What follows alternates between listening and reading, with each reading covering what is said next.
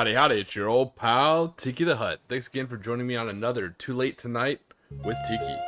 As you can tell, for once, it's been a couple weeks, we have something new on the tabletop. We'll be doing a little bit of painting later. I decided to take a palette cleanser, as it were, on working on my filthy cultist of Imhotep, and actually work on some terrain.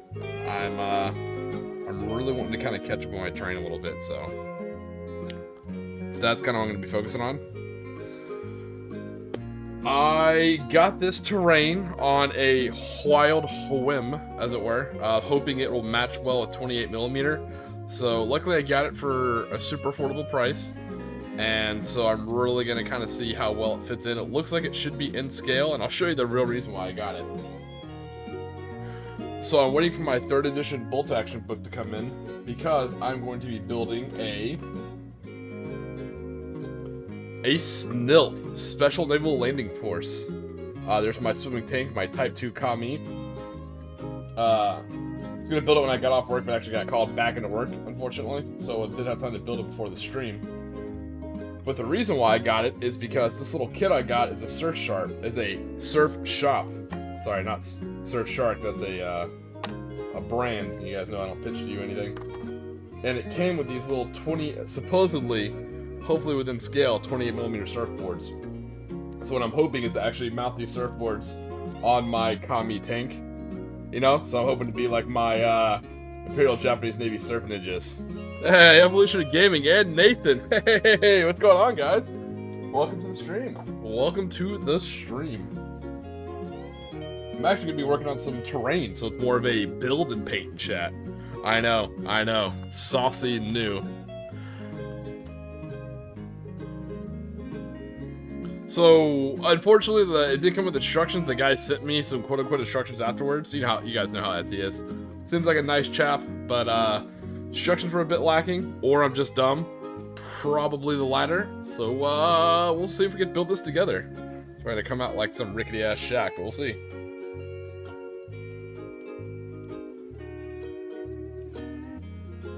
Also, I do have a small announcement. As you guys know, it was open day at Warlord Games. I am a Yank, so I was not there. I'm still over here in Florida. But some of my friends across the pond reached out to some people who work there and talked about this crazy person they knew called Tiki. And the lady, it was nice enough to get some contact information. I reached out to a very nice lady via email. And she is working on the Konflikt 47 program for Warlord Games. And what she's doing is, I believe she's one of their main painters, so what she's trying to do is collect as many pictures as she can of painted Konflikt 47 models so she can get a sense of what the community wants these models to look like. How badass is that? Talk about an awesome community. You know, score 1 for Konflikt 47. So if you guys do have any Konflikt 47 painted models, feel free to reach out to me on Discord or Facebook, and I can send those emails directly to her.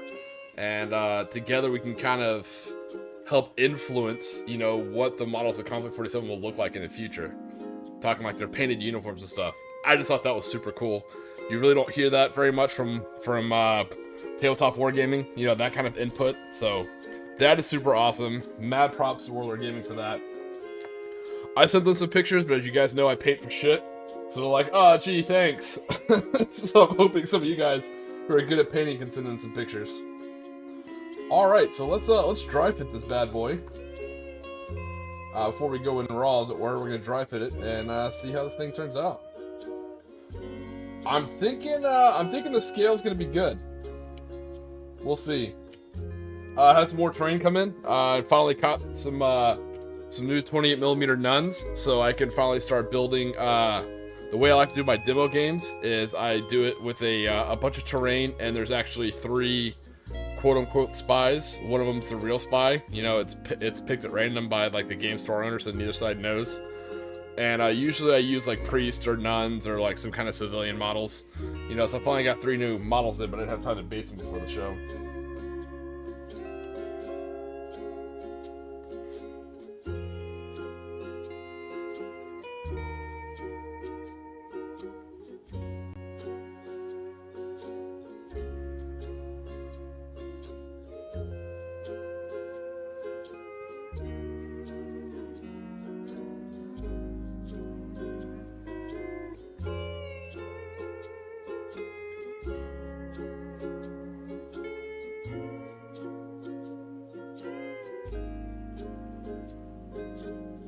Alright, this should be interesting, boys. Let's see if we can build this little love shack, as it were. Alright, so easy to assume that's probably the base. I'm assuming that's the back wall, that's the front wall. And this is probably the porch. Okay, we can do that. So if you know, I'm not sure how experienced one is with MDF terrain. I love it. I use it a lot from TT Combat.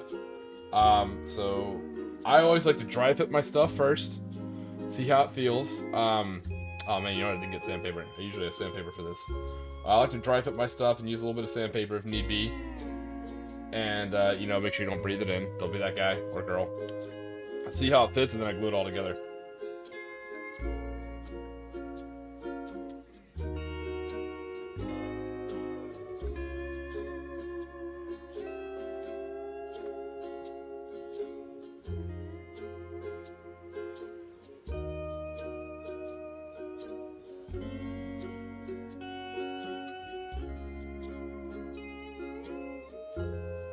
Alright, nothing too crazy yet.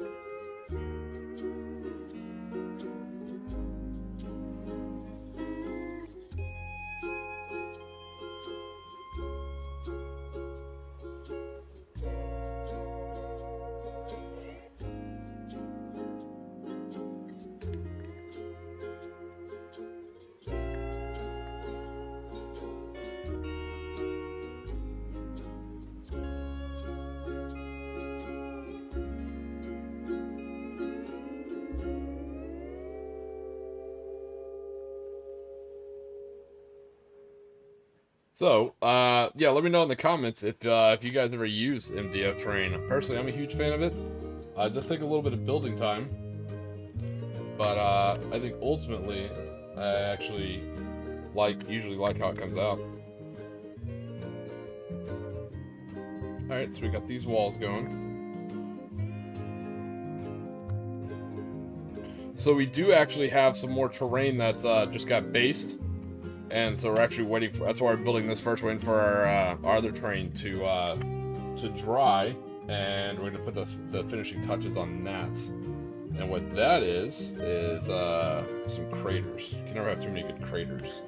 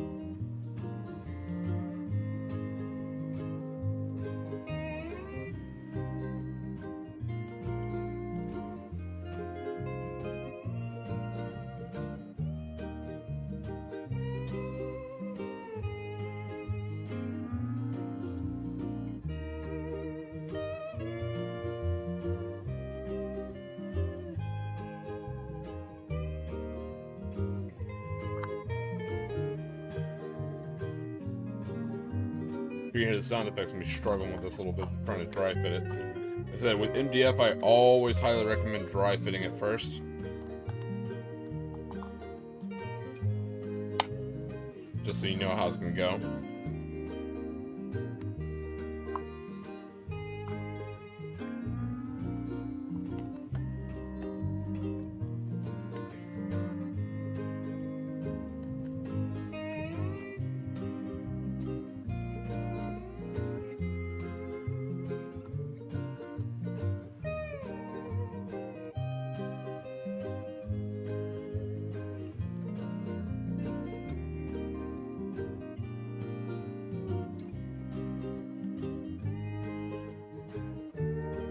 Alright, so we got to most of the way the rooftops going. It's a little bit of a struggle bus.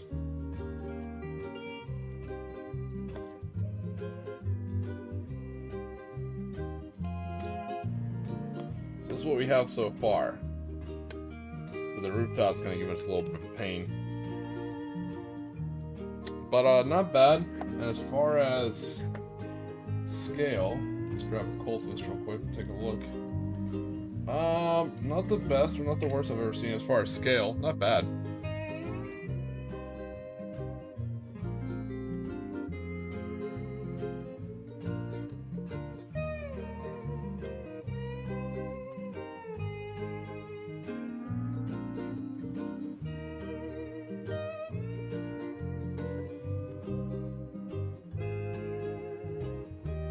Yeah, I think that'll work. They make nice little beach huts. I'm just gonna have to file down one of the roofs to get it to fit just the way I like. But other than that, I think it's good.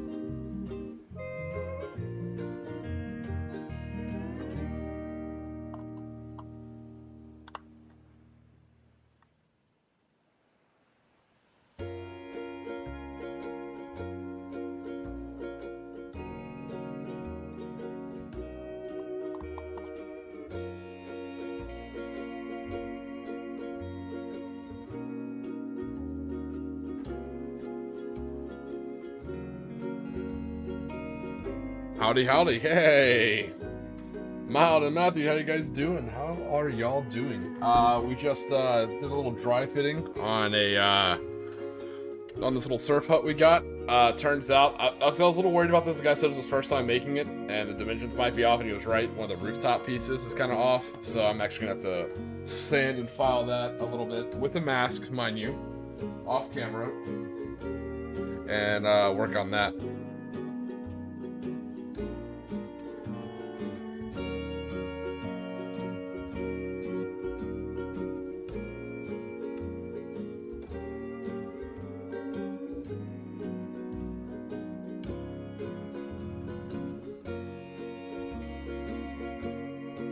than that, it was good scale, so I'm pretty happy about it, and I'm pretty happy with how the surfboards turned out.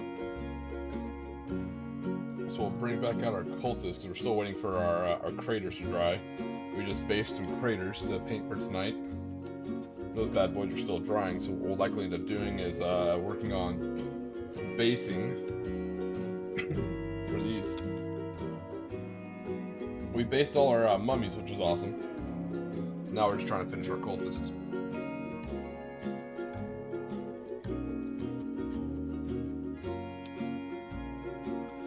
But on the plus side, I had some buddies show up to open day at Warlord Games, and they got a good look at the rules. So I've actually learned a lot more about version 3, and I'm extremely happy to say that I was wrong to as overreact as I did about the Japanese getting Negan'd with a Nerf bat. I even put in one of the comments, you know, I was talking to someone I think on Reddit, you know, like, hey, I could be wrong, I haven't read it yet, so I could be clutching my pearls for nothing. And it turns out that was true and that I was wrong. So when I talked about the Banzai rule being nerfed, it's true, the Banzai rule is nerfed. Hey, what's going on, Peyton Games? So the Banzai rule for the Japanese is a bit nerfed. It's not an automatic charge. What's going on, James? It's not an automatic charge. It doesn't automatically go off. You just get to, if you fail the order to charge, you can re-roll. Not bad, but not as good as what the old Banzai used to be. But I was under the impression that we were still playing the old pin rules. In version 3, no matter how many pins you have on a target, it only counts as -1 for its leadership test. That was the huge game changer. That I didn't know, because I just thought they could just pin my lunge mines, you know, with like 4, 5, 6 pins if they didn't kill him. And then when he tried to do his charge, you know, it wouldn't go off because it was -6 to his leadership. Even as a veteran, that's still pretty rough. But once I found out about that, I was like, oh, okay, well, you know what? I was like, that's actually not bad at all. So now I'm super happy for version 3, now that I know that, you know, Japanese are getting as nerfed as hard as I thought they would. That was pretty nice, actually.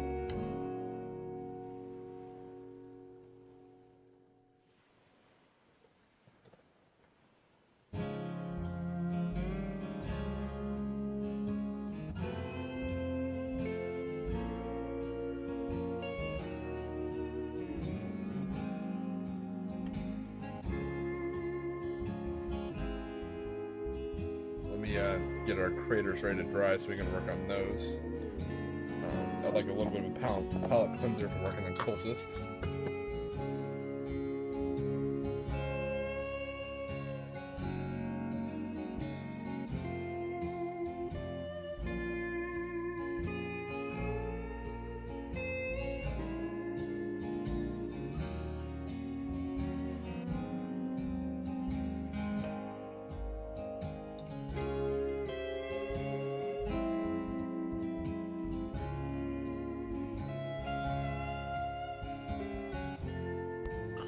Alright, so, other than that, take a look at some of the things we have going on over here. We do have a lot of terrain that came in today. I'm pretty excited about that. I'm trying to set up more and more demo games in my local area. And one of them has actually got a pretty nice graveyard, so I'm pretty happy about that. I'll show you guys. Luckily, it came just 3D printed. Let's move these guys to the side.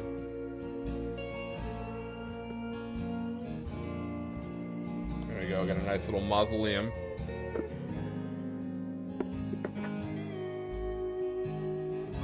Mausoleum came with 2 statues and a whole heap of gravestones. So what I'll be doing with the gravestones is I'll actually be gluing them down on some bases and making them like 2 legit rows. That way they act like good cover, you know, good masonry cover. So, nice. I'm excited for those.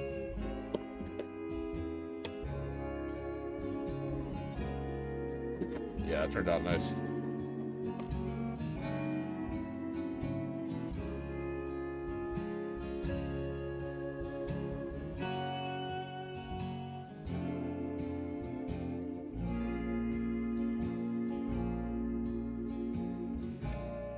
Alright, all we're doing right now is we're just kind of waiting.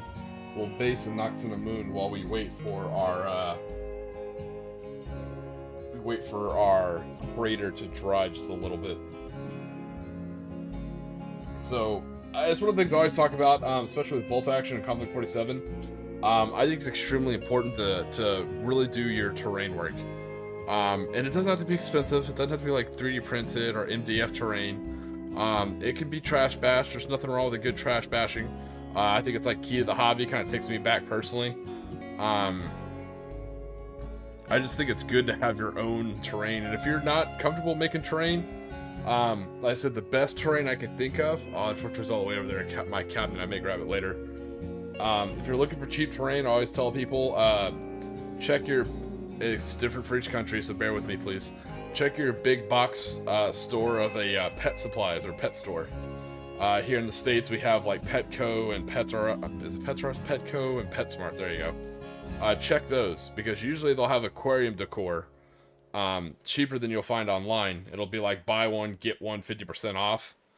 That is a solid way of picking up some terrain, because it's good scale-wise. There's all sorts of different rock formations or like giant broken Buddha statues and stuff like that. They look awesome on the tabletop. And you don't have to paint or anything. So we're looking for quick, fast, easy terrain, and you just want to buy it. That's always my idea.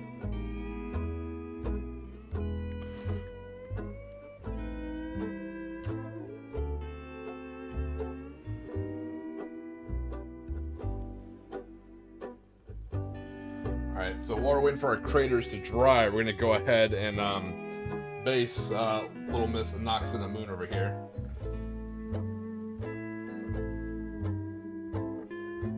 If you haven't seen the Mummy movies, this girl is a reincarnation of the old school Knocks in the Moon. So in this one, she's packing a, she's the second lieutenant, so she'll be packing a Stig 44.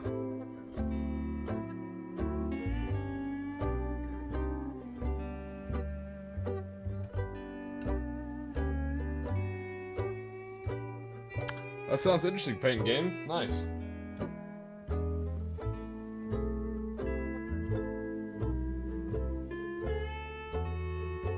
But mostly I'm just here to relax with you guys. Like I said, it's finally the end of my work week. Worked a little bit longer than I thought I would. You know, I was done with work and I got called right back in. Unfortunately, it's just how it goes. Like I said, I was hoping to have the Kami built so I could paint that tank on stream. But real life had other plans. But no worries. No plans to have contact with the enemy after all. So you got to observe, orientate, decide, and act. The old OODA loop.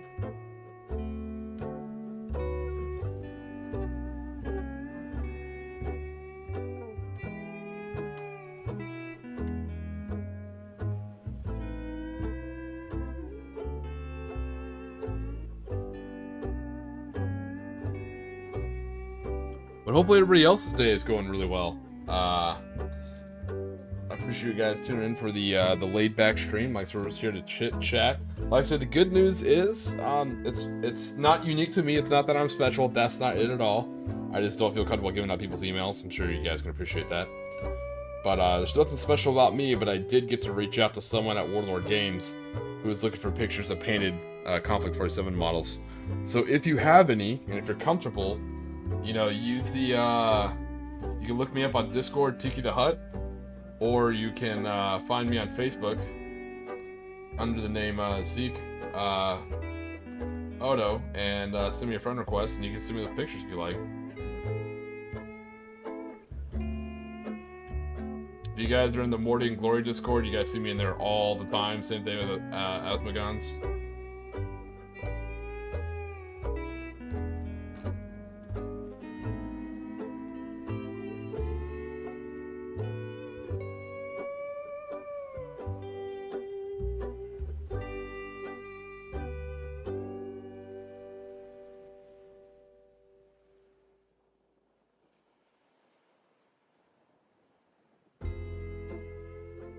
I don't know if he calls it Asmogan, I don't know.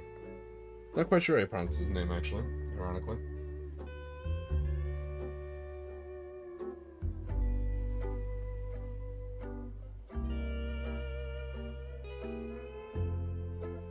If you guys weren't here, yesterday we figured out with this, we're using a technical paint. We're using Badlands, and if you squish it down real low, it kind of gives you a good little sand effect. So that's what we're kind of doing.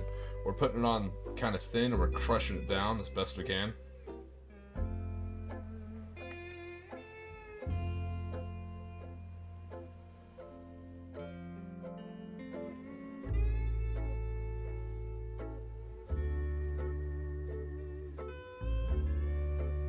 Oh, okay. Hey, that's kind of a cool one. Nice. I'm assuming, so here's a tip from Painting Games. He says if you're painting something big and paint chip off when you're painting, then have the mini on a paper towel and it minimizes the damage. Okay. I'm assuming that's something you're learning as you're working on that giant Tyranid model for like 30-something hours. Hell yeah, Matthew. I would love if you did that, man. Paint on whatever scheme you think they should look, because that's what they're trying to do. They're trying to collect on what the Konflikt 47 community wants these models, like their official paint jobs, to look like. So if you love Red Alert 2 and you want your Soviets to look, you know, with like red uniforms, if that's how you want your Daughters of the Revolution, you know, then do that. That'd be awesome.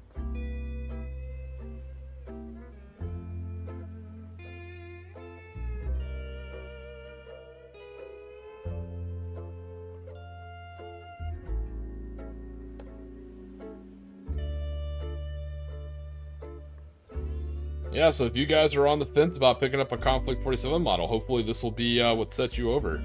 You can literally buy it, build it, paint it, and then send your pictures. So you can message me privately and I'll give you the email. That way, you know, you're sure to get credit. I'll never take credit for something you guys would do. It's just I don't feel like comfortable getting someone's email out. Like open source like this, you know, individually is fine. But that way you can send your pictures directly to her and she knows who to give credit to. Who knows? You know, maybe it'll be like the best model ever and you'll actually get some credit in a book. I can't promise that. I don't know that. Please don't hold me to that. You can hold me if you want. You just have to buy me dinner first, but please don't hold me to that. Hey Nathan, are you still in glorious España?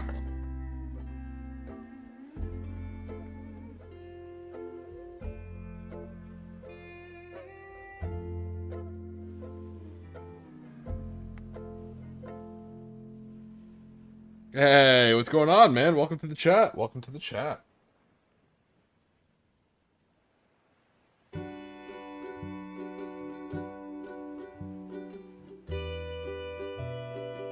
We are waiting for some craters to dry before we base them.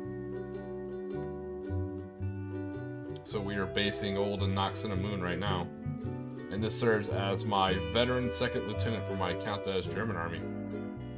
With her assault rifle. Nothing says good leadership like a gold chain bikini and an assault rifle. I didn't dox him. He said this the last stream. He said he was headed to Spain, so no one get upset. It'd be like I revealed the secret location of Nathan. He told us.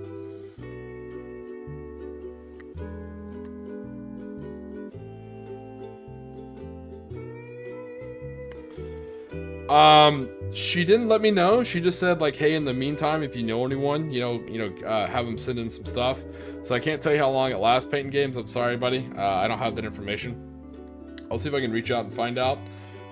But I'm assuming she's just trying to like find out from the models that are kind of already painted.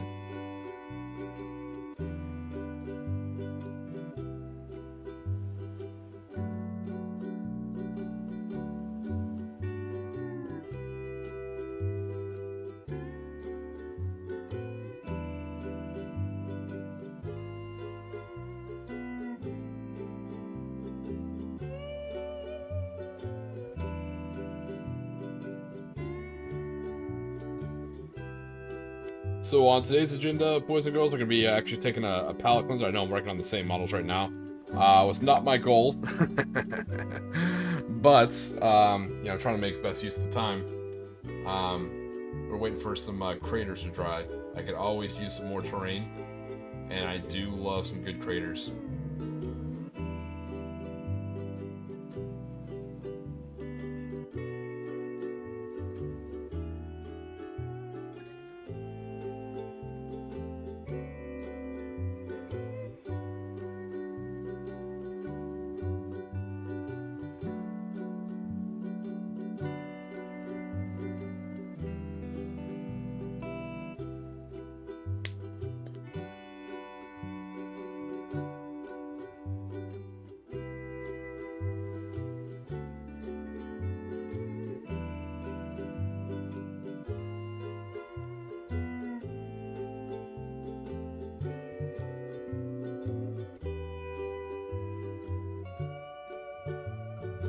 So as far as channel news, I'm hoping Wednesday to have a new lore video. I've been working on it for a little while. It should be on the shorter side.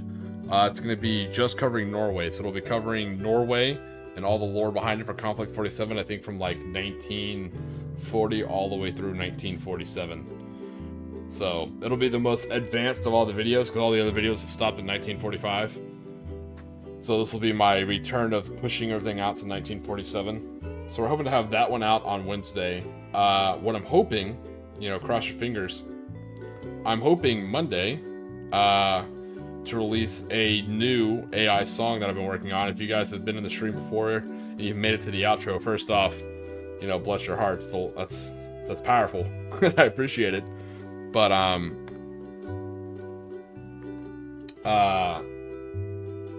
I have a new AI song ready. For the outro, it's actually an AI song I made. It's kind of cool. It's got like a little Beach Boy kind of vibe to it. But the new AI song is kind of more of like a hula billy kind of mix. It's very interesting. It kind of cracks me up. It's a lot more Conflict 47 flavored. So it'll be a new AI song. I'll put that on the channel on Monday. With my AI songs, feel free to steal them. You can use them for whatever you want. They're made by AI, so I don't really care. Painting games. So usually I make mine out of I used to make mine out of drink carriers. If I don't know if they have them in all countries, but here in the States, you usually get like these kind of like brown, I think it's like cardboard styrofoam style. I think it's like cardboard.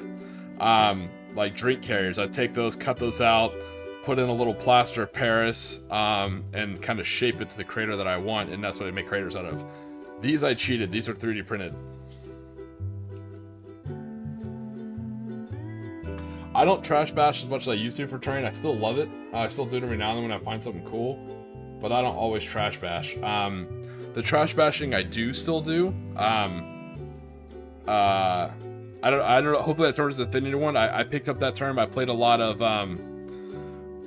Gaslands. I played a lot of Gaslands, and that's the term we like to use. Is you pick up a Matchbox car you usually have lying around the house, and you kind of like trash bash some weapons and gear on it, instead of buying like specific stuff.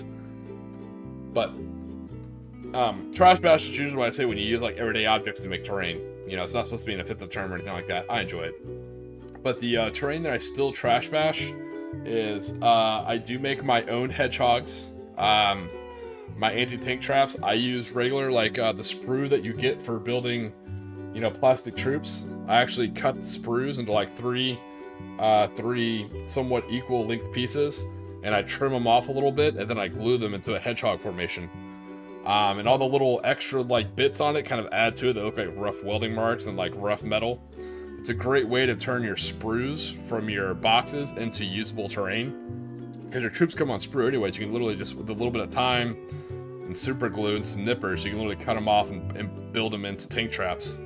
And I also still build my own fences. I use wooden coffee stirrers for fences. And I'm glad you like it, Evolution. There's a new one coming out, so I'm pretty fun with that.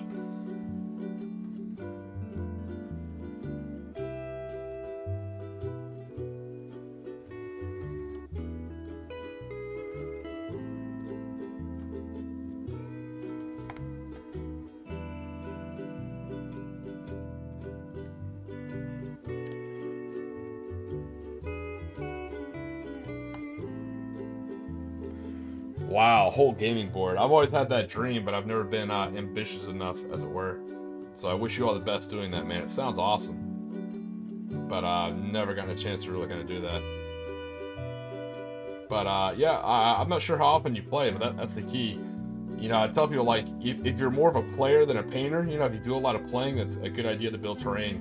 But sometimes I'll see people who are just painters and they'll get into building terrain, which you can. You can build and paint whatever you want. But I worry about that sometimes. Like, people spend all this time building a table or terrain and they never play. It breaks my heart a little.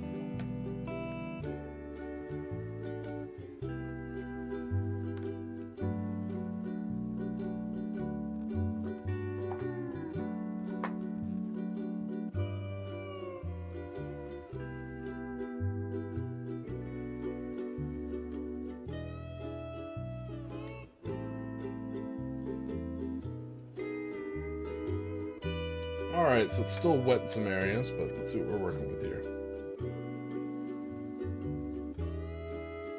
Nothing too crazy. Alright, so for this, what we're thinking is, we're going to hit it, we're thinking we're going to hit it kind of black in the middle, kind of expanding out like it's a blast template.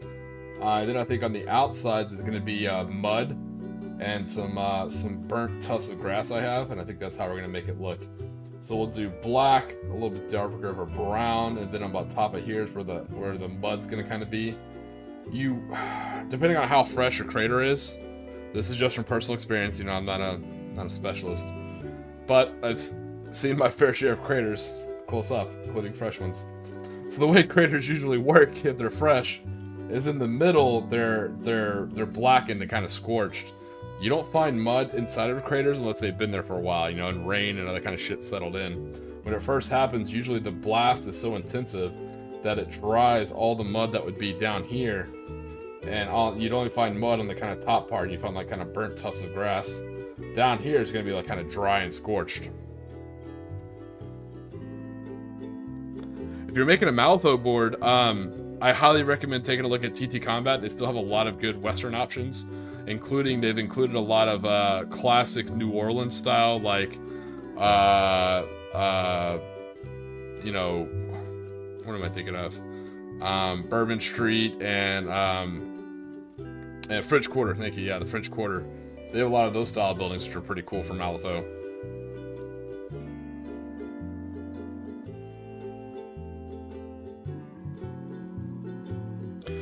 Yeah, that would be huge. Oh man, if I had a gaming store where I could like smoke a cigar while I played, that would be the greatest thing in the world. That would be pretty cool. I do have a study. You know, it's not really big enough for a 6x4 table, and I don't really want people in my house. But for those who do, more props to you.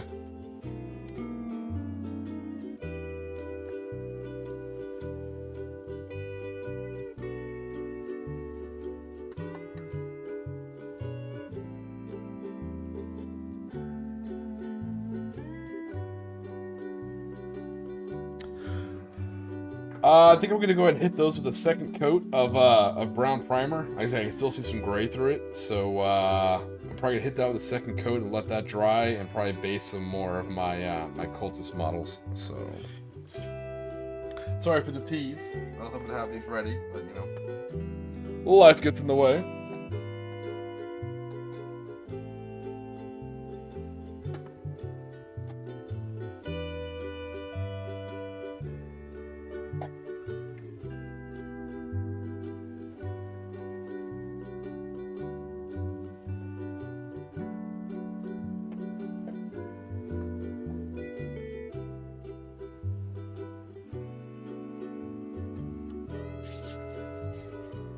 Alright, so you guys will give me about 2-3 minutes. Let me step outside and prime these real quick.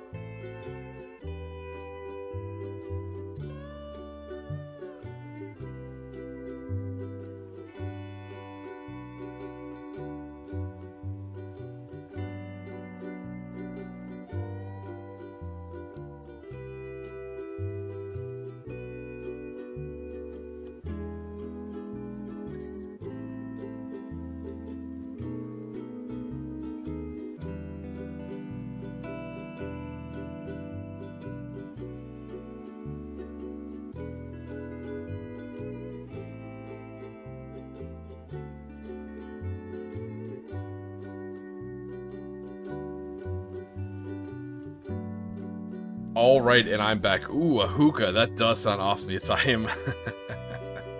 I am definitely an 80s kid, and GWatt raised me 100% sure. So definitely had my exposure to hookahs. Absolutely love hookahs, especially when you pair with like a nice Turkish coffee. Good times to be had.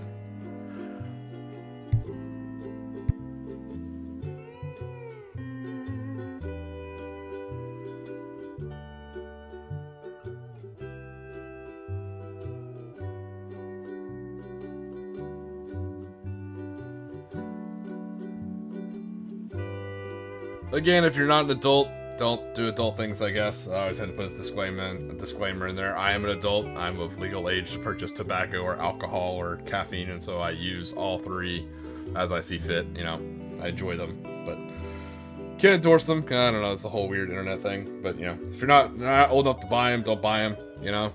If you don't know what they're going to do to you, probably don't use them. I don't know. I said I've smoked cigars my whole life. Used to be able to purchase tobacco at 18, so I grew up smoking cigars, tobacco pipes. When I went out to sea, tobacco pipes are awesome because they keep you warm, keep your hands warm. In the field, cigarettes and cigars get crushed, so, you know, I like to use tobacco pipe. 8x4, holy shit. That is a big table. Controversial opinion, but I think 6x4 is probably one of the best table sizes. 8x4 is legit. More room for drinks and stuff like that, that's awesome. But I think a 6x4 is definitely the box standard gaming table.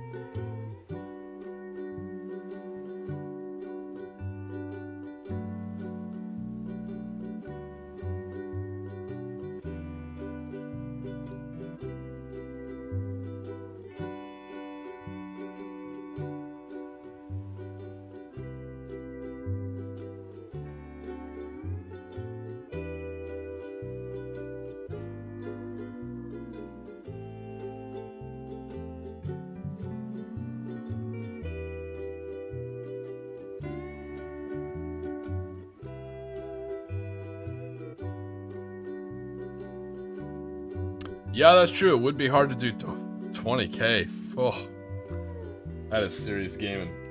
Serious gaming, my friend. Mad impressive. So we're working on now. Before I base the rest of these models, I gotta do their feet and then clean up some of their bases. So instead of doing all different types of shoes, I decided to just give them all skin tone feet and just say like they're all wearing flip flops. It's a lot easier for me.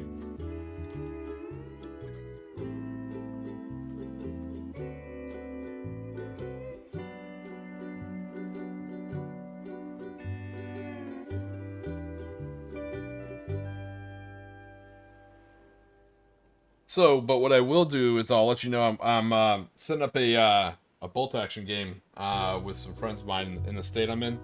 We're gonna meet up halfway and play some bolt action.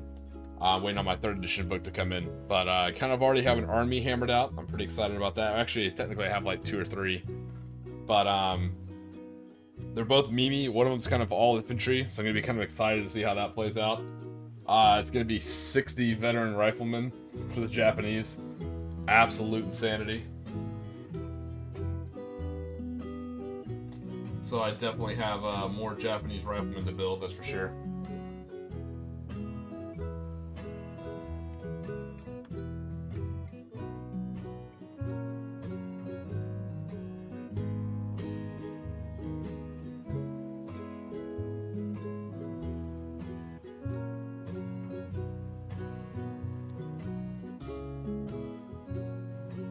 So how do y'all like to build your terrain? Do y'all like to base your terrain and have like actual bases so it's easier to say like, hey, what's difficult terrain, what's not? Or do y'all like to have just like, when it comes to like tank traps or fences, do y'all like to just kind of like have it free and just kind of place it where you want?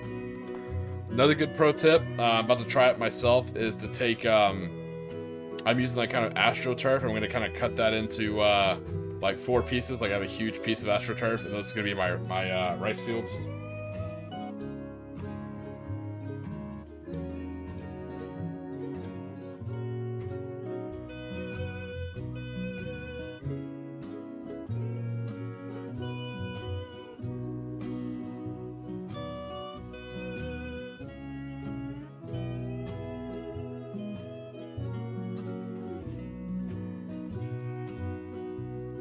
But yeah, it's just kind of laid back, finishing up some models we have. Nothing super excited for that. I apologize. I was hoping to have a tank ready for you guys. But you base your terrain, but not scatter terrain. Okay, yeah, that works. Yeah, I have a whole bunch of I like to use boxes and barrels and stuff like that for scatter terrain. I like kind of mix it up. That way, it's not like a turkey shoot. But yeah, I'm just finishing up some models, painting some stuff, waiting on some for those of you guys joining us, waiting on some craters to dry. So I'm trying to get a little bit of a palette cleanse from my Cult of Imhotep that I've been working on for a little while. And I need to kind of expand my terrain. I'll be doing some demo games here in my local area soon. Just want to make sure I have plenty of terrain.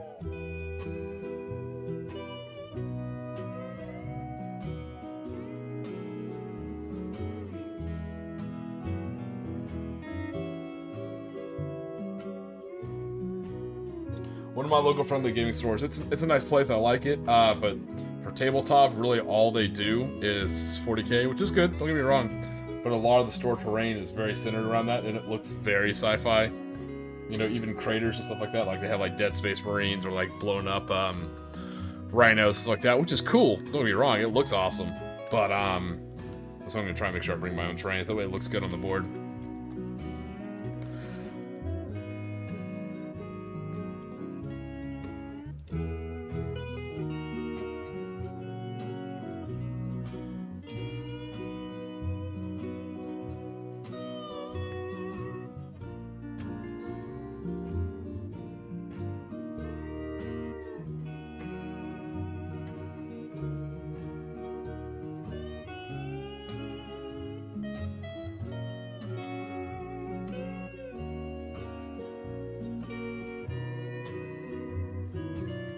Yeah, turning all these guys into barefoot and just saying they're wearing flip-flops. That works for me.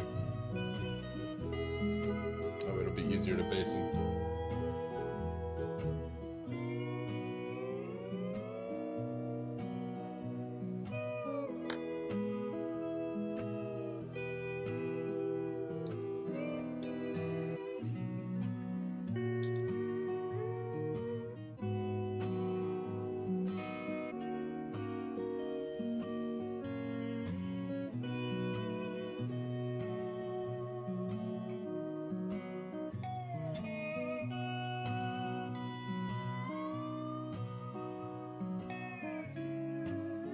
But from what I hear, man, a lot of exciting news coming down the pipeline for Konflikt 47.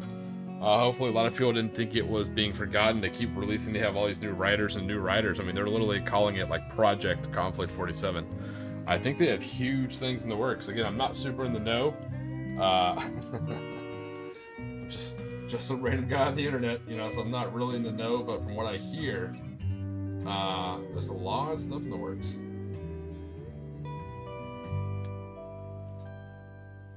Good time to be excited.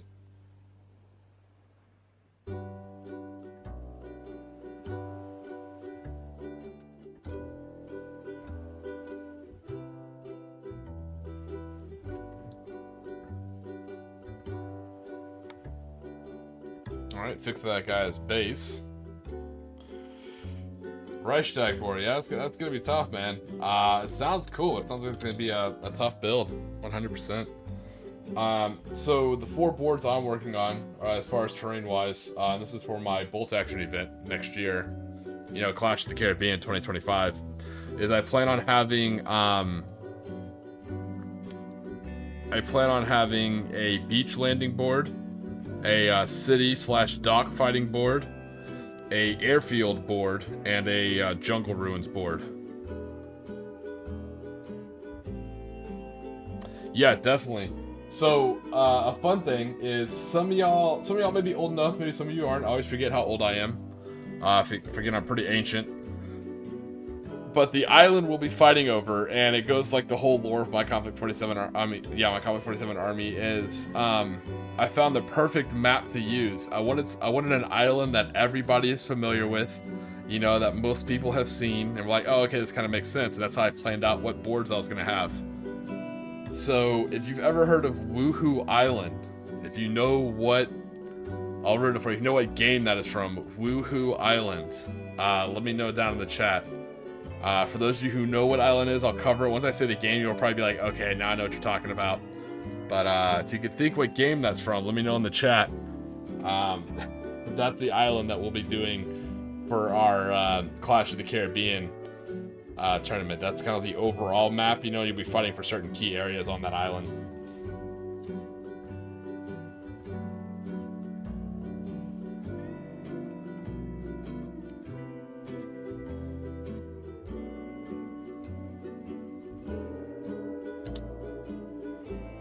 Let's see if anyone remembers Woohoo Island. Don't worry if you don't.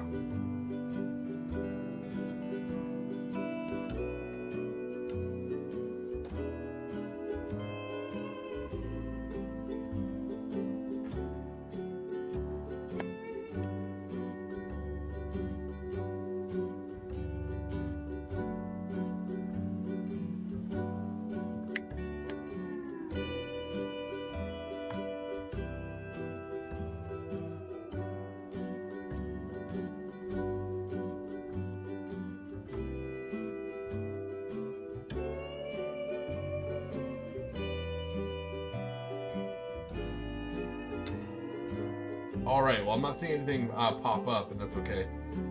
If you ever played a old school, in fact, I'd say old school. If you ever played an original Wii, if you remember Wii Sports and Wii Sports Resort, in Wii Sports Resort, that is the island. Too cold. That is the island that's used in Wii Sports Resort. You know, if you think about, you know, flying over with your plane or doing your parachuting, it is the perfect island for just a stereotypical nondescript island for a campaign. It has all sorts of good key terrain. For my smaller 500-point matches, it has other maps I can use, like the actual resort, the hotel. It has the large red bridge. It has the large ship. It has the lighthouse, the volcano, the castle. It is a phenomenal map to use.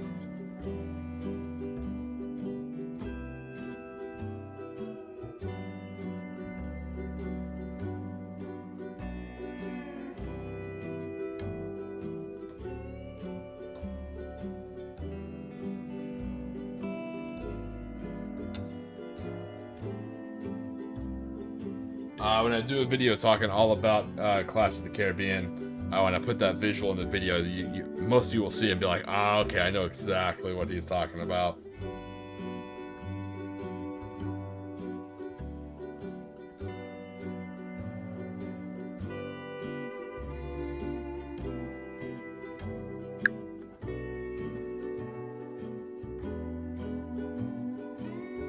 How old is that game now? I think like 2008, 2009 maybe?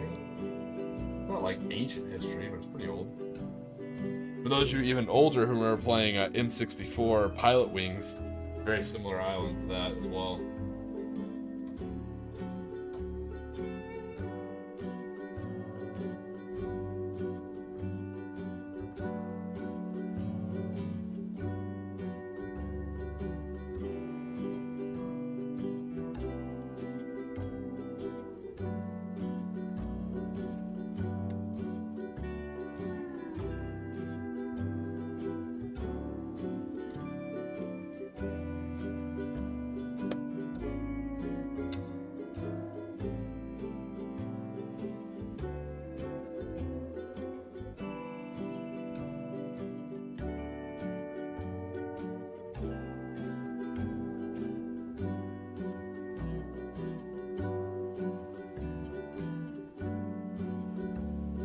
But from what I hear for version 3 of Bolt Action, there's already some FAQs that are going to come out on day 1. This is all just rumors, just spreading rumors like a mean girl.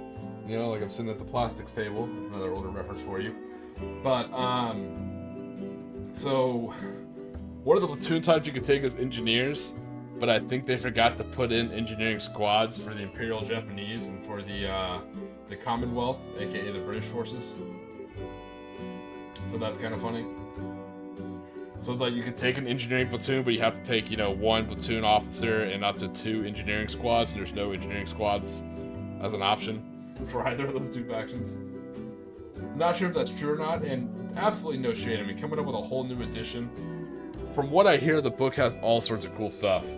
If you guys aren't in the know, I'm excited because I saw how thick the book is. I was talking about last stream. I ordered the book. I saw the price and I was like, it's a new book. That's okay. You get a little model with it. I'm like, that makes me feel a little bit better. Thank you. Then I saw it, buddies, and it's pretty thickly. Like, I don't think it's as big as the Old World book, but it's a little thinner than that. And it has all sorts of environmental rules, too. There's rules for mud, rules for snow, frost, and frostbite, and ice. There's rules for monsoon season. There's tropical warfighting rules. There's desert warfighting rules. There's amphibious landing rules. I don't want to ruin it because I wouldn't do that to Warlord Games. They put a lot of work into it, but if you have the means to ask or to when you get a chance, look at the optional rules for aerial deployment like parachuting and for glider and the way that's handled. Probably one of the funnest and coolest things I've seen in a long time. So, not to be too big of a shill, I don't get paid, obviously. But I sat down with someone who got their book today at the open day, and legally he was allowed to. He kind of went through the book with me, and I don't want to start building out lists or get early access. I just kind of want to know what's in the book, and it's a lot of cool stuff. It's a lot of tactical stuff and a lot of cool narrative stuff as well. It looks like a fun mix, and it looks like it's there to last for a couple of years, which I like.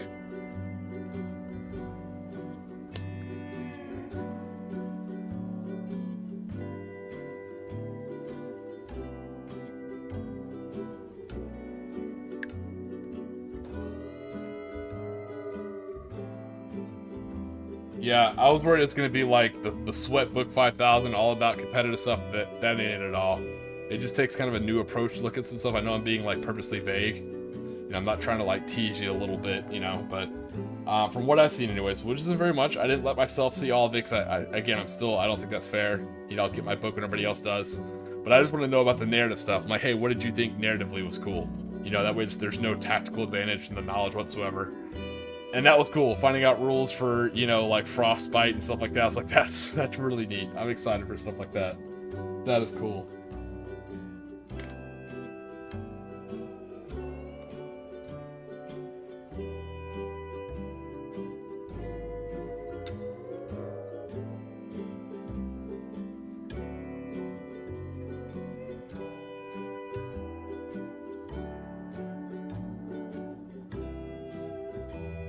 One thing I am excited about 3rd edition is I am excited about the idea that there are unique platoons.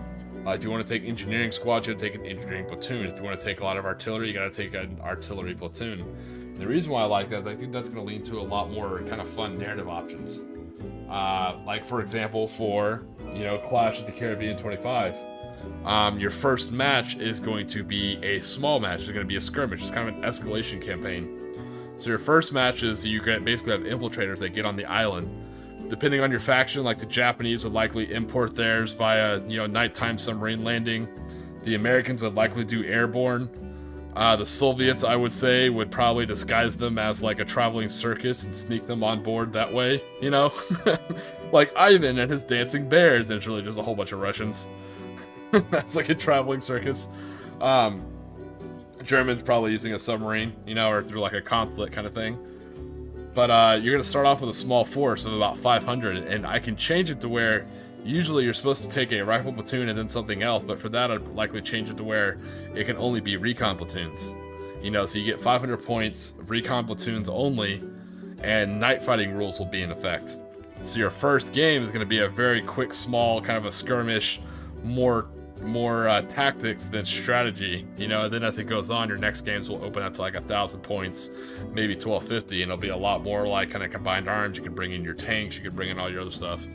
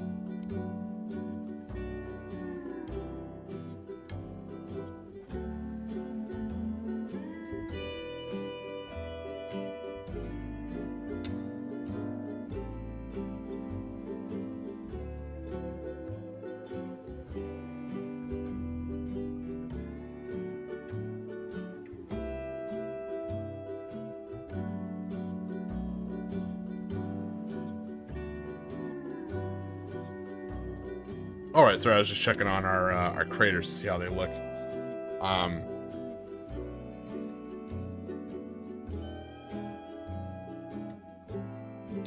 And I think with Konflikt 47, what they're gonna do, and this is just my assumption, I don't know yet.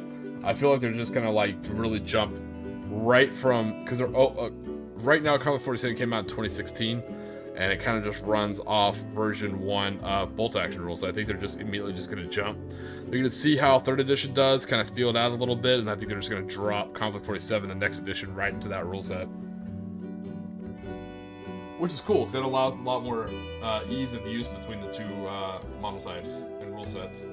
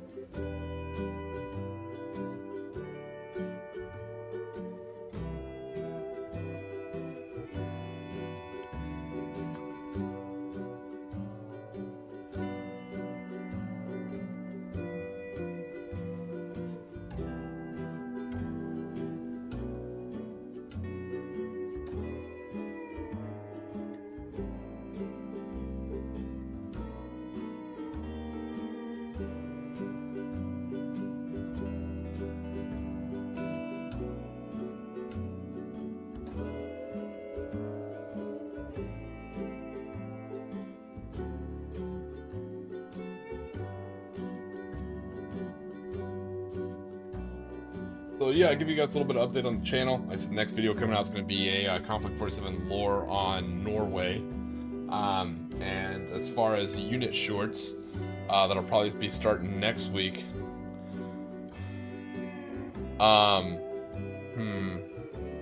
What I'm doing right now for my shorts, I don't know if you guys have noticed in the past couple of weeks, is I'm trying to stick to the Konflikt 47 or Riftech units that you find in the starter boxes. I figured those will be the more important ones to cover first. That way, if you're getting into Konflikt 47, you get a start collecting box. You have a little bit of detailed information. Granted, it's only a minute, but you get like a quick minute overview of each of your unique Riftech units. Like I said, we've done Toten Core, we've done Scorpion Lightwalker, the Cossack Lightwalker, the Guardian Lightwalker. What else have we covered? Covered a couple more. The Automatons, the Spine Lightwalker. So if it seems like, why are you doing so many Light Walker videos? That's why each starter box usually comes with a Light Scout Walker.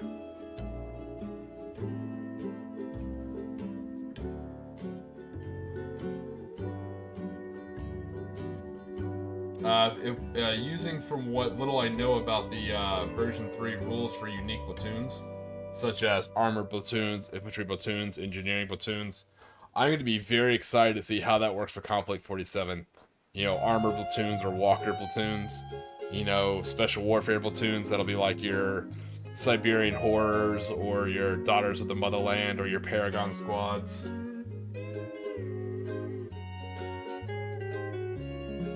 Heavy infantry platoons, you know.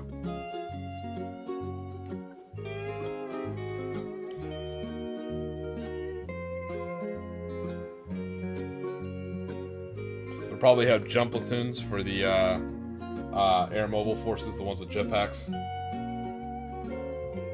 Because from what I understand, yeah, 4 factions have airborne. The Germans have their Falcons, the Americans have their Fireflies, and then the ENR, which is the Socialists, the Axis allied Italian faction of the North, they have their version of the Falcone.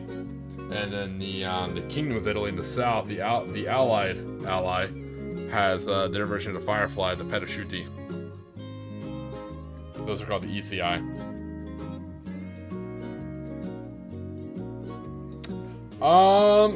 Yes. I see what you're saying, Matthew. He might be too young for that. Yeah. I can see that, especially with depictions of, Nazis and communists and stuff like that. I completely understand.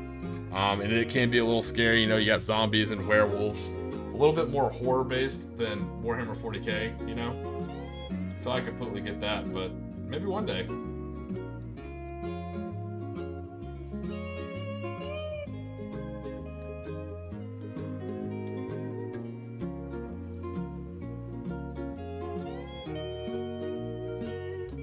I know Night Lord players are like, excuse me, we're all horror-based, but I'm sure you can imagine what I mean for the average 40k faction.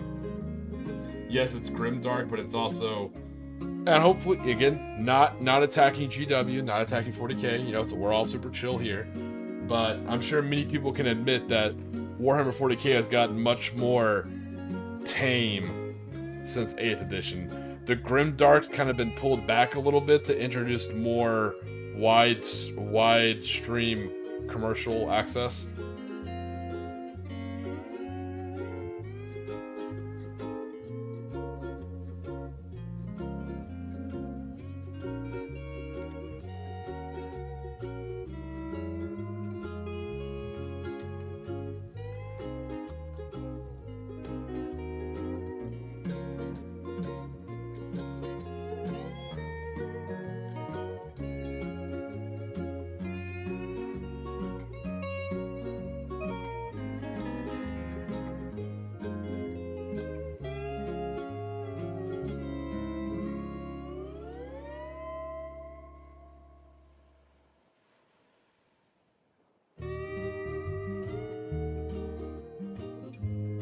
So that's a good question about Finland. I'm sorry, about Sweden. Doesn't talk too much about, I said it talks a lot about Finland. I think it kind of tries to lump Sweden in with Finland in the northern flank. I'm not doing it. I'll get it. I know my geography a little bit. I'm not lumping them in. But it covers Finland and the northern flank, and it mostly, from what I remember, talks about Finland. Only because they keep beating the shit out of both. They bounce back and forth between beating the shit out of the Germans or the Soviets, which is hysterical. And Norway really just focuses on Norway. They don't really talk too much about Sweden. Which means you can start writing your own lore, because it's Konflikt 47 and it doesn't matter. It's not real. So you can pick what Sweden does, which is actually kind of cool.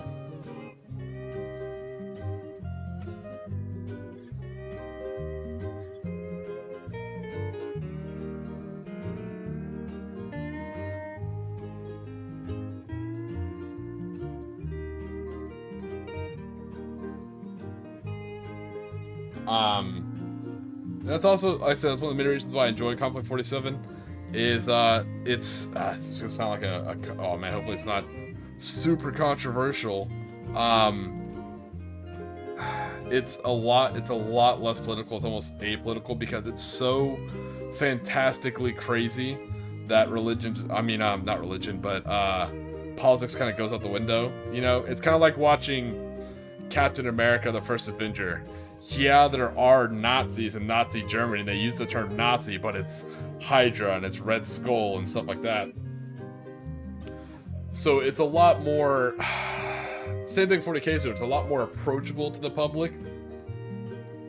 You're not going to get that weird midwinter moment where you walk in, it's like, oh my god, there's swastikas on the board. You're like, oh hey, cool, it's like Nazi zombies.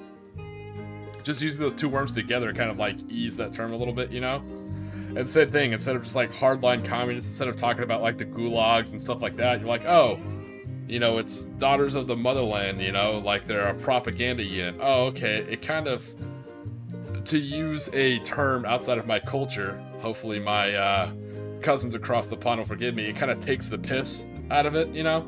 So it kind of like takes the seriousness out of it, a lot like Red Alert series. You know, it takes the seriousness of those and kind of turns it on its thing and makes a mockery, a parody of it. So it makes it a little bit more easy to use and on a public tabletop, you know? That's why I like Konflikt 47. I think it's the first time I've ever used the term "taking the piss" unironically, but it's a solid term for what that does.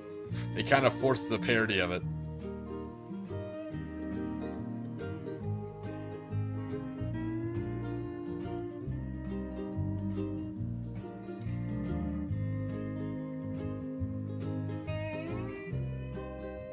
Hopefully Nathan will forgive me for using a British euphemism, but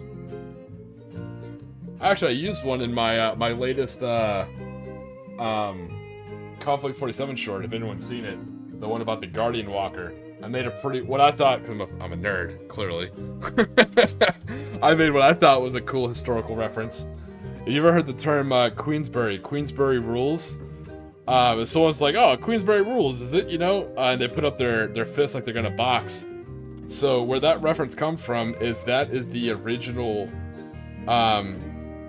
widely accepted rules, international rules for, you know, boxing. You know, it had all sorts of like small rules, like you have to wear gloves, you have to let them stand up on their own, they have 10 seconds, you know, that whole kind of thing.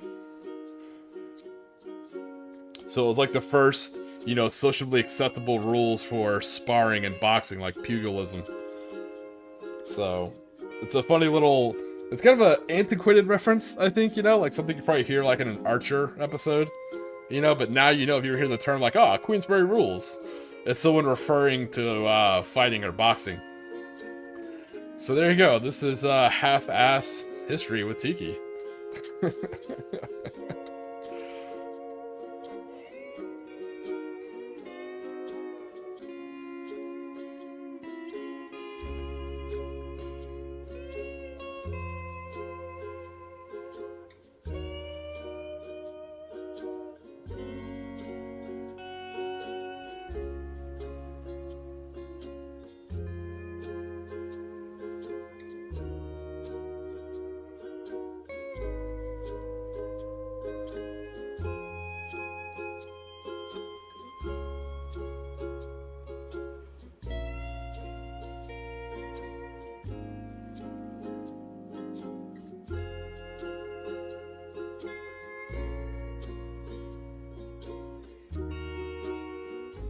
Hoping I'm not gonna have to buy another bottle just to finish these guys. I'm trying to take these clumpy parts and kind of smash them just to get the pigment out of them. Because I don't really need the texture on the sides. And like I said, these aren't even the correct bases for bolt action or Konflikt 47. You just happen to be what I have handy, and I'm not really not that much of a rules lawyer to really care. If anything, it puts them at a disadvantage because if they're behind cover, you can still see them, so I don't really care that much.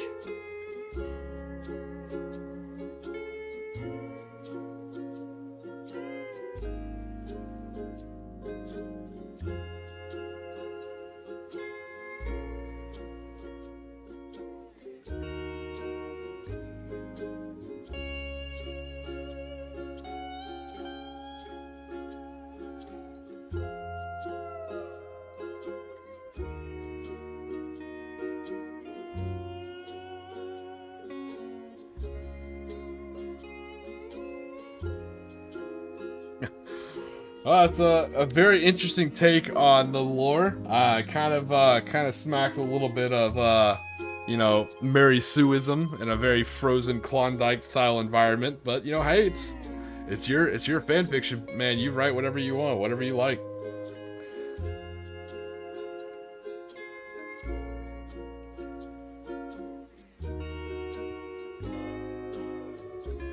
Sweden's the prettiest country, and all the boys like it, but, you know, their problem is they're just too pretty. They don't know their own strength. Their whole life they were told to hide their strength.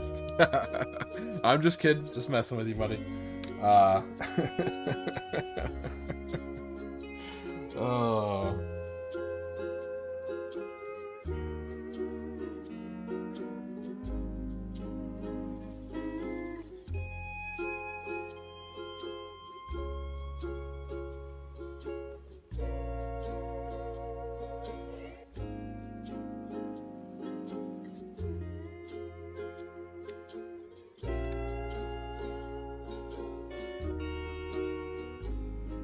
Oh yeah, yeah, that sand base is turning out well. Huge fan.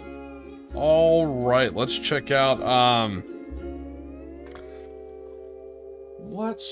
the craters. You know what? I can't speak intelligently on that matter. I know a decent amount about World War II, but I think like most people, you either focus on either your country or you focus on a particular theater. Me personally, I know a lot about aerial operations on most sides, and I know a lot about the Pacific Theater. I don't know too much about, like I said, that whole northern front of the war, but I'm always happy to learn. So, you know, if you have some historical books to point my way about Sweden and the war and stuff like that, that'd be pretty cool.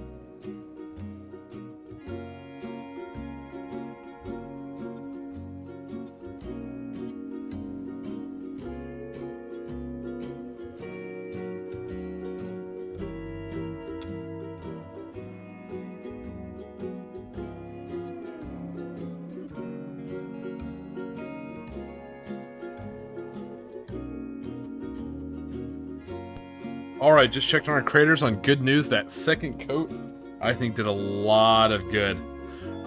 So they were 3D printed, so, you know, I always find that resin, you know, I washed it with water and soap, that whole fun thing. But I always feel like resin's very, how do I say this, thirsty, and it really kind of soaks up that first coat of paint.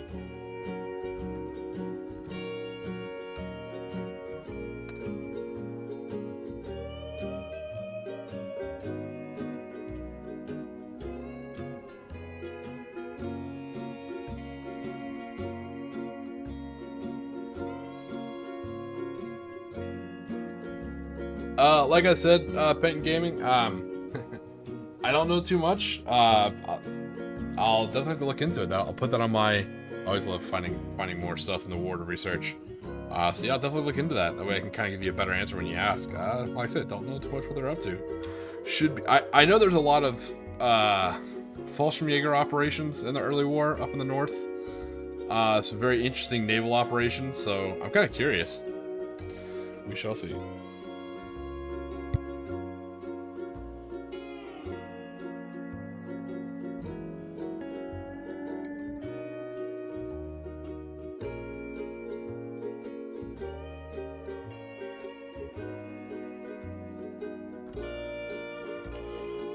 Alright, we're waiting for them to dry just a little bit more. I know it's like watching paint dry.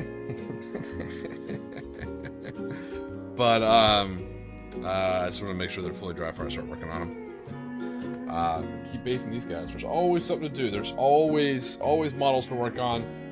Always something to build. I appreciate you guys putting up with me while I work continuously on this. For a 500-point army, they are taking me forever.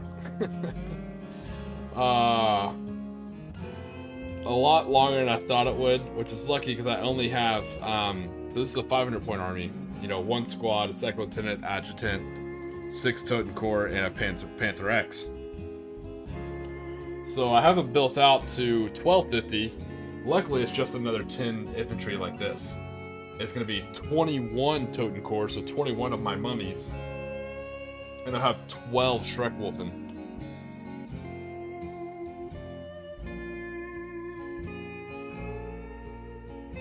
Yeah, so that's the 1250 list for this cult they both have. Imhotep. But it's gonna be 21 mummies, which count as Toten Corps, 12 of my Nujabes warriors, which are count as Schreckwolfen, 1 Panther X veteran, 2 10-man squads of cultists who are regular Wehrmacht soldiers, but they have 2 2 LMGs in the squad and 2 Panzerfaust. It'll have a veteran second lieutenant with adjutant, both with Stick 44 assault rifles. And it's also going to have a veteran air observer with adjutant, and they're both going to have assault rifles. So it's a very interesting force. No mortars. Oh, and a flamethrower team. Forgot about the flamethrower team, because they actually used the flamethrower in the second movie, so I gotta have a flamethrower team. Yeah, so 2 infantry squads, you know, chock-a-block full of LMGs and Panzerfaust, a flamethrower team, an air observer, which is still an air observer. You know, I'm paying the points, so it's still gonna be 2 veterans with an assault rifle. That's still pretty mean, you know.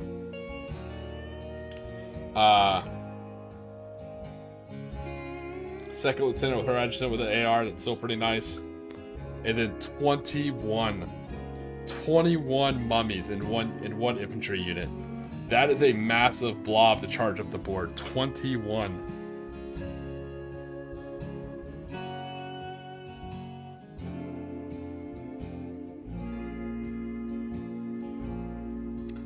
They are slow, but they will chase you off an objective.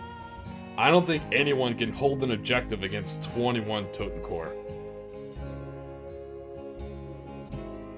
Yes, kit bashing's life, especially a. I love kit bashing characters because it just tells such a good story. Nice, great job on the impulsor.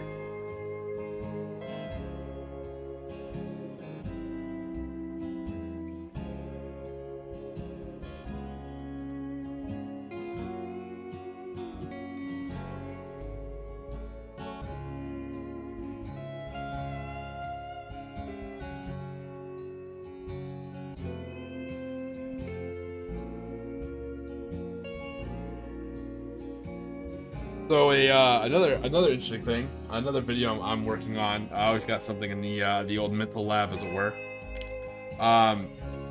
This is gonna kind of show my age. One of my favorite videos in YouTube. I say growing up, but when I was a young adult and working my ass off like I do now, is I'm not sure if you guys miss this. I miss top 10 videos.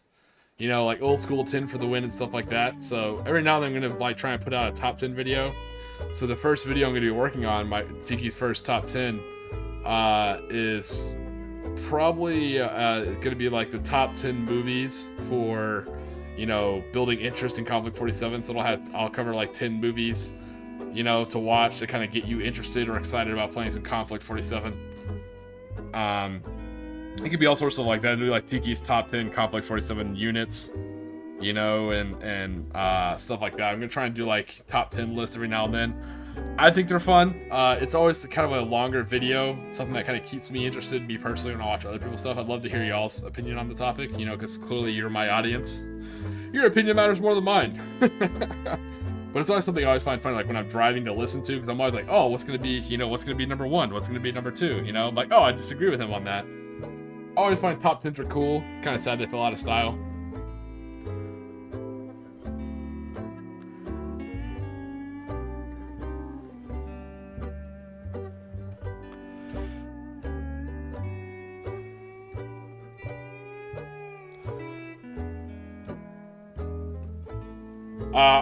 Top 10 tobacco things. Oh man, I don't know. I mean, there is a lot of cool lore. You know, being an American, it's one of the neat things about. And when I say American, I mean, you know, being from North or Central or South America. Tobacco is very unique to this area over here. So you can actually learn a lot of cool things about tobacco without even talking about its usage. But just like the different types, the different strands that grow. You know, what is top leaf? How do you farm and grow tobacco? How do you dry it? What are drying shit? That's super cool lore to get into. I do prefer cigars. Usually the easiest thing to smoke. I have rolled my own cigarillos, which is I use pipe tobacco and I use cigarillo wrappers, and I roll like my own natural stuff. No chemicals, no filters, none of that weird stuff. But I do prefer a tobacco pipe. You know, feel free to lambast me or make fun of me, but even as a young troop, and I'm talking like lower enlisted troop, especially when I was stationed out in Italy. God, that place was so cold. Northern Italy is cold as shit, by the way. people used to make fun of me because of my smoke breaks. I had a tobacco pipe. And I told them why, especially in field training, cigarettes get crushed or they get wet. Cigars are hard to keep from getting crushed unless you have this big ass, crush-proof container, which just looks weird, But a tobacco pipe is great for the field. It doesn't get crushed. The tobacco used for it is easy to pack down. It's lightweight, very small. And tobacco pipes have the awesome feature of keeping you warm when you smoke. So I light my pipe, put my hands around it, and keep my face and hands warm. And tobacco pipe smells a lot less heavy than cigar, and it's less, how do I say this, chemical or offensive smelling than cigarettes. So pipe tobacco, if you ever smelt it being smoked, it's a very unique smell to it. It's not even an odor. It's a very unique smell. It's a very light smoke too, almost like hookah smoke. It's very light.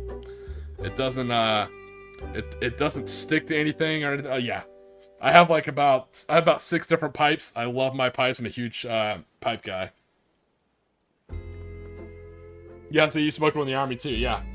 If you ever been in the cold, you realize how awesome a pipe is. I started in the Merchant Marines, so I started sailing on ships. I'll never forget, the first time I smoked a pipe was in training, and the first time I smoked a pipe on a ship, I was working on a tug / icebreaker / fireboat in Manhattan, in the New York Harbor. I was sailing around on one of those, smoking a tobacco pipe, and I'm like, yep, this is a huge this is a huge game changer.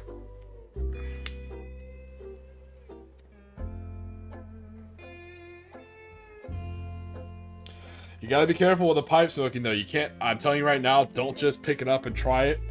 You need to go to a tobacco shop and have the owner walk you through how to smoke a pipe, because unlike cigars or cigarettes, you can really hurt yourself with a pipe. You can literally burn your tongue.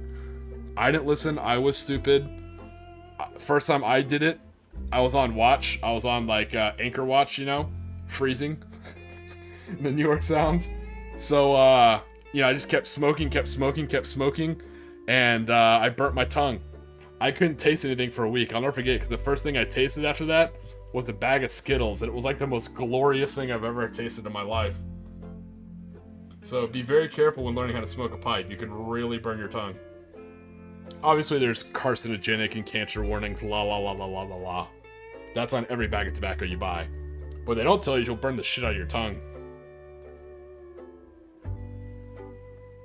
Yes, he's exactly right. Luckily, all the times I was in a Humvee, I was the chuck gunner.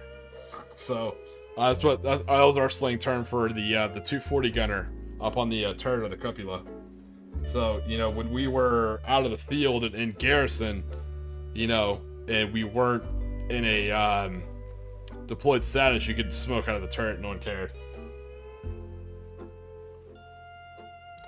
And you got to remember, for all the other people, this is before vaping was a thing.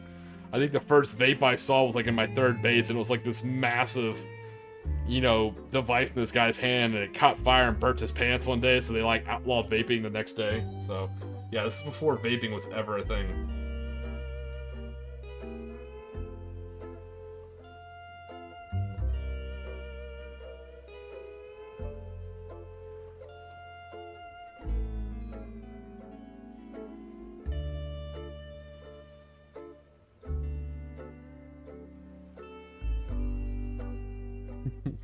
But no, I'm not gonna lie, as soon as I hit NCO, I definitely enjoyed that very classic caricature of being, because I've always been kind of a bigger guy. Before my injury, I was about 6'1". I generally hover around 185 to 195 to 210. So I was always kind of a bigger guy as an NCO. And because I got married around that time, a lot of good home cooking. But, I always walking around with cigars in NCO. It's one of those things where, yes, I know it's a trope, but it's cool, and I didn't care, and I smoked cigars anyways.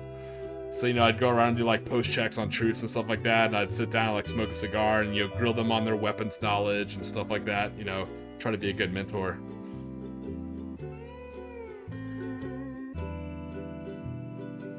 Yeah, so that's the other thing. Yeah, corrections. I worked a little bit of confinement. Yeah, you're not supposed to have any kind of ignition source, so that's always kind of a pain. Hey, what's going on, next vid? We were just talking about, ironically, tobacco pipes, of all things.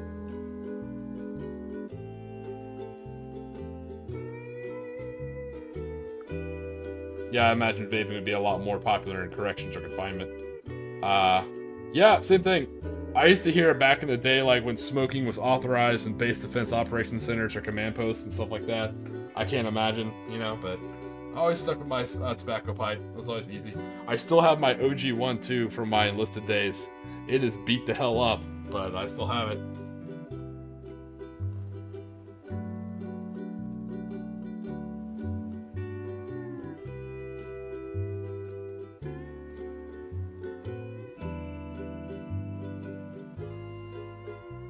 I have nicer pipes now. Like I picked up some Meerschaum ones when I was in Turkey, and you know some other fancier tobacco pipes here and there. I have my giant, my giant, you know, church warden that I smoke every time I watch The Hobbit.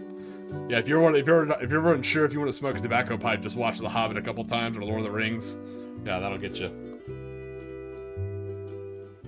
But we got onto this topic because we're talking about you making top 10 videos. You know, I was trying to get get y'all's opinion on what y'all thought about making top 10 videos.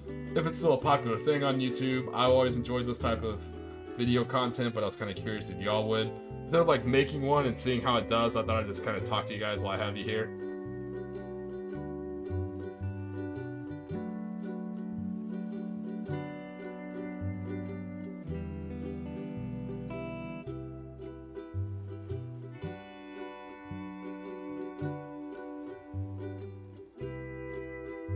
And what we're doing is we're waiting for our craters to dry because we're actually trying to take a palate cleanser from finishing these damn cultists of Imhotep. But waiting for my craters to dry because I just based them with a second coat, and we're using this bad boy to base our Cult of Imhotep models.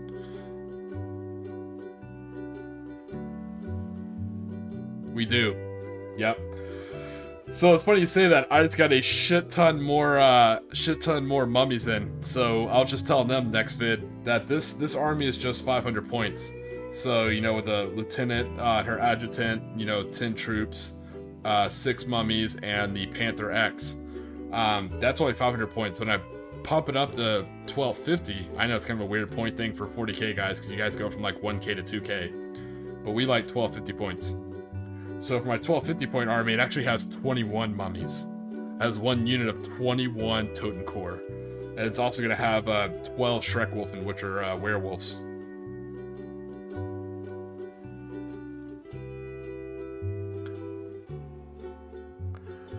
Ooh, that would be interesting. So my Meerschaum's real. I've been smoking it for about a year, and it's just now starting to change color. Like I said, I don't smoke super often. It's gonna take a long time for the color to change. I think I just got like a, mine's just like a claw. It's just a claw with a bowl in it, nothing too fancy. No scantily clad women, no pirates or anything like that, just a very simple one.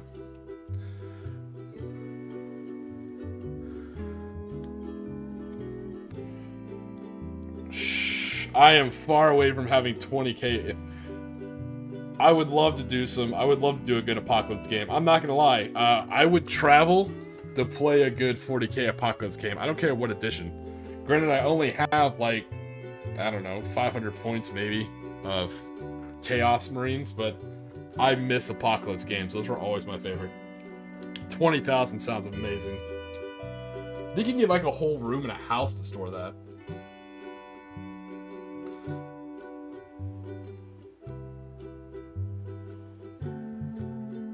If I knew of a good Apocalypse game, I'm not gonna lie, I would probably spend an unhealthy amount of money getting a whole bunch of orc flyers together and build like a whole orky air force to go play an Apocalypse game. You know, I'm talking like Burnabombas and Wham Booms and Jazz Bombas and all sorts of weird planes.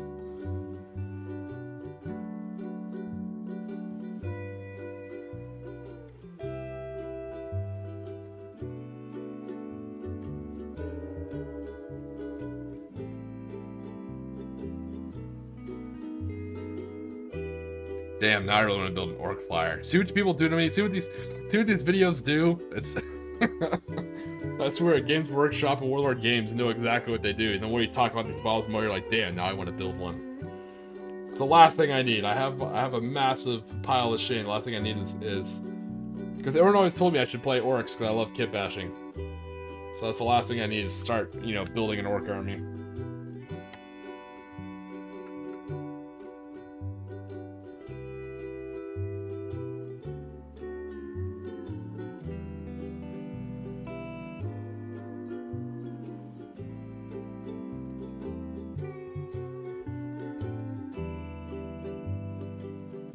And I always hear, and from my experience, I heard like orcs are always pretty chill orc players. The ones I've met have been pretty chill. What's y'all's experience? Have you all mostly met chill orc players? And they've always been pretty laid back and relaxed.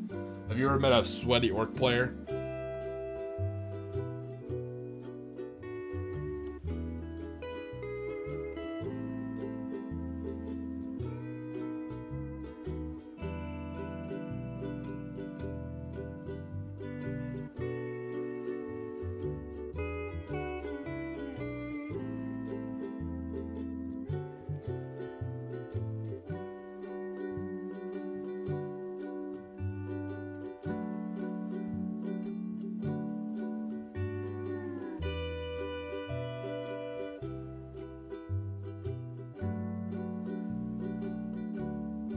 Alright, once we finish basing this guy, I think our crater should be nice and dry, so we can work on our craters next.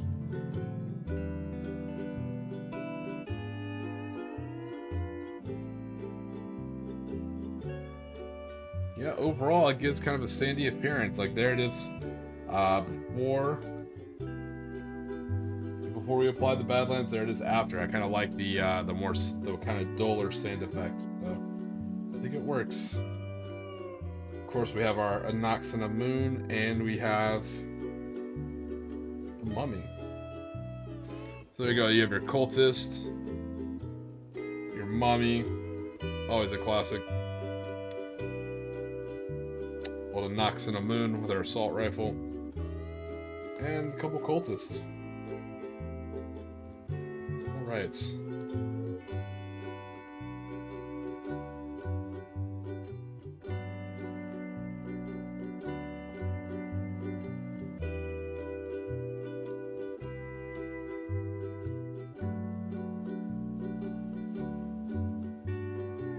I see what you're saying. Yeah, that's fair. That's a fair assumption.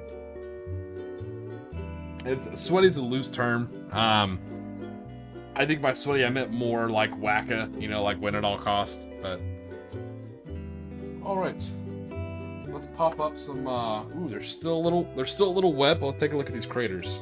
These were 3D printed. Nothing too fancy about it. There we go. Move, cultists, get out the way. Get out the way, cultists, get out the way. There we go.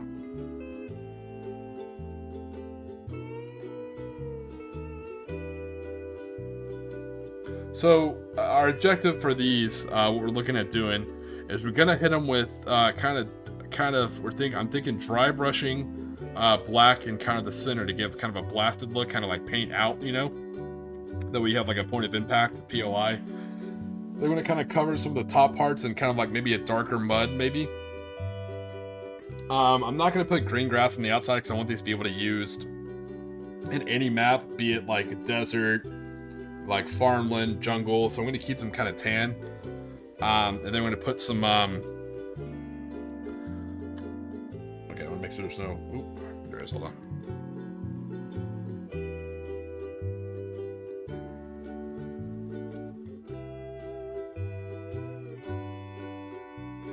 So I do have these. It is a burned grass tufts.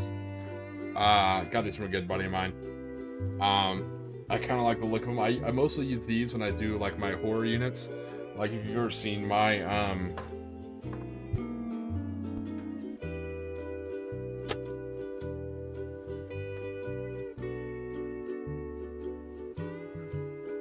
if you've seen my werebears, I kind of like using that burned grass and that mud mixture to kind of give it that interesting look,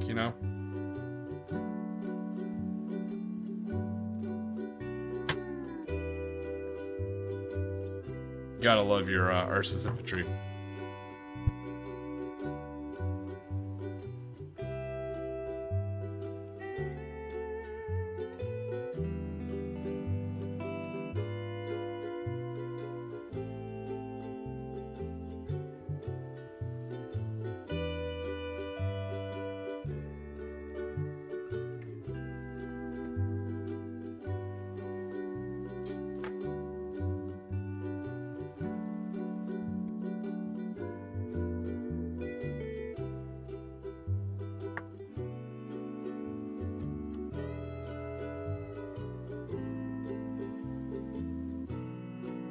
Alright, so what we're going to be doing now is we're going to be using a very cheap, very cheap, sorry, I need to be some more cheap.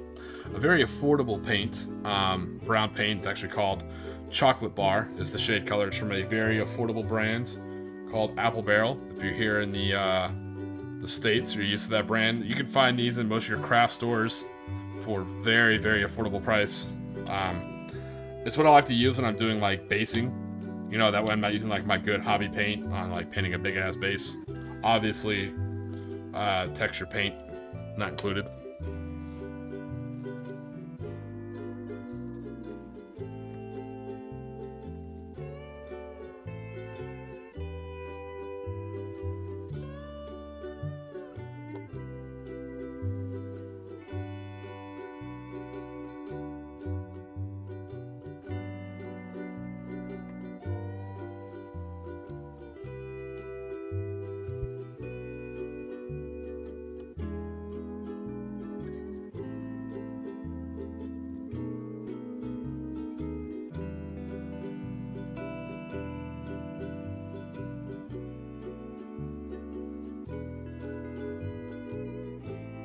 So what we're gonna do is gonna give this a nice wide coat. Now that it's been kind of spray painted this lighter tan dirt, we're gonna kind of give this a deeper brown paint, and then we'll ooh, nice. I definitely want to take a look at that. They should send me that picture. We're gonna cover it, yeah, with this darker brown paint, and then we'll do black on the inside, kind of dry brushed. And then we'll put in our burnt grass and mud kind of on the outside.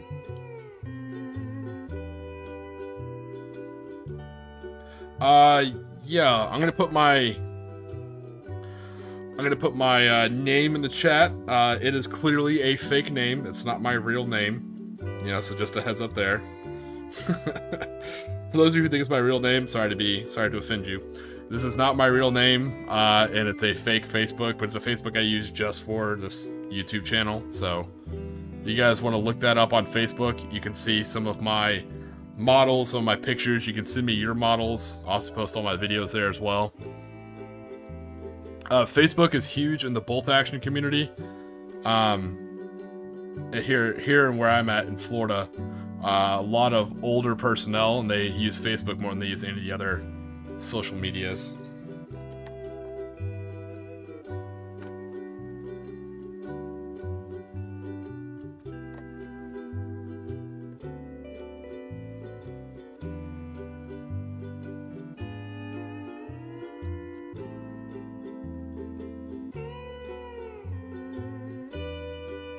So yeah, you guys can call me Tiki, you can call me Zeke, either or, doesn't matter. But just so you know, I'm not gonna lie to you guys, Zeke is a fake name. It is a nom de plume, as it were. So, you can just stick with Tiki if it's easier for you.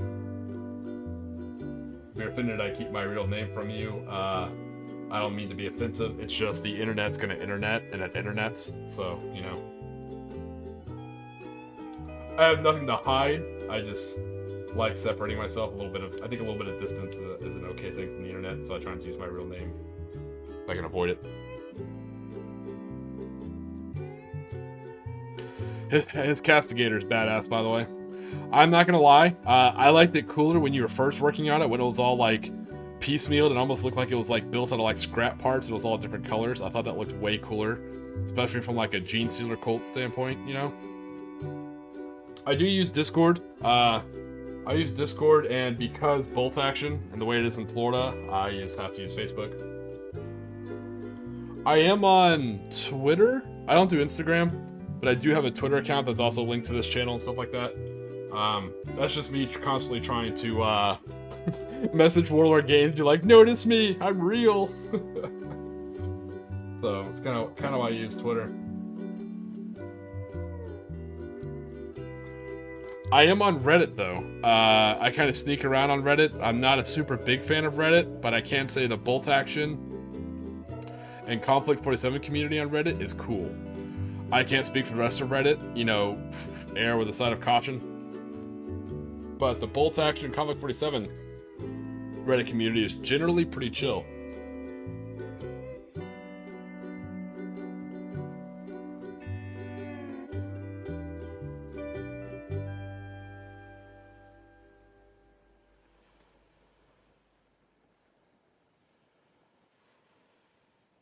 There we go. See, priming it made it a little bit less thirsty, so that paint will kind of stick a little bit. And again, this is just... see, I almost said it. This is very affordable paint. This apple barrel stuff, for those of you here in the States, know all about it probably at Hobby Lobby. Very affordable. You can get it in large bottles.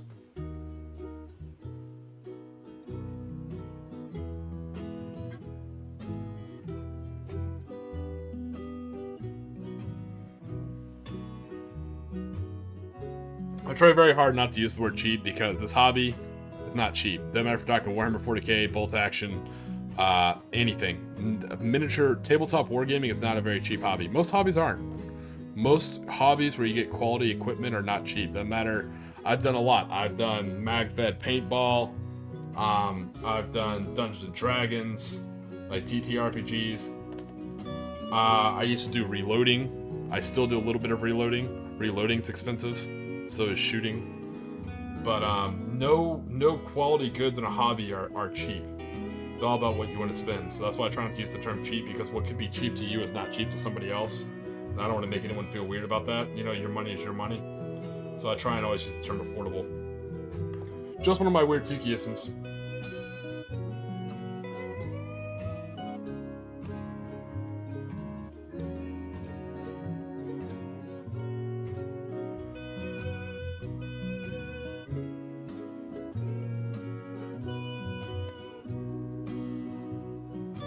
There we go, see? Already starting to kind of look more like a crater.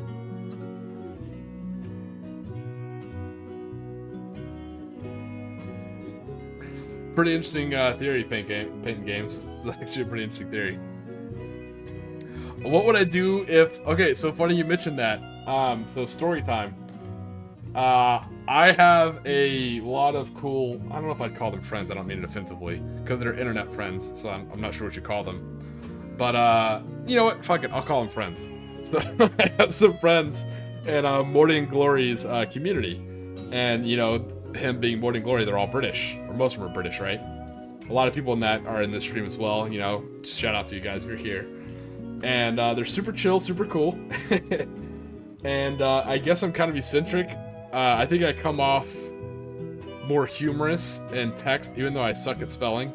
You'll probably see that I always misspell shit all the time. I have to go back and correct my stuff. But I think I'm more humorous in text, I guess. My sarcasm comes off better. And so I'm always, you know, making jokes and being sarcastic and shit like that. And I've been, you know, harassing Morning Glory for years about it. I'm always making fun of stuff. But apparently my name is kind of getting out there, I guess, a little bit, you know? Which I try not to do. I try not to think about it. I'm like, I try and always say, you know, I'm kind of a humble guy, or I try to be. But apparently during the open Warlord games, they were talking to the Warlord people. They mentioned, like, yeah, this guy, Tiki, you know, he's sarcastic, he's funny, or whatever. And that's how I got that contact information for this really nice lady, who apparently is a painter for Konflikt 47. And they're like, hey, you know, she wants you to send her an email. And I was like, I don't believe that, you know, but they like send her an email with some of your pictures. So I actually sent an email. I'm like, this is not going to go anywhere. And I got an email back same day, which blew my mind, right? So I got an email back same day from the painter for the Konflikt 47 project from Warlord Games. And she actually commented on some of my models. Well, as we all know, I can't paint for shit, like quality-wise, but quantity, I got you. But she was looking for different, and I mentioned this earlier in the stream. She's looking for painted Konflikt 47 models to kind of guess, or to kind of build on what theming we want for models going forward. So something super cool about Konflikt 47 is we're going to be able to affect what units look like in the future, like in future books. Like, I like my Japanese, my Vinland camo. As you guys can tell, here, I'll,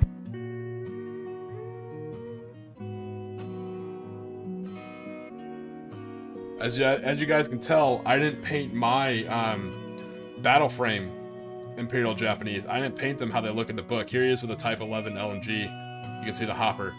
I went with giving him tan uniforms, but giving him green armor. And I actually put a tuft of grass on the helmet. You know, because I always think Japanese like to strike from a position of cover. So usually I have like these big, solid, like shell top helmets. But for me, I went ahead and put like a little bit of green tuft grass on that. I think it looks a little bit cooler. But what's cool is when she got the email, she didn't just say, hey, thanks for your pictures, you know, like, fuck off. But she's actually like, hey, that use of green's kind of interesting. That's a cool idea going forward. So it's someone who actually read an email I sent who works at Warlord Games. So to go back to what you said, Matthew, when you're like, what would you do if they actually noticed you? I think, you know, that's the first official notice I've gotten. Which is good. I've always been worried I'm going to get like a different kind of notice, like, hey, stop, you know, stop talking about our products, you know, like, fuck off. So it was good. It was good getting noticed. Funny you mentioned that, Painting Games. Mrs. Tiki is actually a big Sailor Moon fan. So for her, I think I'm going to paint some of my NCOs as actual like Sailor Moon Guardians and give them like SMGs and stuff, you know. Yeah, but yeah, you could definitely go full anime, you know, if you want. There's all sorts of cool stuff you can do, especially for the Japanese army. Yeah, it blew my mind. I was like, oh my god. I was like, I'm not a real person. But that was kind of a cool feeling. But I immediately want to turn around and push it off into the community where I'm like, hey, it's not me, I'm not special, but really for y'all, if y'all have painted Konflikt 47 models, you know, either send them to me or send me a message on my Facebook I have in the chat or on my Discord if you have it. My Discord's also in my videos. It's just Tiki the Hut, nothing crazy, right? But find me on Discord or find me on Facebook and send me your pictures or contact me and I'll give you her email and you can send your email directly to her with your pictures. I'll make sure you guys always get credit, you know. But it's amazing. As a community, we can influence what these models look like in the future. I've never heard of that before for tabletop wargaming. And I've been doing tabletop wargaming since like 2007. So this is a super badass opportunity. Don't feel like you gotta go through me. You know, I'm not a point of contact. I'm nothing special. I just don't like giving out people's, I'm a very OPSEC kind of guy. I don't like giving out people's, even the professional emails, I don't like giving it out on like open source internet.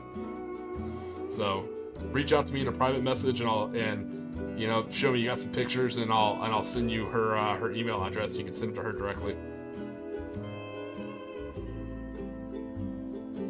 I just don't want you to think you have to go through me. No, it's dumb.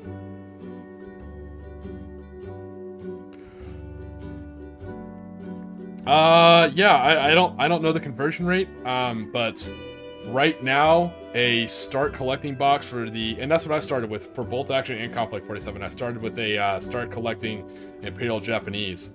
It is about 100. It's about 114 US dollars on Amazon.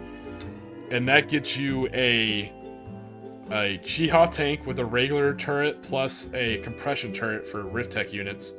It gets you 5 battle frame troops, you know, heavy infantry.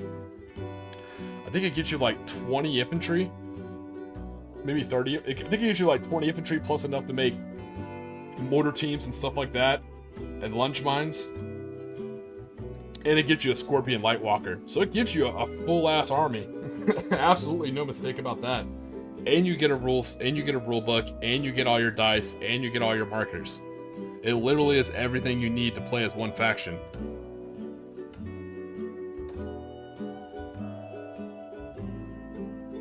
Again, I can't say if that's a good price, if it's affordable. I'm not going to assume that, you know. But I can say you get a shit ton of units.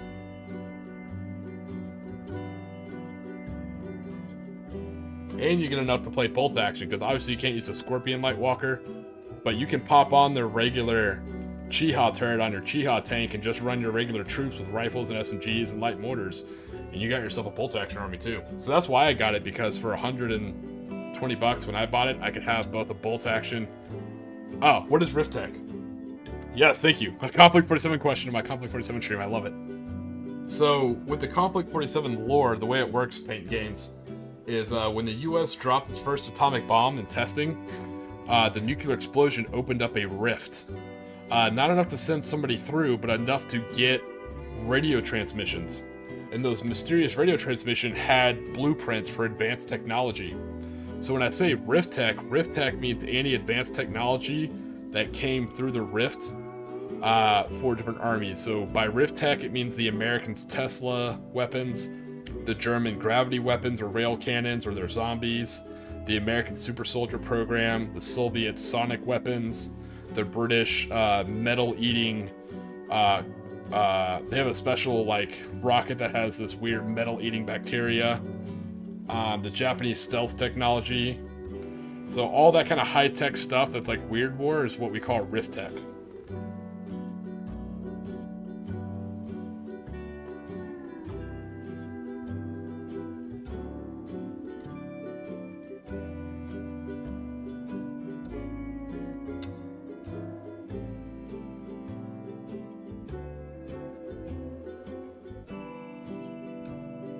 No. So please, oh my god. I don't want to be responsible for any financial decision on your part. No, don't worry about it. Like I said, you don't have to buy a whole starter army too if you're interested in Conflict 47. Only if you're interested. Please don't, enjoy what you do. But if you want to paint a Rift Deck unit, you can get a Conflict 47 model. You don't have to get the full starter set. So you can probably find like maybe a lower priced model. Like I said, don't waste your whole hobby fund just on something that, only if you like painting. Like I said, I don't think it's not very popular, so it's hard to find people playing in your area. I don't want to talk someone out of playing Conflict 47. I just want to make sure you have all the information going forward. But I'll tell you what, if you like reading, here's what I will recommend. I'm not trying to take money away from...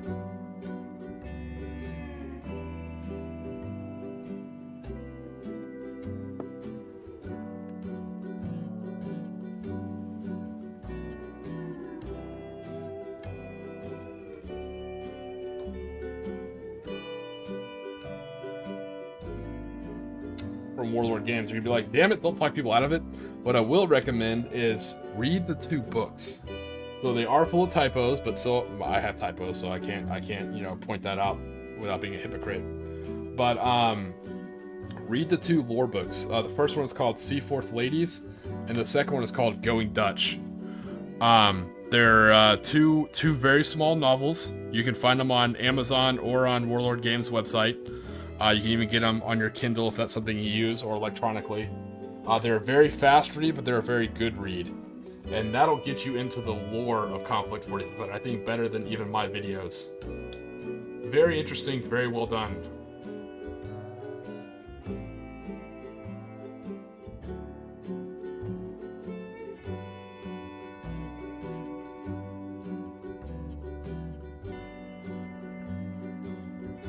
It's going to sound super dumb, hopefully it's not too cringy, but I think it's a very interesting take because it's called Seaforth Ladies.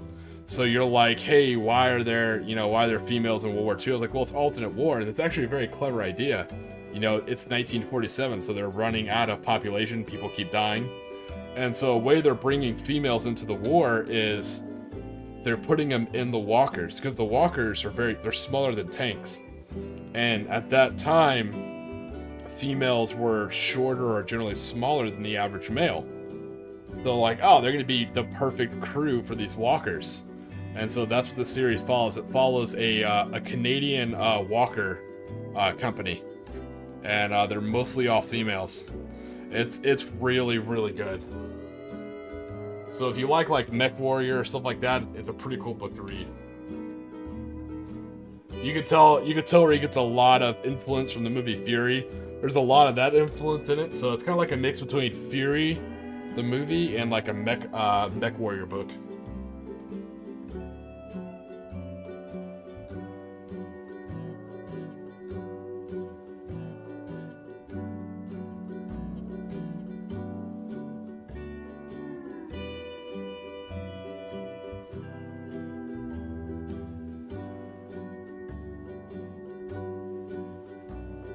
Oh yeah, dude, I'll take a look at those, and yeah, I'll find something to give you in trade. I think I still have some old 40k stuff I could probably send you, so that way we have a nice exchange back and forth.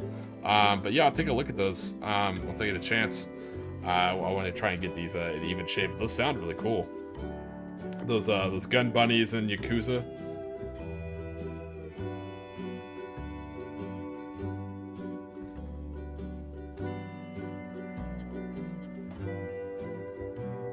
But But yeah, don't let me talk you out of playing Conflict 47. That's definitely not the intent of this video. I just would caution before like jumping in both feet. I think the best introductory way is to definitely get a book and read it. Oh yeah, it's a very good book. Adventure Code, yeah, that's a good one.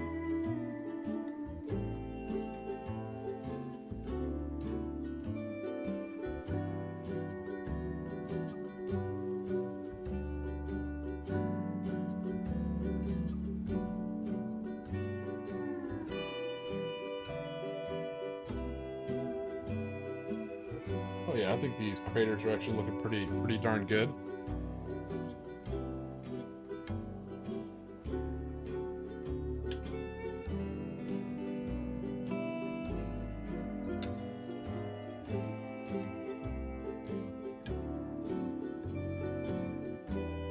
Not too bad for 3D printing, you know? I'll take it.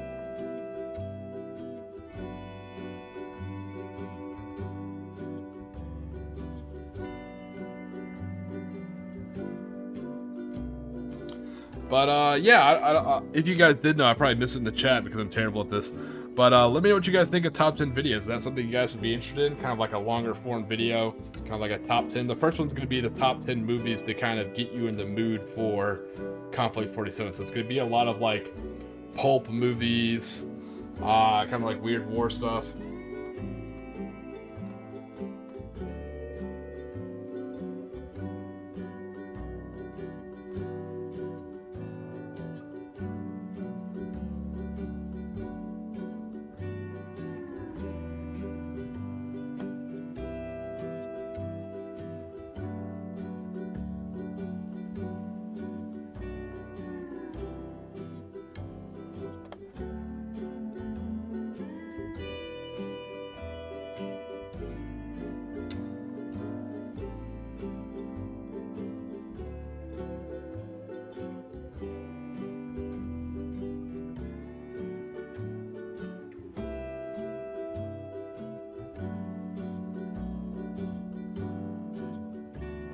Hey, look at that. I have messages.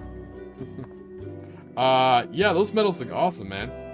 Those metal minis look awesome. I'm looking at them right now. Your impulsor looks pretty awesome.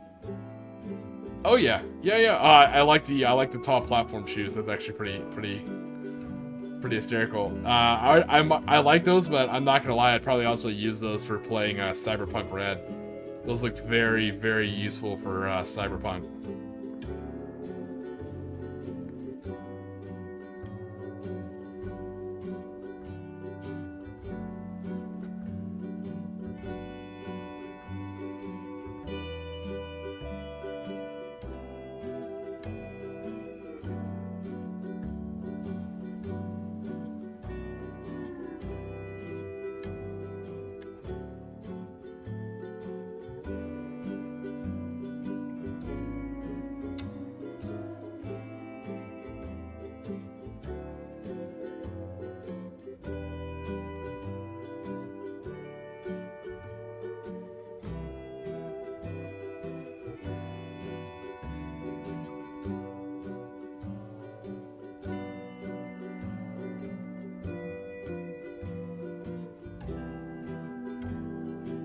Alright, here we go. Here's another one. So with this one,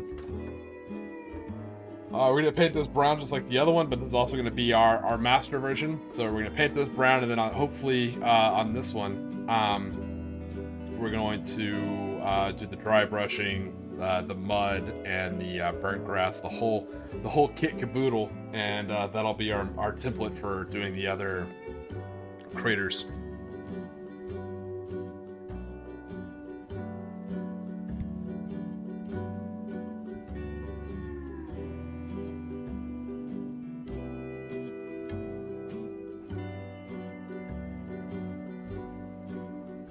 All right, man. Yeah, hey, enjoy your breakfast. And yeah, good luck on finishing that big old bottle, man. I'll be here. I'll still be here for a little while. Hey, what's going on, James?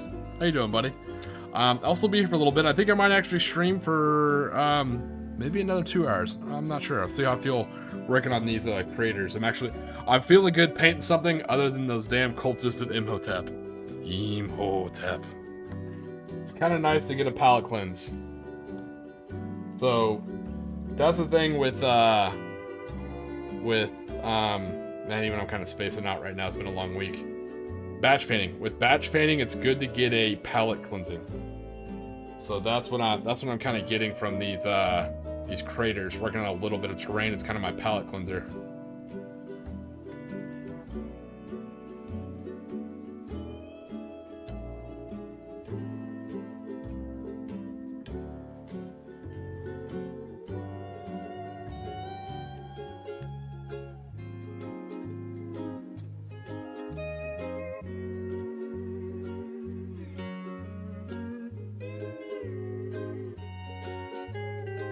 How you doing today, James?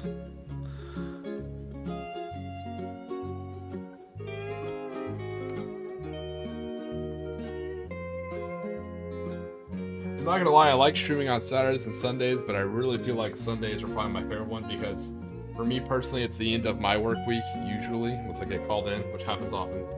But, so I'm always a lot more relaxed on this day because I know I don't have to work in the morning or in the afternoon or depending when I get called in.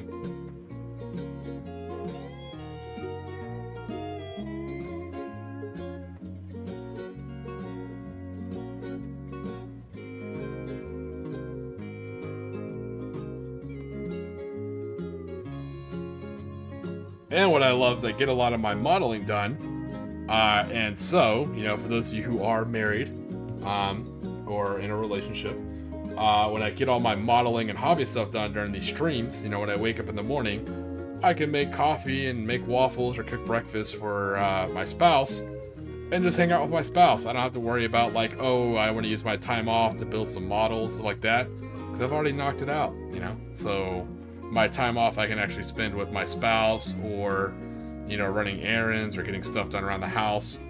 It's kind of like a balance in all things, you know? Which is why I always encourage streaming for people. If you have a phone, you know, a quality phone, and maybe like a affordable microphone, I recommend streaming. I definitely recommend it because it gives you a chance to kind of knock out your hobby stuff.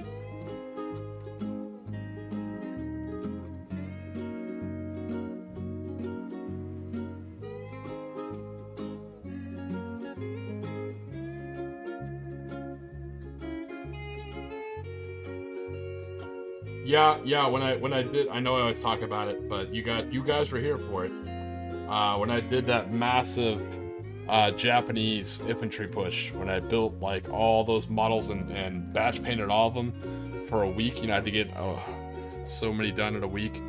That burned me out a little bit on painting. Luckily, I had my vacation schedule right after that, so I was able to take a vacation, relax for a little bit, and then come back hungry to paint more.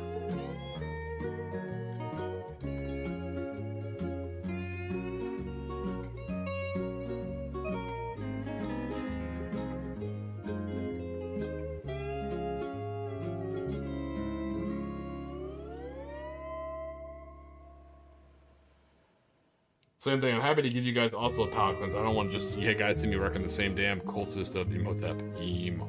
I don't want you guys see me keep working on the same guys. So no, I like to try and do something a little different on camera. Like I said, with the brown paint drying, I kind of liking how these craters are looking. So again, we're going to dry brush black on the inside and kind of have it going out. So you have like a point of impact for the indirect fire weapon. And then we'll kind of put mud on the outside, you know, away from the blast radius where mud would still be. And we'll put kind of the burnt tufts of grass out there too.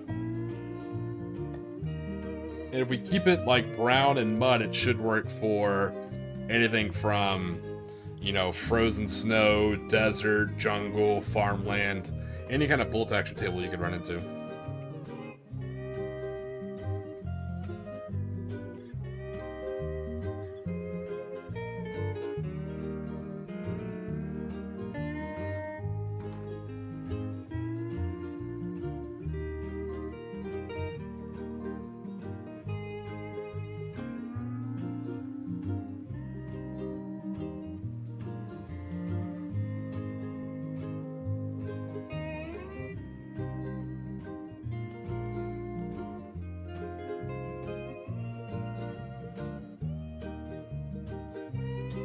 And I always feel like, again, personal opinion, I'm definitely not an expert, just some random dude on YouTube. But if you're looking for a palette cleanse, like Matthew's talking about, looking at a palette cleanse from batch painting, terrain is great. Because you don't have to worry about, okay, here's your leather ammo pouch, okay, here's your leather ammo pouch, okay, here's your leather ammo pouch, okay, here's your bayonet, here's your bayonet, here's your bayonet. You could just grab a big old piece of terrain and just get a big brush. You just get sloppy with it. It's such a nice change of pace.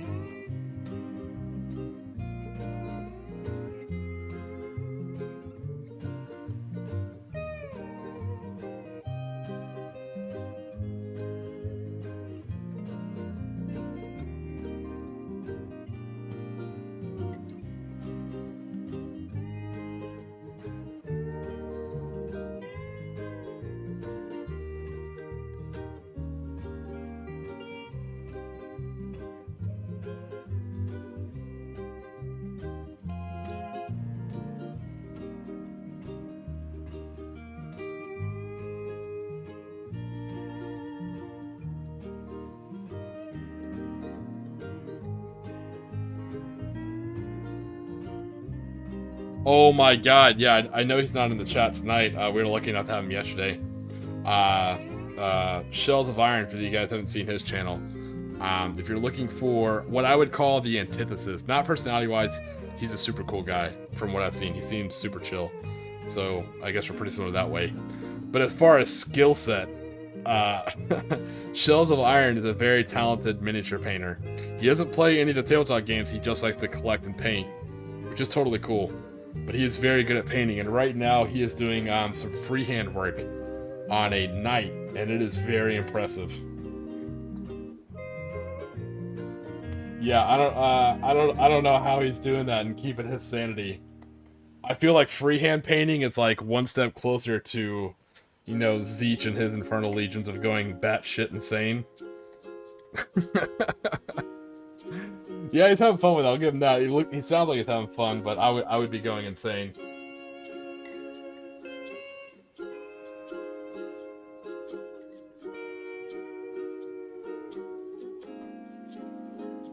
But yeah, you know, I say shameless plug, but it's my own damn stream. I'm pretty sure I can do that.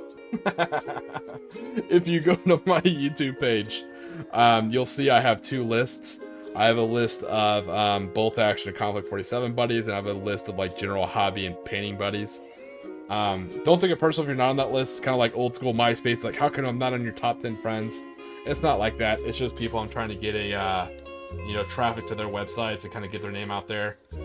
Just people that they're people that I often talk to a lot, even like outside of streams I kind of chat to on DMs and stuff like that. So he's in there. If you scroll past Bolt Action and Konflikt 47 buddies, you go down to Hobby Pals, Hobby and Painting Pals. Shells of Iron is definitely on there. I recommend take a look. So is the NextVid. You know, I'm always hanging out in NextVid's streams, stuff like that. Matter of fact, his stream should start. Yeah, matter of fact, I think he's probably streaming right now. He usually streams at about 4 a.m. I don't want to take away from his stream or take away his audience. He's very good at what he does. He's a funny guy. Knows a lot about 40k and Infinity. I think more 40k than Infinity, but he's got a super cool stream. And yeah, he usually streams at 4 a.m. So I have him in there as well. He's a super cool guy.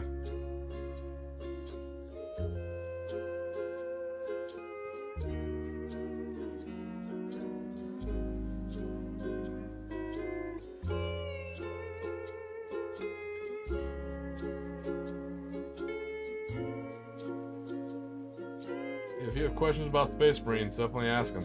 They'll let you know.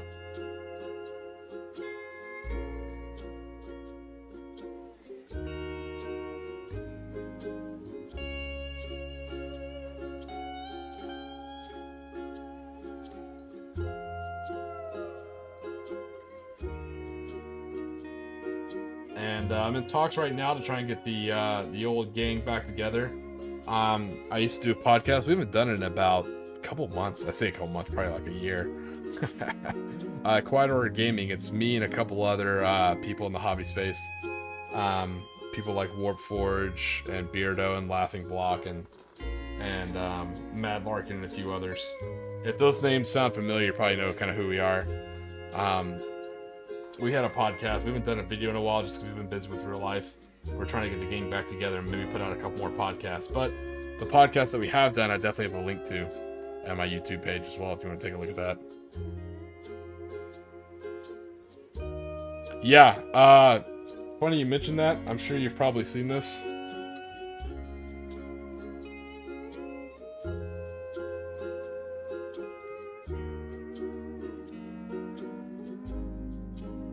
I know I show this off all the time, and I'm just super proud of the work she did. That was Mrs. Tiki. She free-handed those hieroglyphics with a black gunpla marker. So yeah, I highly recommend that, Matthew. I think it's a good idea.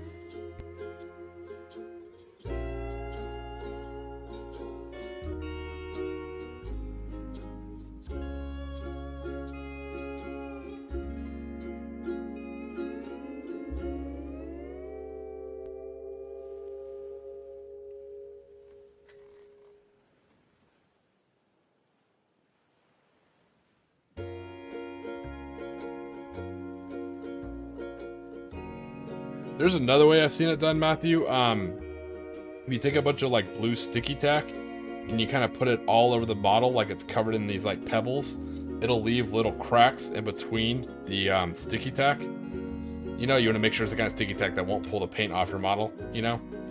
And you can kind of go in between that with like a blue gunpla marker to get like that blue lightning feel.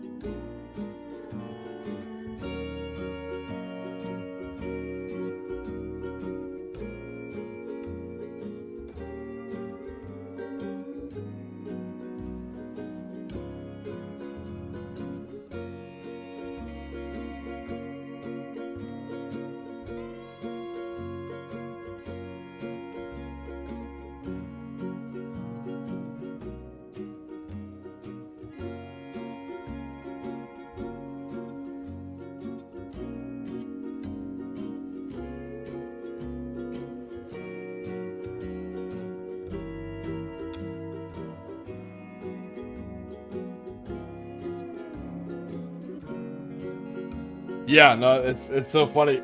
It's funny you mention that because my wife and I were both massive. My spouse were both massive nerds, and we were talking about that. And she was like, "Hey, you already use like real hieroglyphics?" Because we actually have like, I have a study. We have like a lot of books in there, and a lot of them are like historical books. You know, so I show her like some stencils I have that I was trying to make with hieroglyphs, and I bring down a couple of the books. I was like, yeah, feel free to like, you know, peruse the books and get some ideas. And I thought better of it. And I was like, because we watch a lot of horror movies. I'm like, oh shit. I'm like, please don't actually like write any kind of messages on the tank. She's like, really? She's like, I was gonna write out Panther and hieroglyphics. I was like, oh please God, don't. I'm like, that's the last thing I need is us, you know, just trying to put hieroglyphics on a model tank, and you know, knowing my luck, it actually turns out to be some real fucking rune. Next thing I know, you know, Set or Nujabes is haunting the shit out of my house and giving me nightmares.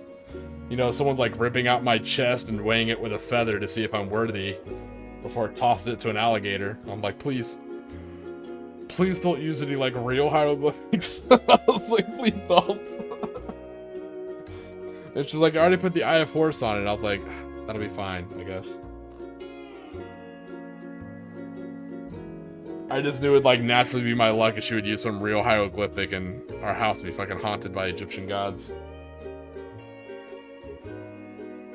That sounds like just my luck.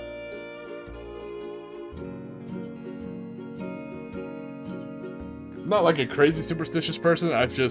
I've been around the world. I've seen a lot of things and I know better than to mock things. Like, I like sarcasm, but there's a line you don't cross, like mocking stuff. So, you know, that's why I'm like, let's shy away from the real ones.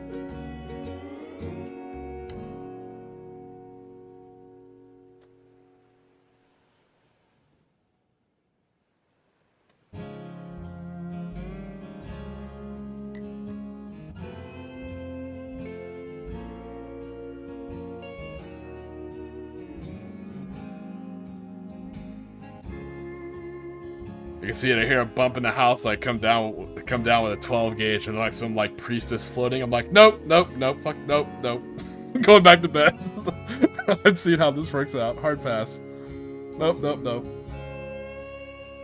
Please no ritualistic murder and sacrifice in the living room.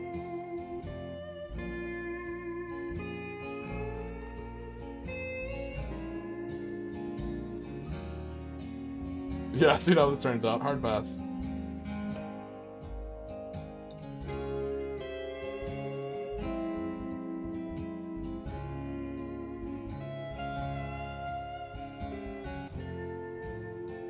Alright, while we wait for that to dry, let's get some black ready to do some dry brushing.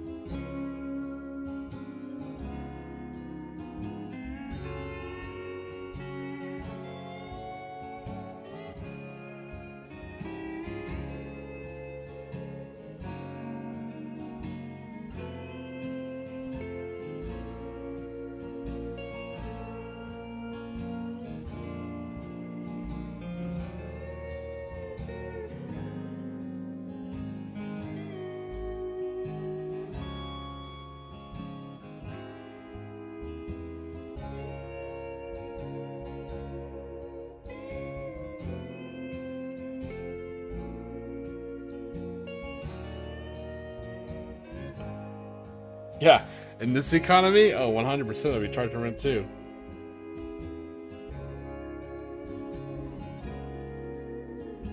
Like I see those Knopic jars. Those things look like they're at least, you know, made out of gold. Cough it up.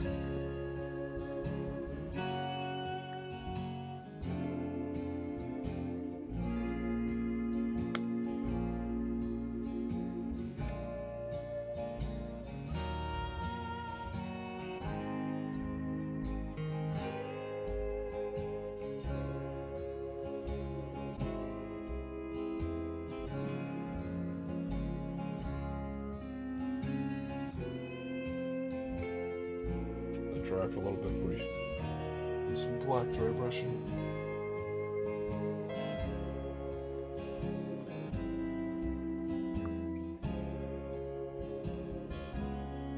I have a hard time throwing away like old pots of paint, so there's still like a little bit of paint left in them. So it's hard to find like what's my good Abaddon black.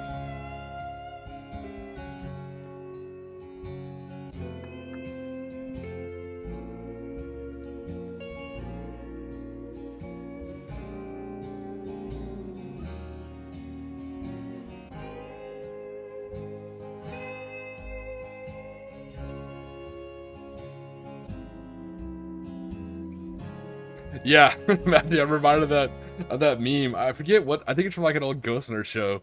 But he's like, hey demons, it's me, your boy. Oh. I feel like I'd open up my fridge and see like Anubis in there and be like, get out of the fridge, man. It's not a sarcophagus. Like, it's where I keep my eggs. Jesus. Be like, yeah, you can keep your sarcophagus in the living room as long as I can put a piece of wood over it and use it as like a gaming table, you know, or a coffee table.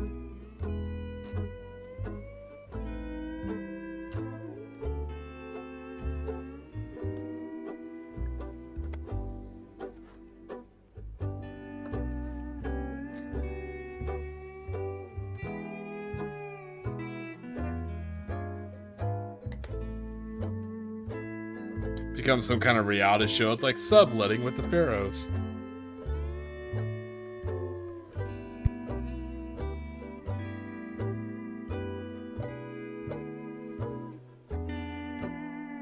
Welcome back, Paint Game. We were just talking about accidentally painting like real hieroglyphics or runes on models and then getting your house haunted. That was a very real fear of mine when my wife was freehanding hieroglyphics on my tank. I was like, please don't get our ass haunted. It's the last thing I need.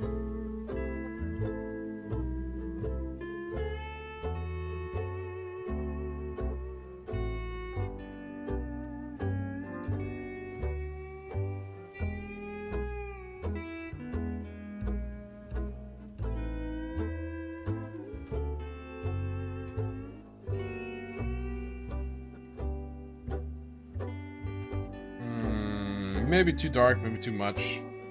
Let's see how I feel about that. Good thing is I can always like repaint over it.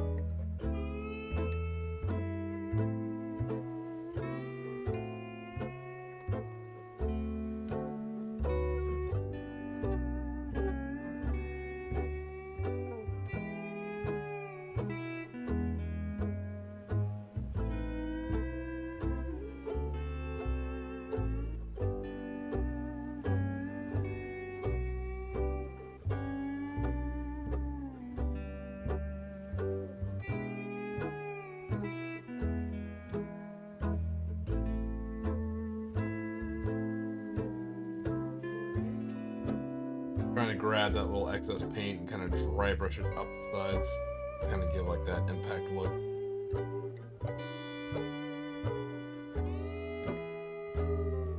Maybe. Maybe. We shall see.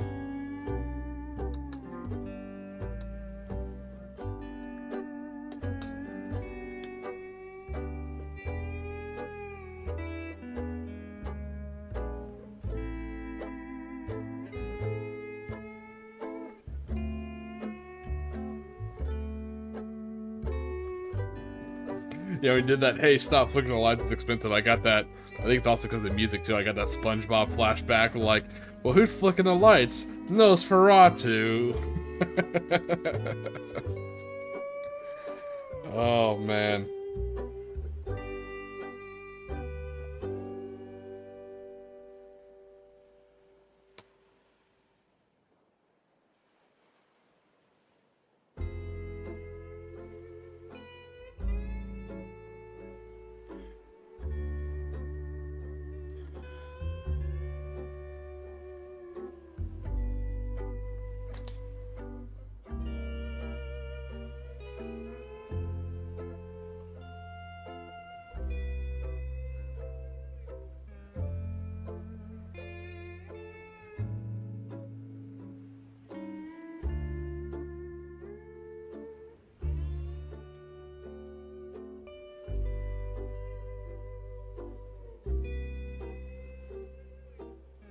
Alright, for our next stage, like I said, this is just our test one.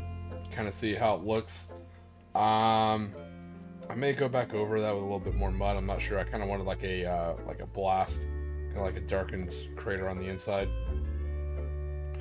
That may be too dark. I'm not sure how I feel about it.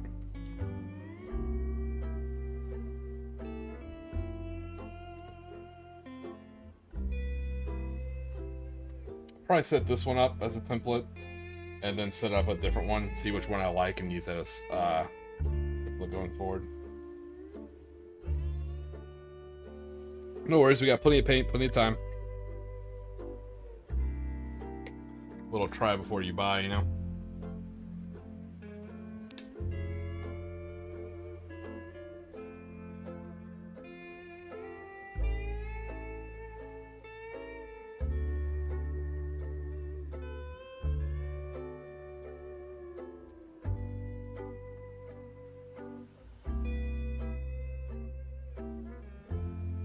So, funny story. I don't think I tell too many war stories. Luckily, this isn't a war story. This ooh, well, hold on. Japanese rules for the 40s.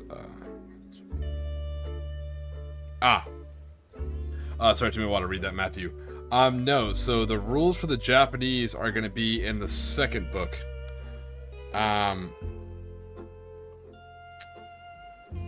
So. The first book is, Konflikt 47. The second book is called Resurgence. It'll actually have a picture of the Japanese battle frame on the front. And the third book is Defiance. They do go in order because they reveal a little bit more of the lore. And they give you more and more units as time goes on.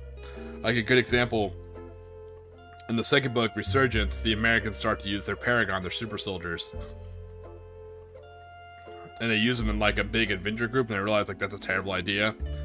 So in the Defiance book, in the third book, they realize like, hey, let's use our Paragons as NCOs and put them in charge of veteran infantry. So that's kind of neat. But to answer your question, look for the second book. It's called Resurgence.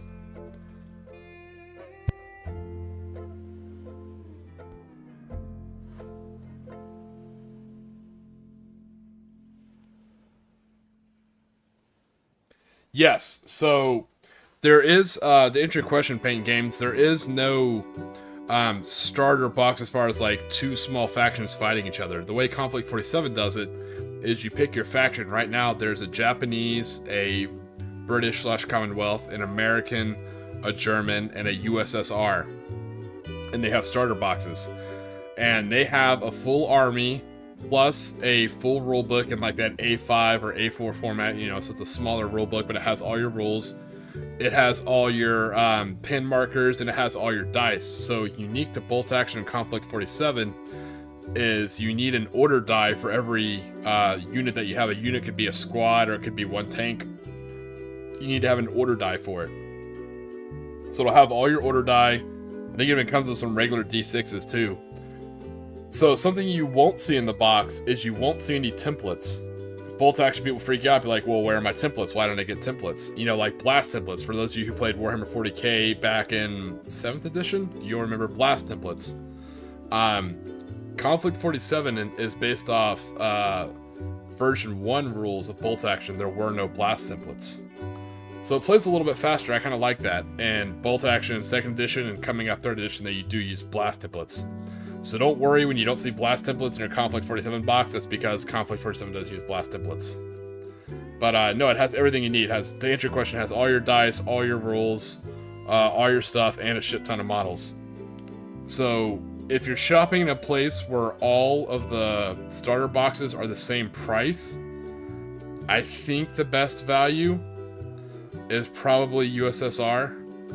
I would recommend either USSR, British, or German. I love the Japanese. I knew I loved Japanese, so I got Japanese.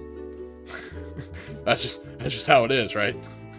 But if you're looking for price per model and you want to get the most bang for your buck, the USSR is probably one of the better ones. I can kind of talk about it, taking a look at it.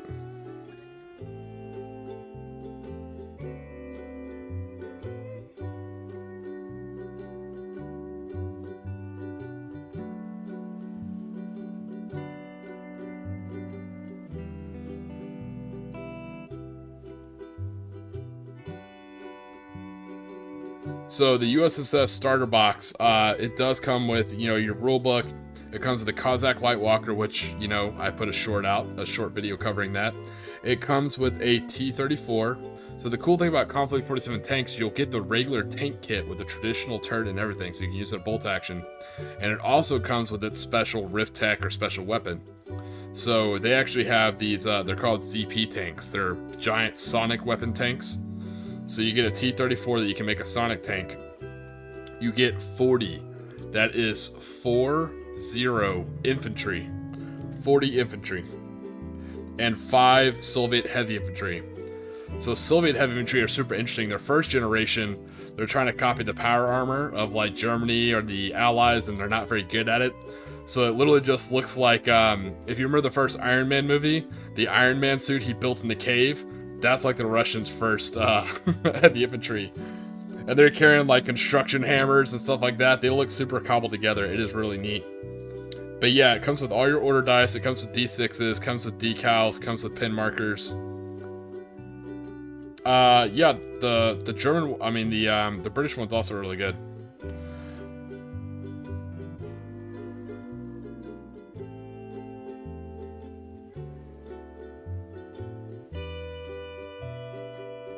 So the British one, again, comes with the rule book, comes with a Guardian Light Walker, which I just did a short on. For a Light Walker, they're really cool because they have 2 fists. They have a medium machine gun on one fist and an infantry flamer on the other, so they can really get in close and just mess some stuff up. And the cool thing about walkers over tanks is walkers have armor all the way around. You know, tanks, if you hit them in the ass or you hit them on top, it's generally weaker armor, not for walkers. They also come with a Cromwell tank, and the Cromwell does come with a Tesla option, so it could be a Tesla cannon on your Cromwell. You do get 20 British infantry plus 5 British automatons. So you're getting a lot less infantry, but you're also getting some automatons. So I said, if you want to run infantry heavy, I'd recommend USSR. If you don't want to run infantry heavy, me personally, I recommend either the British or the Germans. I know, I feel like I'm betraying I'm bringing shame upon my family and my clan by not recommending the Japanese. But if you like Japanese, 100% get it.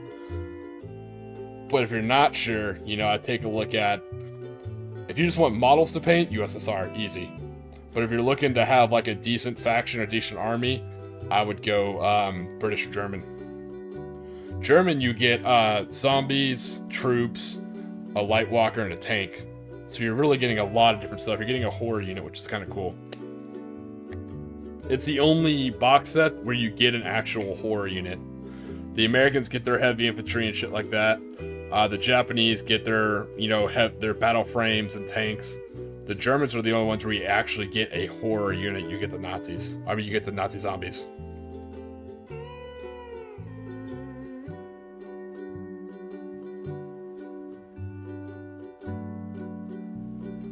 Yeah, man, I've never been interested in sales. I'm not a salesman, so don't let me push you. But if you're something you're interested in, I can answer questions all day long. That's my secondary objective when I do the stream. My primary objective is just to chat with you guys, provide kind of a chill environment for you guys to relax to while I work on my pile of gray. But my secondary purpose here is to answer any and all units I can for Konflikt 47. So what is a horror unit? So horror unit is any Rift-Tech unit that has the horror special rule. So that would be the German Totenkorps, which are zombies, the German Schreckwolfen, which are werewolves, the German Nachtjägers, which are like giant flying vampires. There are Namen, which are like these weird snakemen they have. That would be the Soviet Union's Ursus infantry or werebears, or the Japanese Shoben, which are the Japanese zombies. So I can quote what the horror special rule does to you. Give me a second here, I'll find it and I can quote it to you, and you can see why horror units are the horror special rule. Which my accent, I say horror, but it kind of sounds like whore, like the profession. So hopefully, please bear with me. YouTube, don't ban me. I'm saying horror like a horror movie, not horror as in not a horror movie.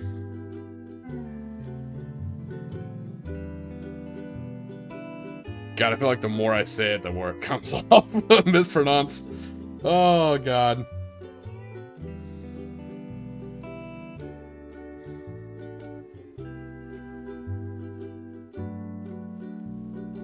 Alright, let me find the actual thing for horror.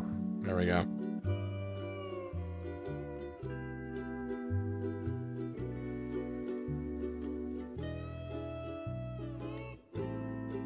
Okay, here is horror. I feel like I'd say it slower. Okay. Despite the grit and resolve of soldiers fighting on the front line, there are limits to the amount of mental trauma that some men can take. Battle fatigue or shell shock, as it's well known in World War I, does not help by some of the horror units stalking the modern battlefield. Creations from the biolabs of Germany and the Soviet Union recreate the nightmares of myth and legend. Certain units may have the horror special rule, which has the following effect on the tabletop. Troops assaulted by units with the horror rule must take a morale check after the assault is declared. Not after it happens, but after it's actually declared. If they fail, they may not carry out any reactions and must conduct point-blank fire and hand-to-hand combat after the horror-causing unit attackers. If they pass the test, they can still fight the horror-causing troops, but can carry out reactions as normal. Also, any unit within 6 inches of a horror-causing unit suffer -1 to morale, unless they're immune from horror units, such as other horror units. So if you have zombies next to your own infantry, they're actually going to hurt your infantry's morale. And if a horror unit assaults you, and you're not immune to it, you have to take a morale test to see if you're even going to shoot or fight back before they get to hit you. So what's cool is the British, their automatons are immune to horror. They're robots, they don't give a shit. So you could have like a whole bunch of zombies and they're like, tally ho, just gun them down.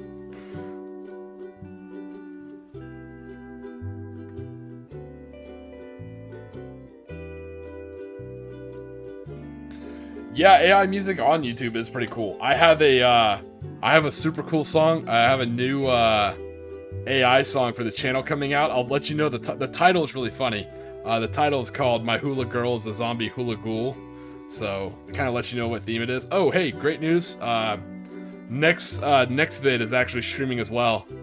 So if you guys are tired of me talking or tired of seeing these craters, he's also streaming his Warhammer 40k Space Marines he's painting. But yeah, I really like making the AI songs. I think they're pretty cool.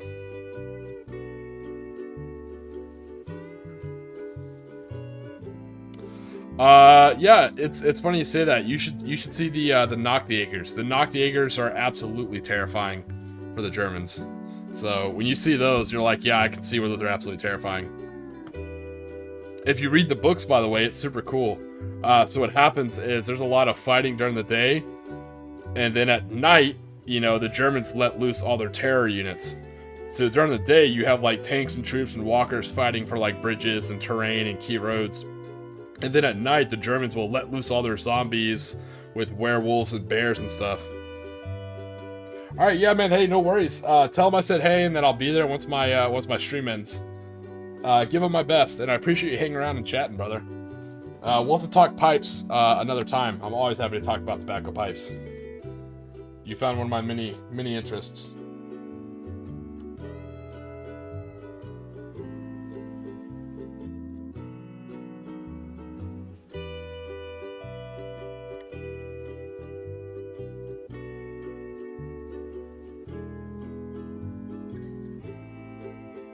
Right now, let's put a little bit of mud on this crater.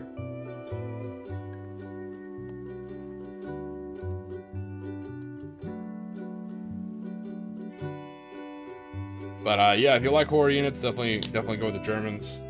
If you want a balanced force, go with the British. Yeah, so if you check out my video, God, so much plugging of my own shit.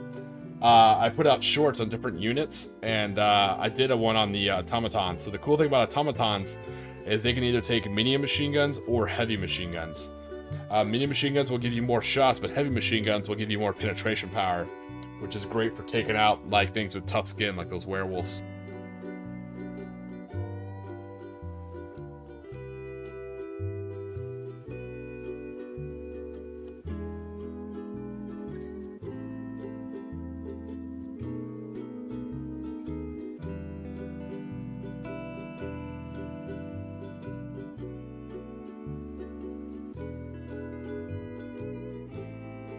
There we go. Yeah, I think this mud's gonna kind of add a little bit more complexity to it. Give it a little bit more 3D looking. I'm just using Starling. I can't find Battle Mire anymore. I can only find mud. I prefer Battle Mile, to be honest.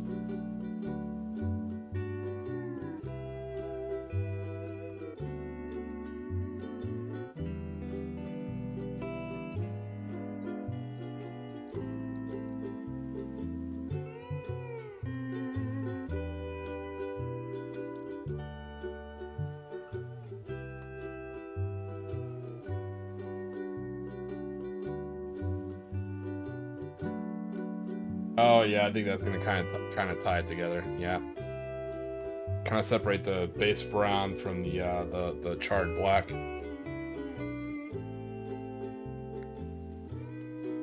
Oh, that's awesome, man. Yeah, I'm glad you watched it. Yeah, I really kind of pour my soul into those videos because that's my biggest thing. Is there's just not a lot of information about Konflikt 47. So if I can at least be a serve as an index for you to kind of point you in the right direction, that'll make me really happy. But yeah, that's the point of the videos. Is so when you're, I wanted it to be, and I guess I didn't introduce it very well, but when you're looking at the starter boxes and you're looking at the units, like, well, what does this guy do? What does that do? Those are kind of the units I wanted to focus on. At first I did the most popular units, and then I kind of did the units that are in the starter boxes.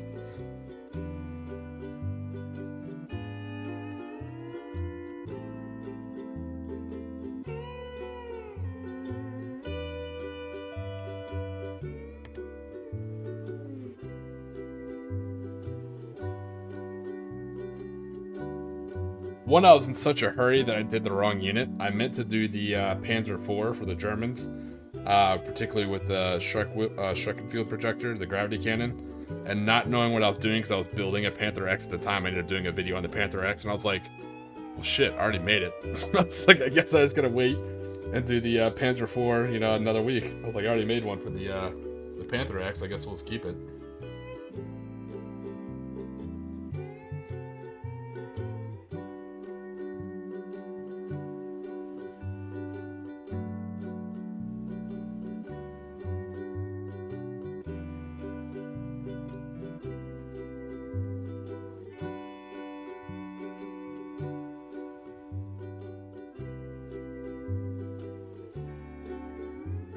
Oh yeah, this crater's coming along actually. I was kind of worried about like the deep black on the inside. You know, that looked a little too charred, but I think the mud on the outside is really gonna sell the contrast in color. I think with a couple of these burnt tufts of grass, I think it'll really kind of sell it. All right, I was worried, but I feel a lot better now. The second time it's happened today, I can't express how happy I was that I was wrong. About the Japanese and 3rd edition bolt action. I was worried we got hit really hard with the Nerf hammer. I mean, we still got slapped. You know, we still got Will Smith across the face in front of the other factions. You know, don't get it twisted. But it wasn't a complete beatdown. You know, I didn't understand. I didn't know the pinning rules changed. And luckily, I kind of said that ahead of time, like, hey, I don't have the book in front of me, so I could be overreacting. You know, please bear with me here. And sure enough, that's what it was. I was talking to a bunch of guys. Once they said that, I was like, guys, I am so happy to say that I am wrong. I am very fast to admit that I'm wrong, you know, once I have factual evidence. Like, yes. I am wrong.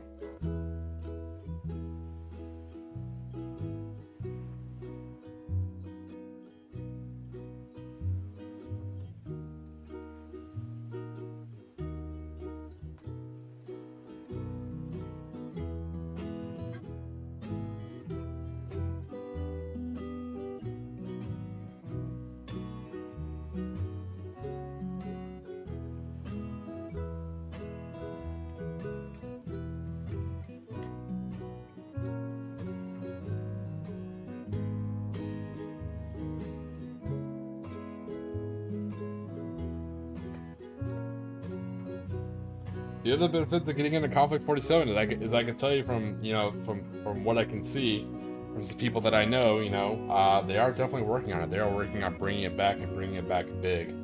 I don't know when, but it is definitely being worked on. You know, Exhibit A, the email exchange I have, we're looking for more art.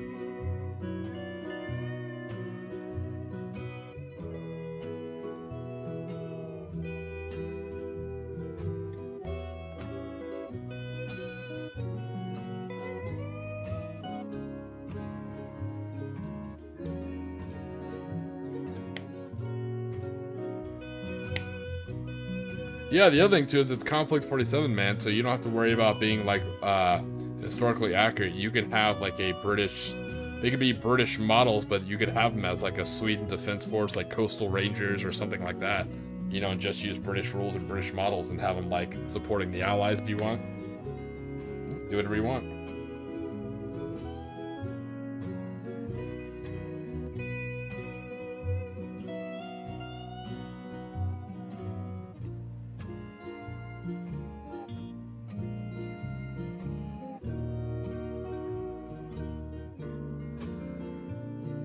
Or have them as like a neutral force. You can. That's the other cool thing is you can do. You know, because you have to remember one of the biggest changes in the lore is USSR is its own faction. It's a three-way war. So you have the Allies versus the Axis versus USSR, and Italy is split between the Axis and the Allies. So you don't have to worry about like, oh, if I get Allies, then my buddy has to get, you know, the Germans. Nah, you can do anybody versus anybody. Because again, it's anachronistic, it's not real. So you can do Americans versus the British and just call it like a small fight on a random island, you know?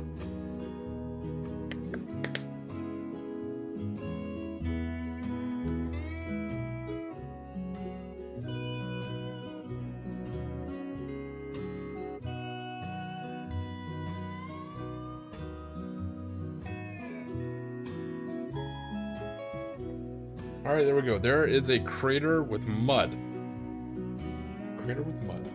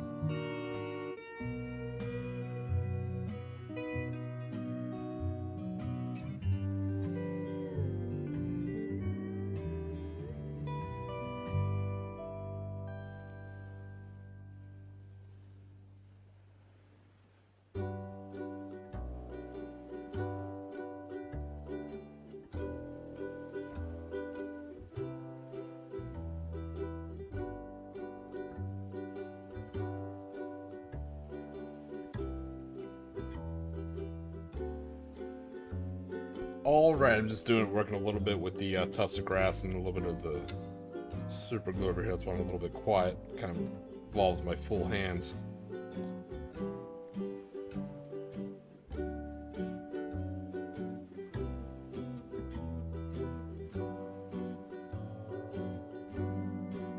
Alright, and there we go. So nothing too crazy. Almost a little too symmetrical. I guess if I put 3 pieces of grass, no matter how I line it up, it's gonna look like a pyramid. That's just math. But, yeah, let me do 4. It's gonna look.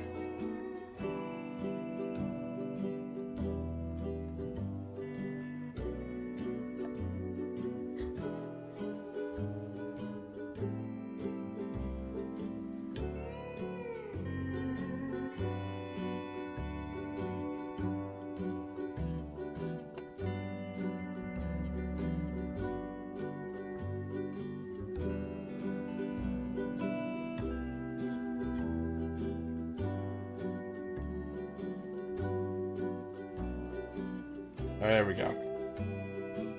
There we go. We got a crater. That's gonna be our master template for a crater. Again, it went from gray 3D printing to that. Maybe not the world's coolest or most beautiful looking crater, but I think you can definitely tell it is a crater. You can see the black scorch on the inside. You know, you can see the kind of mud on the top, and then you can see kind of some of the scorched grass that's still surviving on the side a little bit. Kind of got blown out.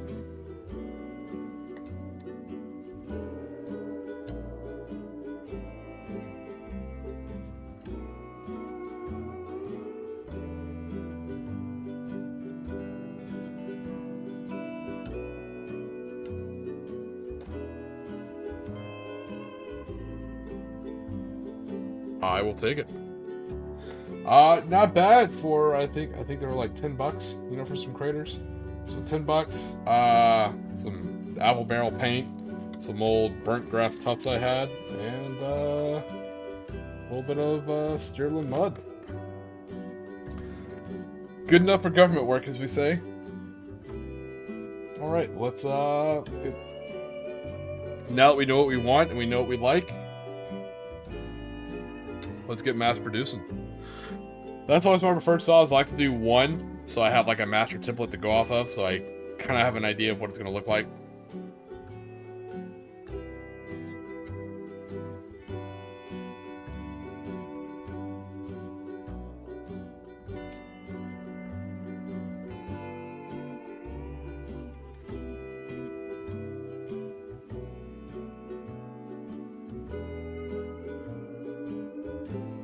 Ooh, not a bad idea. Like a fish tank stone, maybe. Yeah, I think I do have some stones lying around.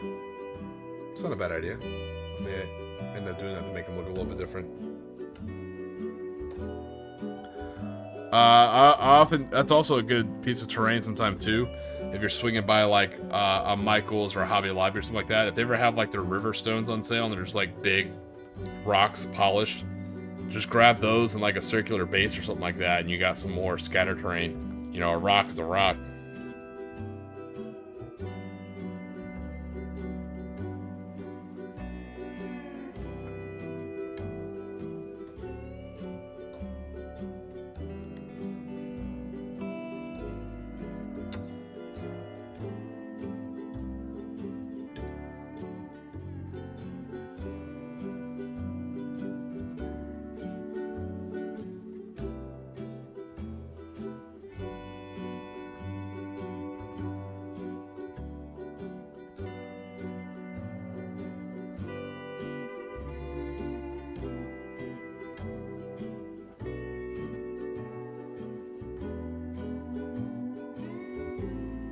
But yeah, coming up on 3 hours. I think I'm gonna go for another hour. See how many of these craters I can get done.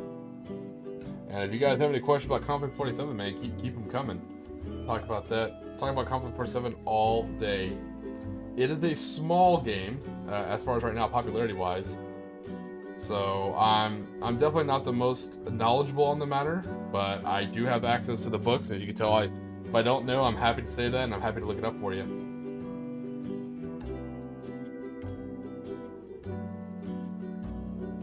If you notice, though, I won't post information from the book, or even in my short videos, I don't say the point cost of models. I let you know that you can take them as additional option. It's just to kind of keep it honest and keep you purchasing the book. I mean, you can use stuff like Easy Army, and I always put links to that, so you can use Easy Army to see the point cost and to build out your list. But I don't put the point cost in my videos.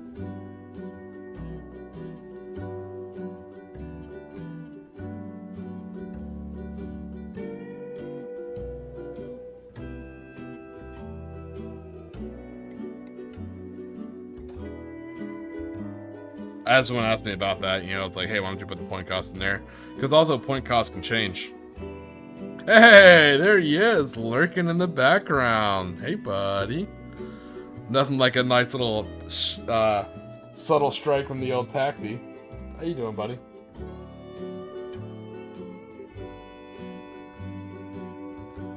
Like I said, point cost can change, but the more important thing is to be a good supporter and a good customer of Warlord Games. They've taken care of me.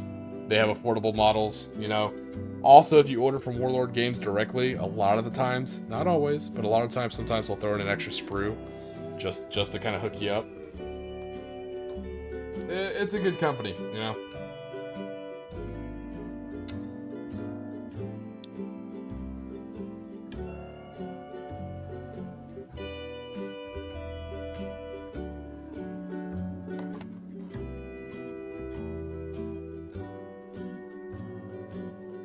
Nah, no excuse needed, brother. Yes, I'm so glad you said that. Painting games, yes, there are. So the automatons just started off as carrying machine guns and medium machine guns, heavy machine guns, but later on in the war, they started using automatons to pilot their vehicles. So the Brin carriers are actually driven by automatons. Like, if you've ever seen the movie, what is that, Recall, where he like goes to Mars and like the cab driver's a robot. Yes, they also have these, I'll look it up for you. So they're kind of like a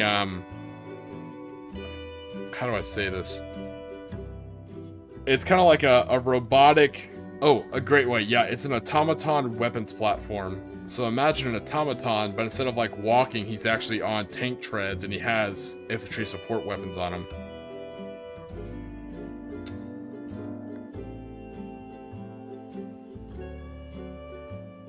If you go to the Konflikt 47 website on Warlord Games, you can see all the models they have, so you can actually see what it looks like.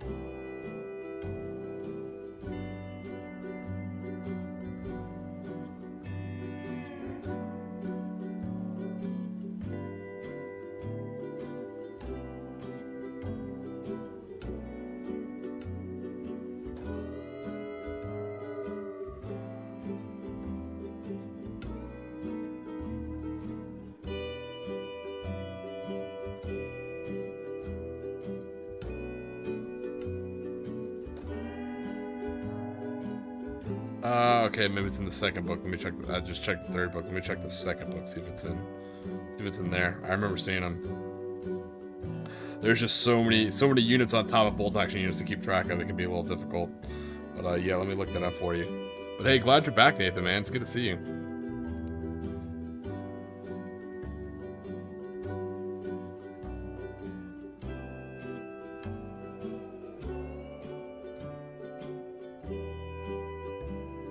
Okay, yeah, here we go. Alright, I'm not crazy. Alright, so it's called an automated mobile platform.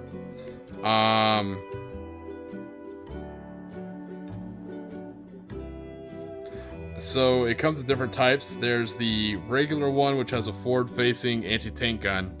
There's a bombardier, which replaces the anti-tank gun with a light howitzer. And there's the lancer that replaces the anti-tank gun with 3 linked heavy machine guns.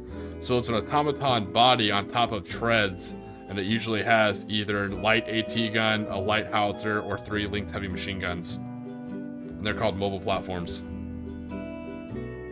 Oh man, well I'll try and chat more to keep you awake, because I know you're working right now. Give me a second here.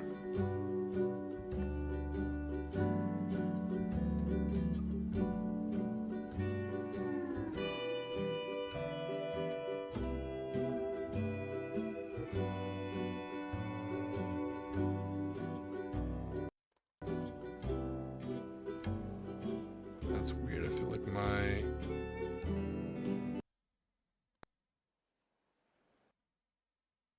is the stream still going? Did I cut out?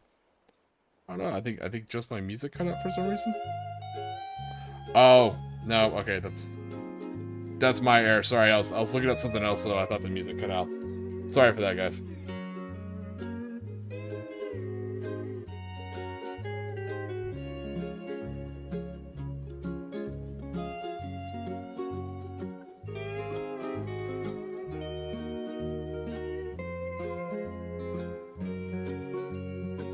Sorry about that. That was my bad. I thought the stream stopped.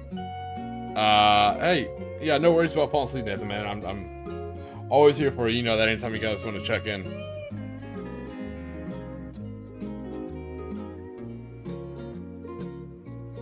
Yeah, that's it's kind of in the plans. Because I'm maining a Japanese army, I think I'm gonna kind of stick with the whole Japanese vibe. But I am incorporating more tribal units to my army. For a great example, Nathan, on Monday I'm putting out another AI song for the channel, kind of like the one that goes for the outro for the stream. It's called My Hula Girl is a Zombie Hula Ghoul. And I'm working on a couple of more Tiki tribal units to put in my actual army.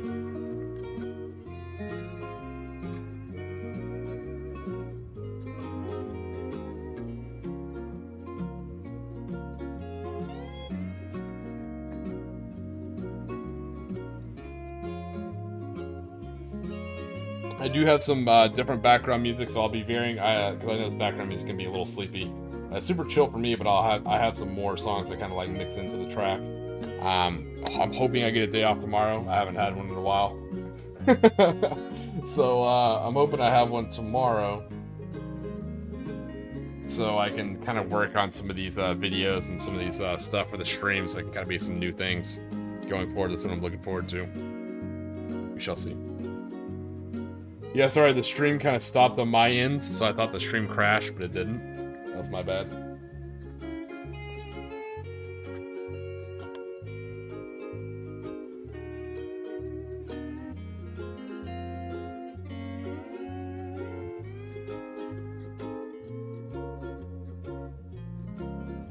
So yeah, I kind of thought, like you mentioned, Nathan, to kind of be on plan and do more tribal and Tiki kind of stuff. I may add some more here and there, but as I'm slowly starting to realize, the more I say sarcastic things out into the internet, I'm starting to see a lot of similar names pop up, and I guess people are starting to recognize the name with playing as the Japanese in Bolt Action and Konflikt 47. Like, I've kind of become a I wouldn't say an advocate, but kind of like a vocal supporter of the Imperial Japanese faction for Bolt Action and Konflikt 47. Not historically, don't get that twisted, but not a lot of people, especially in my area, nobody plays the Imperial Japanese. There's some much more famous people on YouTube. I'm not famous at all. Like Woodimp, he's also on my list. If you go on my YouTube page, I have like some Konflikt 47 buddies and some hobby pals. Woodimp's on there. Woodimp is a very good Imperial Japanese player. Morning Glory plays Imperial Japanese every now and then. I wouldn't say he mains them.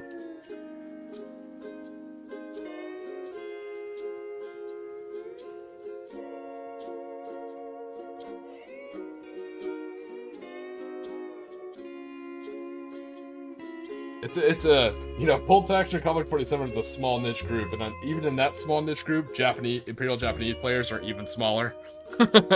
So they kind of all stick together. So that's kind of the reason why I leaned into the you can tell with the Japanese theming, with the background and stuff like that, and the intro and outro. Yeah. Exactly, Nathan. Yeah, I'm not falling to that trap in the middle of winter. No. I can compartmentalize. I'm an adult. I can separate a tabletop war game from actual events and realistic stuff.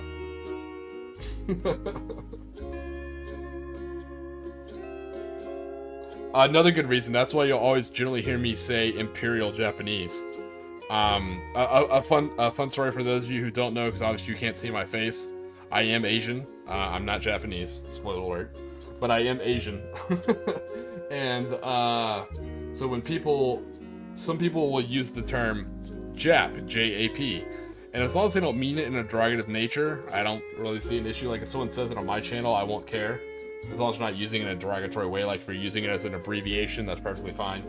You know, because to me, you know, this could be a little spicy topic, but when you use that term, to me, it's referring to Imperial Japanese. And spoiler alert, the Imperial Japanese don't exist in our current timeline in this world.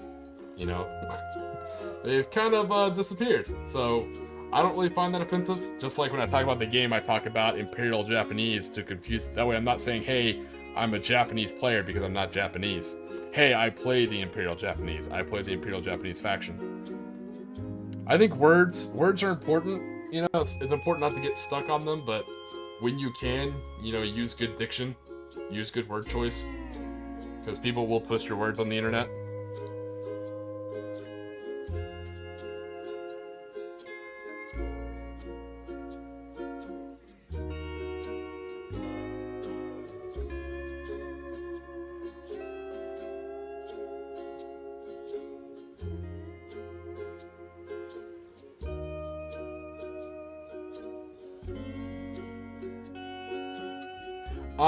So the mechs, the walkers, they don't really come with bases. You can put them on bases if you want. I prefer not to put on my bases myself. It's all your personal preference. But no, the British share a lot of the similar, and the Commonwealth share a lot of the similar walkers with the Allies.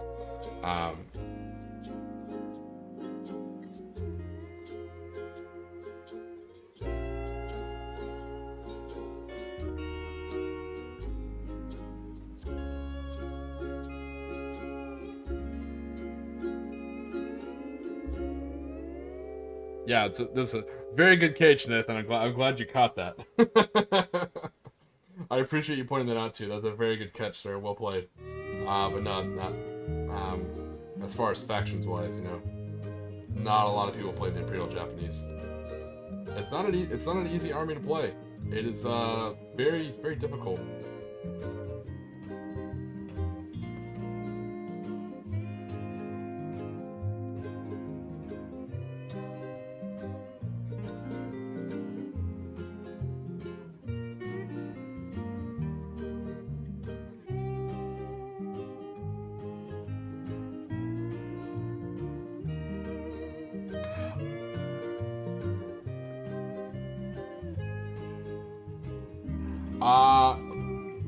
So without getting too much about what I am, when I say Asian, look at the continent of Asia, it is very big. So when I say I'm Asian, I'm more, I'm only third generation. So when I say I'm an American, that's why a lot of stuff in American history doesn't bother me, because I'm only third generation. Every generation of mine serves in the military, though. It's kind of like our blood debt. So every generation serves. That's how we kind of earn. That's how we felt we earned our citizenship. But I'm more, without giving away personal information, think more like Mongolian, I guess. Not like not from the Orient, not from the islands, but more from the Mongolian side.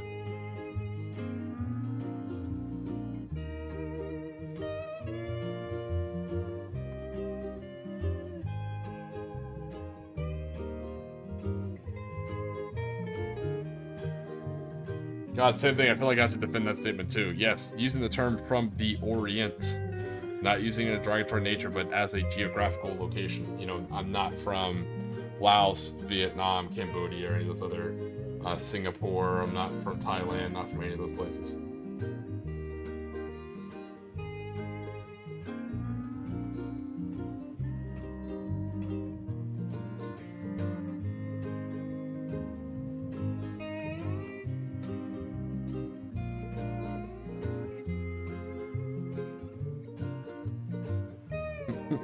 Yeah, I like the comment about the the Tyranids. Oh, he does. Tyranid player personally made plans. Well, some people literally can't differentiate, and they get super weird about that. It's a crazy old world we live in.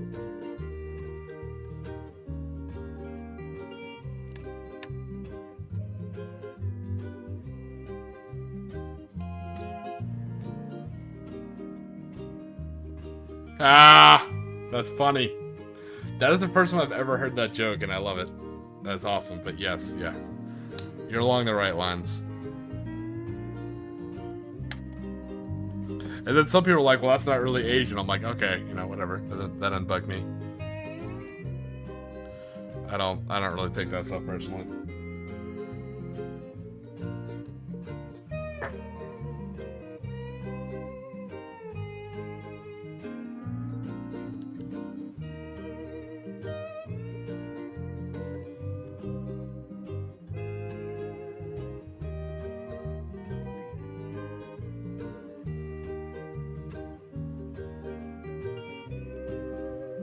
I don't think that's 3D print fully cured, fully dried. I may have to put that in front of a heater.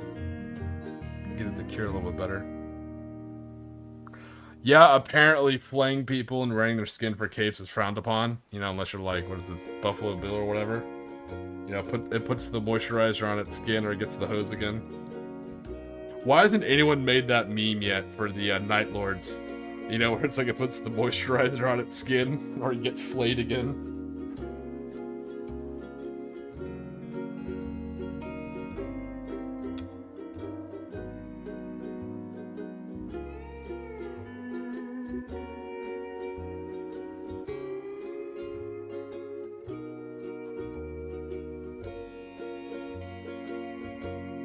I don't know, I think we talked about it last week, but I'm always kind of partial. Again, I play a lot of Dungeons & Dragons, and I always like Curse of Strahd, so I'm kind of partial to the Night Lords. Like, I get their barbaric civility in its own way, you know? Like, why kill 100,000 when you can just flay 100 and, you know, scare the other ones into submission? Technically, you're saving lives.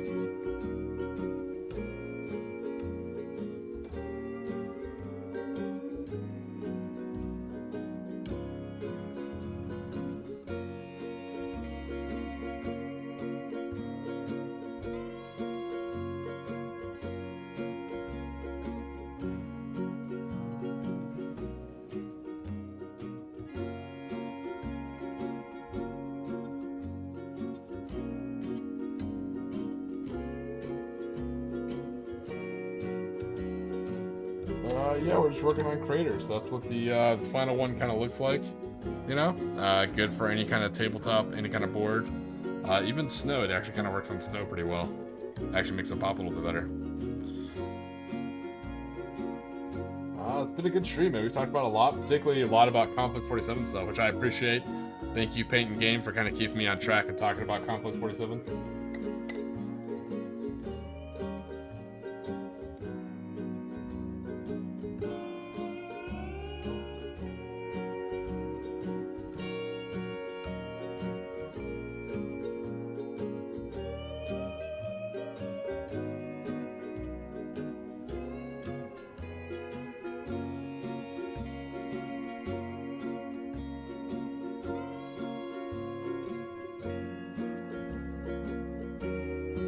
So yeah, the Merlin. I'm so glad you mentioned that. So the Merlin is the Commonwealth's new heavy walker. What's cool about it is it combines a lot of their automated technology. So unlike the Grizzly or the Kodiak heavy walker, which is all human crewed, like 2 or 3 people in there, the Merlin has a reduced human crew and it has a large automated automaton in the mech itself. So it's like a half human, half automated mech.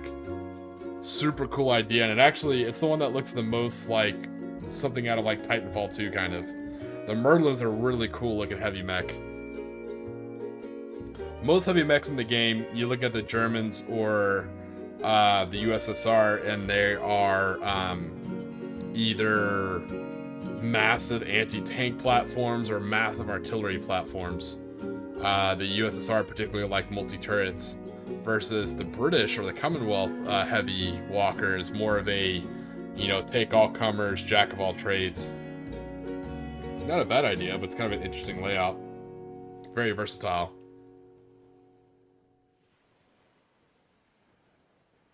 That's pretty funny, Nathan. Oh hey, Nathan, how's Space? No spoilers, please, but how's Space Marine 2 treating you?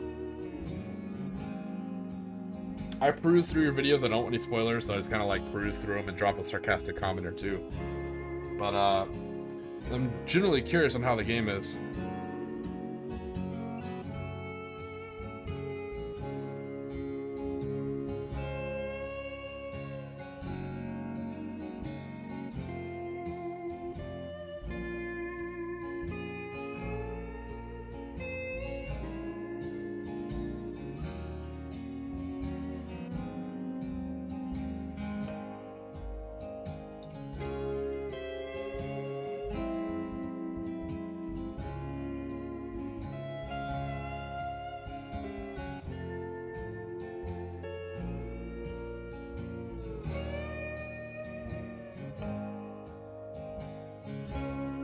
Oh, you heard it. You heard it here first. 7 out of 10. Very interesting. Very interesting. Okay. Fair enough. Fair enough. I'm currently playing a very, not even a very old game, but an older game that got absolutely almost no love. But I'm playing Strange Brigade. Strange Brigade. If you guys ever heard of that game, it's made by Rebellion, the guys who do the Sniper Elite games. So it's kind of like Darktide, like a similar concept, very Left 4 Dead-ish. Except this one's set in like fictitious 1930s and you're raiding tombs. So there's a lot of puzzles, a lot of traps, and a lot of like enemies. It's not bad. I love the genre and the story. That's what has it for me. The gameplay is meh.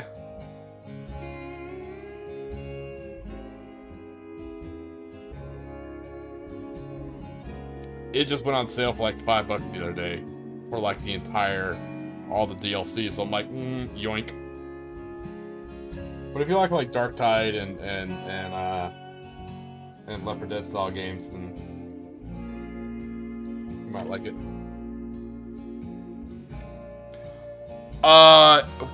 When it's on sale, Nathan, I highly recommend it. Like I said, I picked up everything for like $5 and it was legit. But for full price, no. I can't recommend it for full price, unfortunately. There's not enough there. It's like a turkey sandwich with not enough turkey. You know?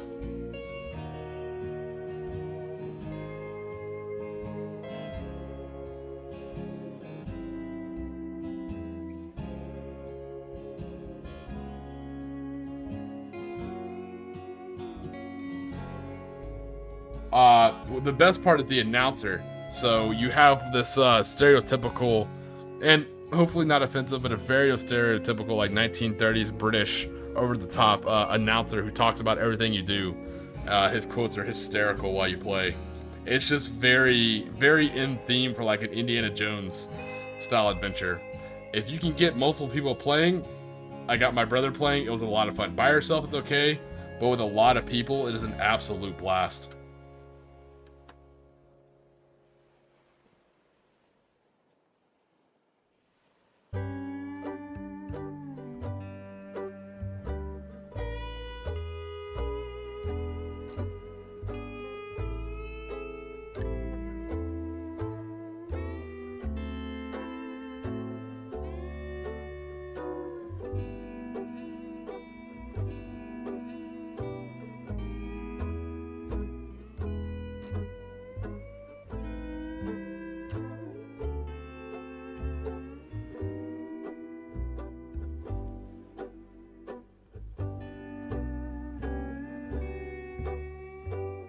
Alright, so let's get some, we're gonna get some, we'll do the black, the scorched part from the point of impact on the inside of the crater, then we'll put the mud up on the top and on the outsides, we'll put our burnt grass, and that'll be another crater.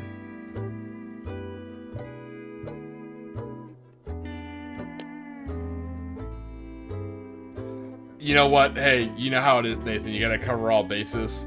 I thought it was hilarious, I don't find it, they do all stereotypes, so the characters, there's a British soldier / sniper, there's a nerdy British like professor, there's actually a super cool like demon hunter from Africa, she's cool.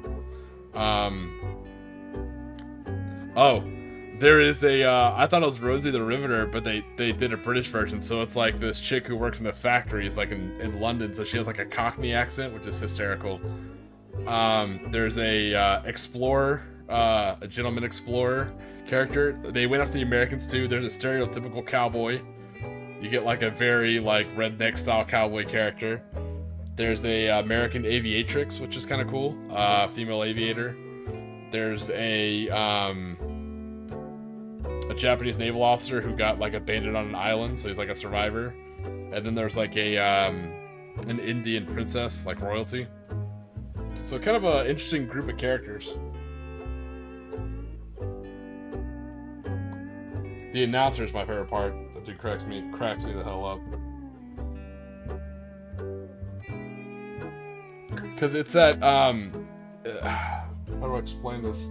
It's campy in a good way. It's like the alliteration. Definitely funny. Tiki lore of shock troopers and also Konflikt 47 models are made of. Okay, so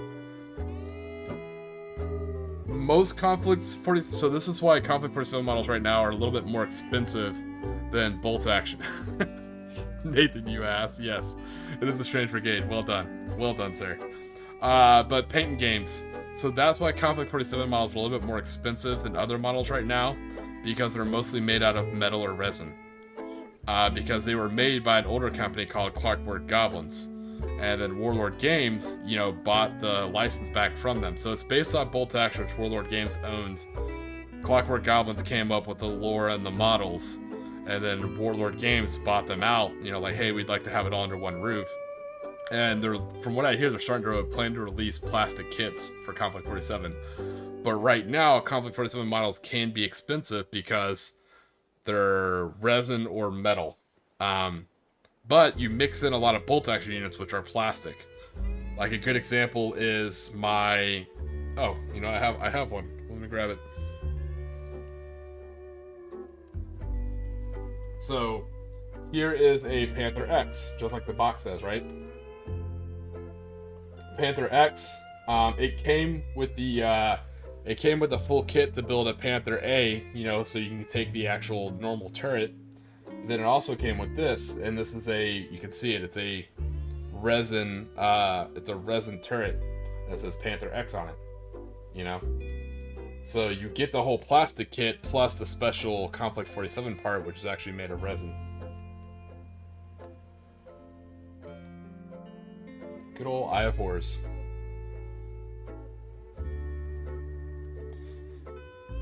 Yeah, careful fighting the Germans when they have these X projectors, these gravity projectors, because they don't just do well against armor, which they do. The more heavily armored you are, the more damage they deal, which is cool because it crushes you like a tin can. You know, it's like... But more importantly, if they hit infantry, it actually slows them down because it forces extra gravity upon the troop. So if you have like a bunch of fast-moving infantry, you know, or heavy infantry, those things will crush them.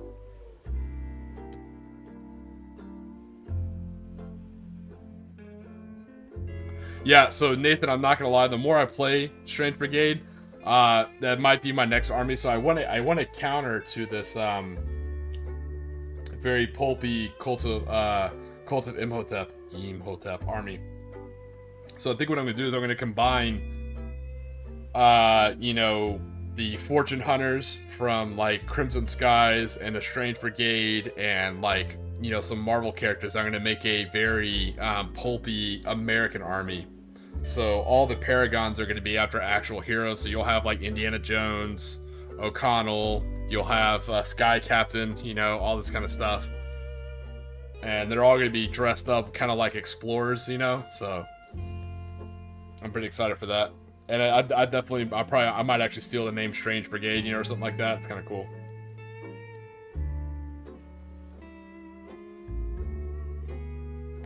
Well, so that's the other thing is, you don't have to only, I know, Warlord Games may get mad, I don't think they watch the stream anyways, but I could be wrong. You don't have to actually get Warlord models. A great example, sometimes you don't like the look of something. Here, let me show you a model.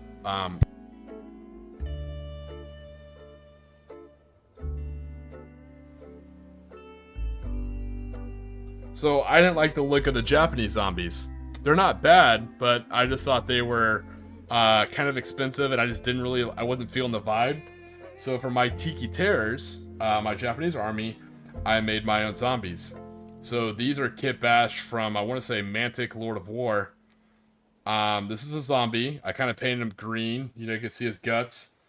I wanted to put a little bit more Rafa grass, like a skirt, but if you look, it's actually, I'll let it focus, it's actually a Tiki mask. You know, for the Tiki tears. I actually found 28mm Tiki mask, and I put it on all my zombies. So, if you don't like a Warlord model, you know, it's World War II and Conflikt 47. They kind of own the rights, but not really. It's still kind of World War II, so you can substitute your own models. A great example. Oh shit, Nathan, feel free to correct me again, buddy. But somebody liked the automatons for the British, but they wanted to do Dalek. They want to do the Dalek from Doctor Who. And I thought that was a really cool idea. Like it's a super cool, neat idea. Like I said, I like the Paragon units, but I don't want to buy the ones from Warlord Games because I don't really like the way they look. So I'm going to do my own models, you know, of characters that I like Dick Tracy, Indiana Jones, and stuff like that. Yeah, there you go. Yeah, same thing. Yeah, you can get different zombies. A great example, another one, is instead of German zombies, I used mummies. You know?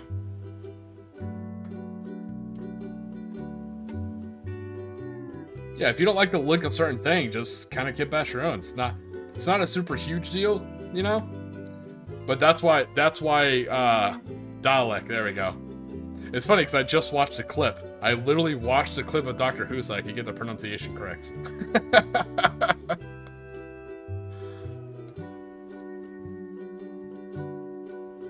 But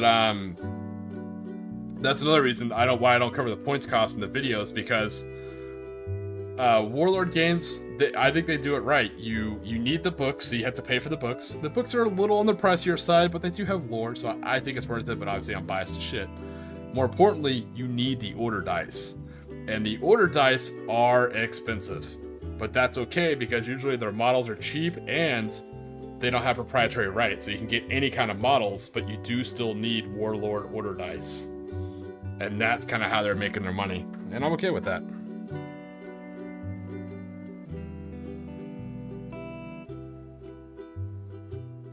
Yes, Matthew, I can't show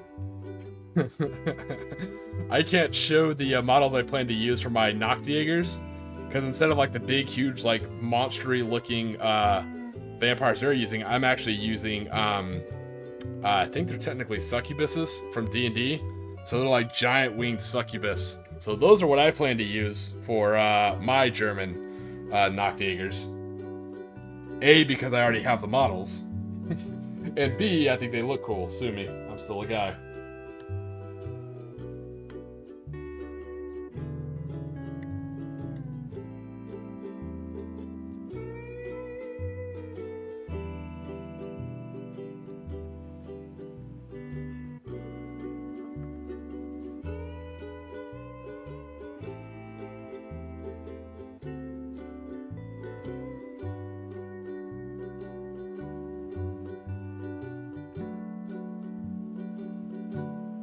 Yeah, the Mantic Lord of War zombie kit is a damn good value. It says you have enough to build 40 zombies, but a good chunk of those are like, I'd call it like you have enough to build like 30 and a half zombies, because like a lot of them are just like torsos sticking out of the ground. So if you want to use those, that's fine, but just know that it's not like 40 standing zombies. Some of them are just like torso sticking out of the ground, which I would probably keep those and use for like terrain.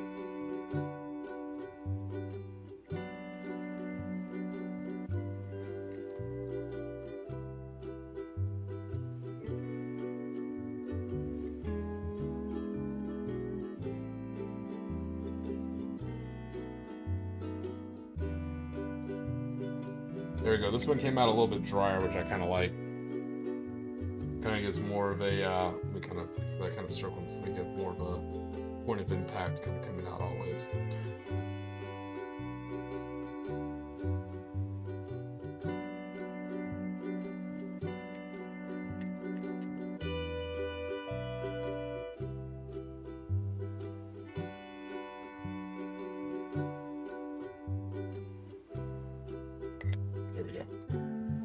Yeah, I don't want it fully black on the inside.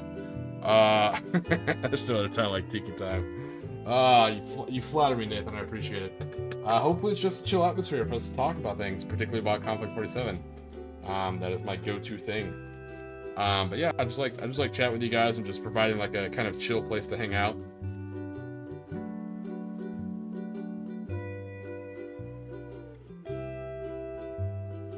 I kind of like the way that second crater's looking. I like kind of the more dried, blasted out look. That kind of works more. So we're gonna put mud on the top here, and then we're gonna put some burnt grass tufts around it, and that'll be a second crater done. Hey man, I appreciate it, brother. It means a lot.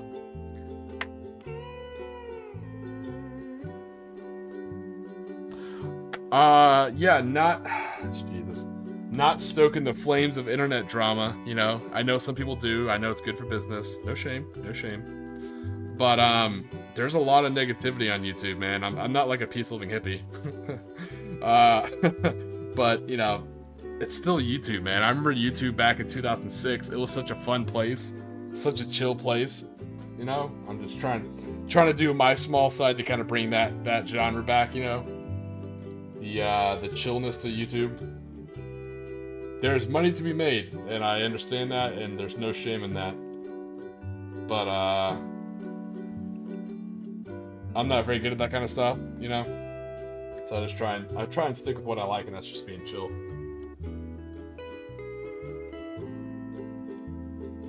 No, I'll still talk about controversies. Like, you hear me make jokes every stream about Midwinter Minis, because he deserves it. You know, I'm still human, you know, but I just try not to focus too much on it.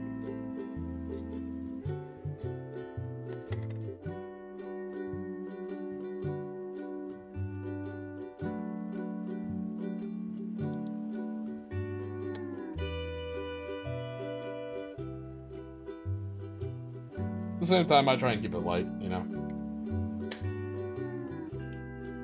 But I'm also the kind of guy where I'm not going to say anything on stream I wouldn't say right in front of you, you know, or say to you on stream as well. It's not like, oh, well, you know, no, what I say is what I say, you know.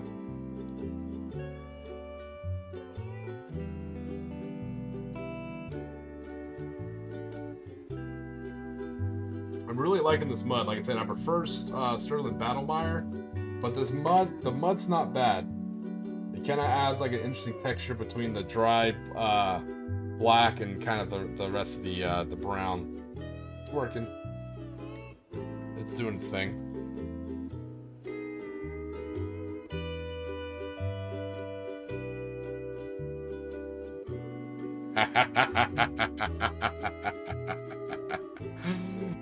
No, I appreciate it, brother.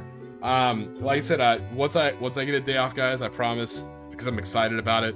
Once I get a day off, I'll finish designing all my merch and my t-shirts, and I'll put that up there. But that'll probably be the only monetization I'll have.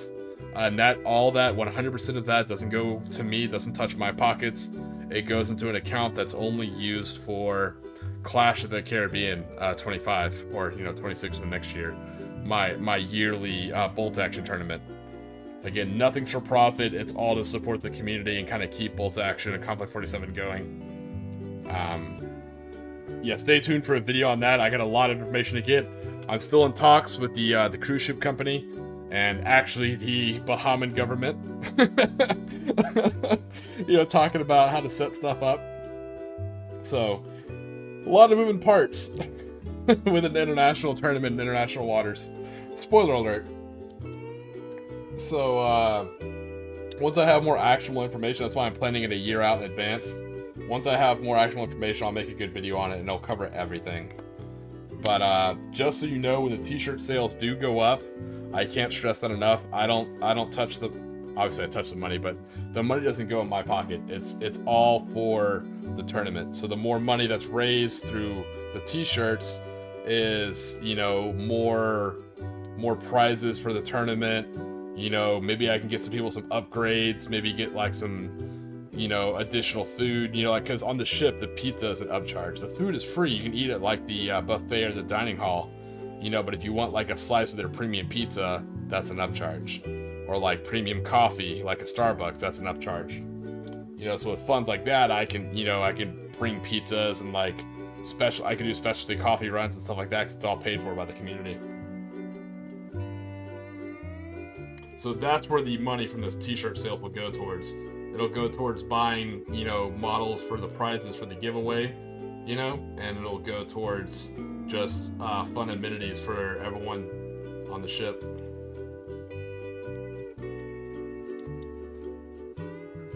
Done good to me.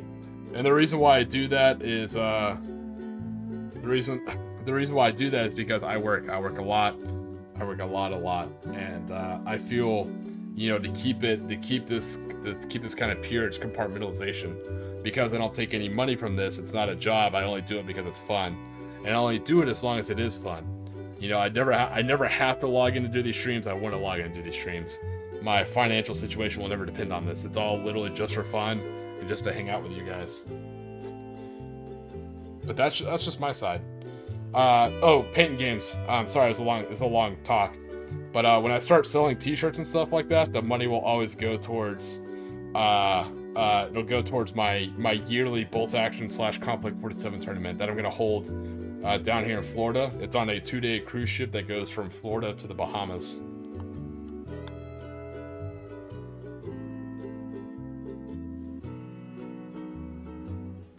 Thanks, Nathan. Hope you guys have a good time, brother. Tell her I said hi. Or hola, I guess.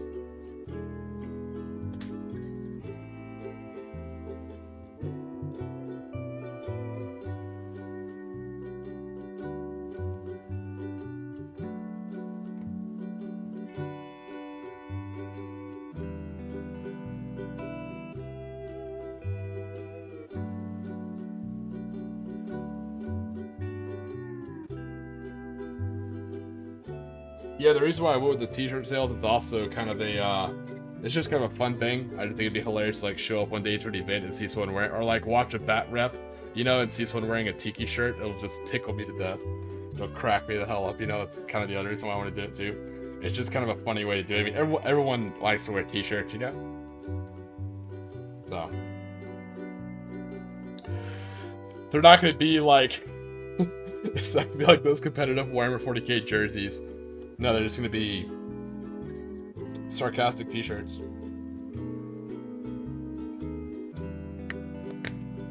Like, I have a couple of Morty and Glory's t-shirts. I have a couple of Quiet Order Gaming, the podcast I was on. I have a couple of those t-shirts.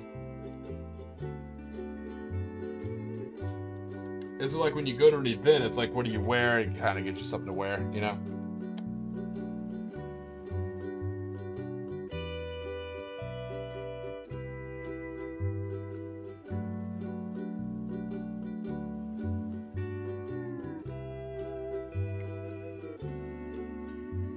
The other cool thing is, I think I posted a picture. Yeah, there's a, I'm pretty sure, maybe not. Oh no, I don't think there is. Oh, I need to make one. I think I put it out on like Reddit and Discord and some other places. I don't think I put it out on YouTube, but I already have the patches made for the event. So there's actually going to be a patch for every tournament we do.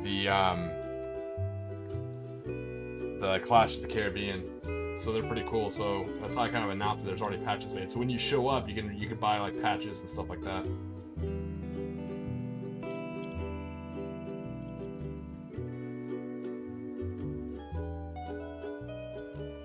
Yeah, I plan on having a couple funny t-shirts, and some of you may get a kick out of this, being a veteran myself.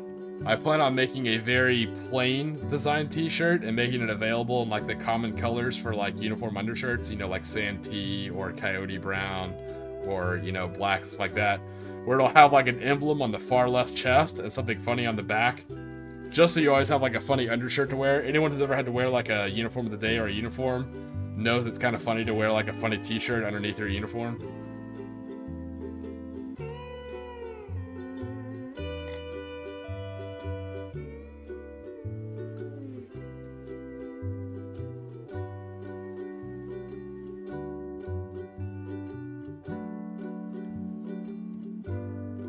That could be like my throwback to my veteran days.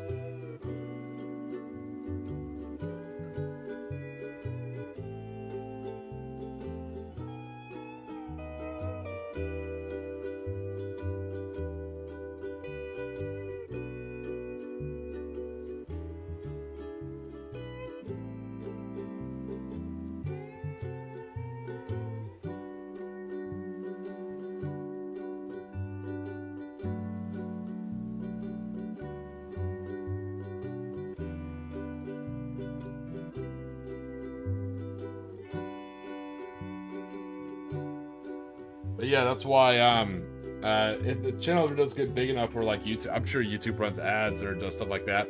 I'll personally never monetize if I can avoid it. I run this stream through Stream Elements, and I didn't link it to anything. I don't monetize that.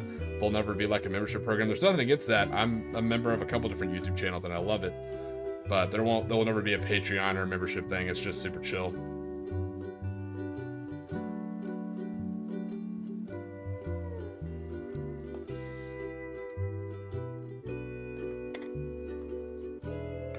I just feel like there's enough paid content on YouTube. Just like video games, like there's enough video games with battle passes. You know, I don't need another video game with a battle pass.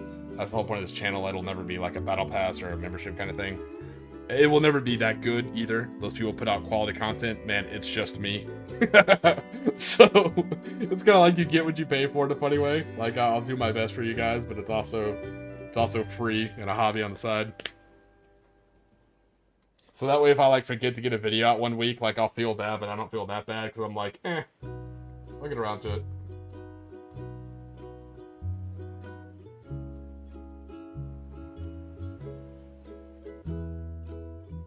But more importantly, speaking of paying you guys back, if any of y'all start streaming, let me know. I will be there.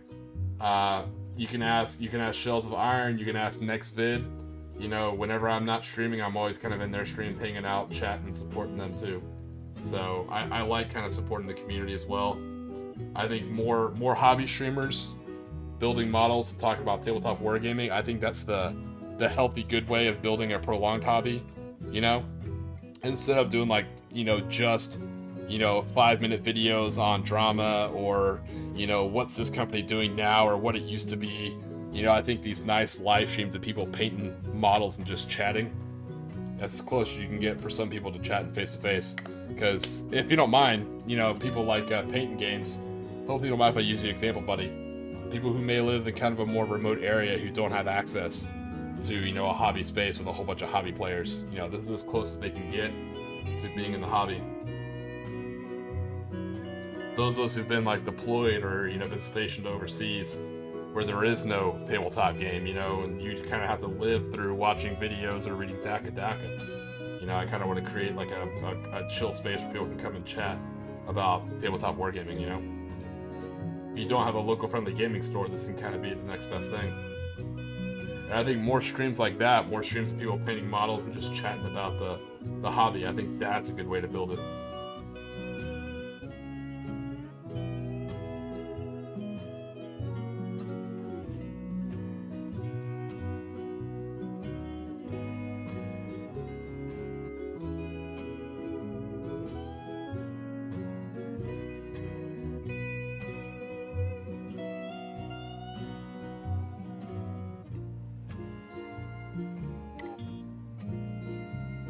Oh yeah, it's starting to look good.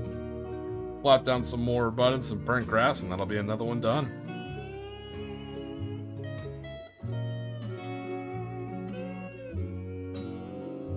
Yeah, no worries. Hey, no rush, no incentive, but if you ever do, or if you ever make a YouTube channel, make videos, or if you have like an Instagram where you post your videos, if you have a normal social media and you need support that way, let me know. And I'm happy to like videos and leave comments and stuff like that.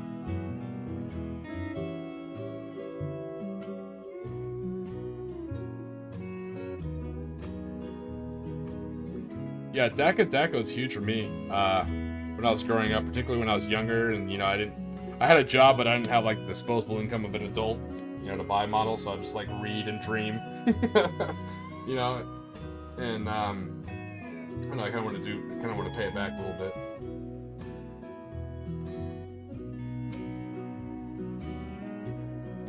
Sometimes it can be hard to find knowledge about obscure games. So if I can hold this and answer any questions I can about Konflikt 47, I think that's kind of cool. At least twice a week.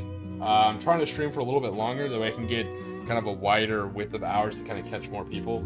So more people who have questions can kind of pop in. Because I know this timing isn't the best for people in North America or South America or Central America. It's great for Europeans, but that's what I'm trying to do. Maybe start going for 4 hours.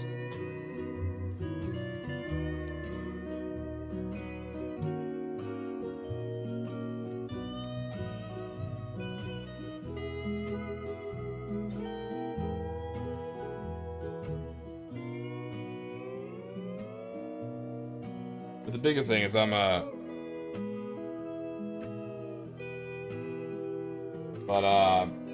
big fan of Morty Glory. Have been for a while. So like I said, I always like streaming on days that he's not. That way I'm not like kind of pulling interest away or anything like that. That way people can kind of support both channels without feeling like torn. All right, look at that. We got mud around the crater. Now let's slap in our dead grass. And that'll be 2 craters.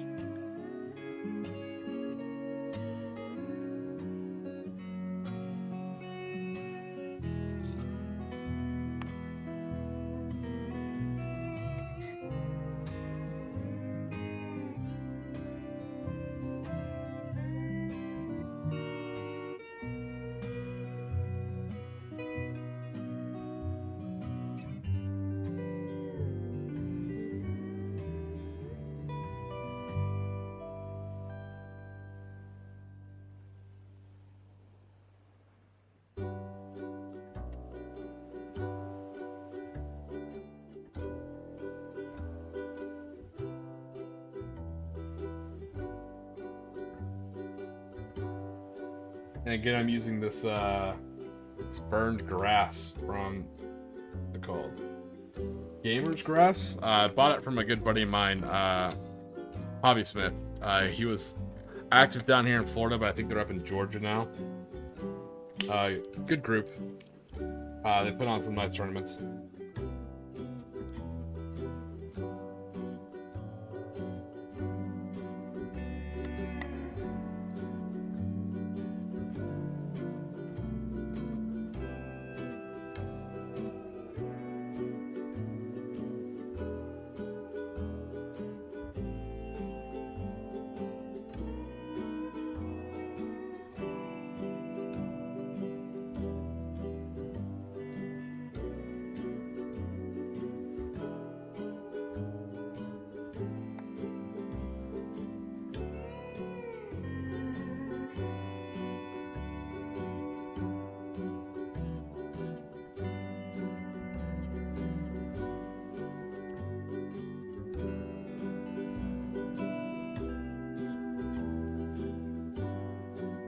But yeah, if you like kind of the laid back and kind of chill feel of this, and you're just looking for more content and I haven't put it out yet, you know, please bear with me. But in the meantime, you can always check out, I'll see if I can drop a link in the chat. You can always check out the podcast. We haven't done it in a while, you know, but we have several videos up on deck.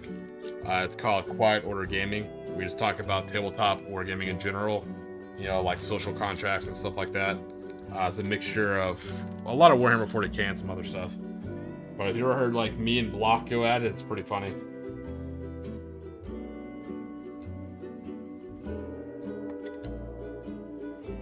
Boom, look at that, we got another crater.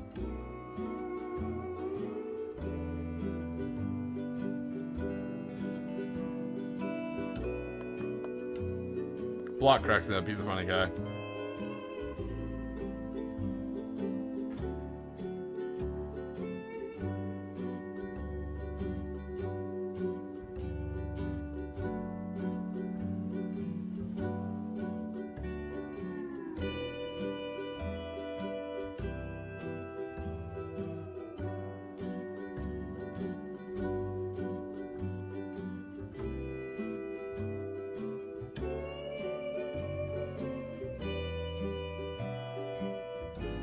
Let me drop this link down in the chat. We're getting to the end of the stream. Is there any last minute questions I can answer for you or point you in the right direction for Konflikt 47? Definitely let me know. Happy to do that.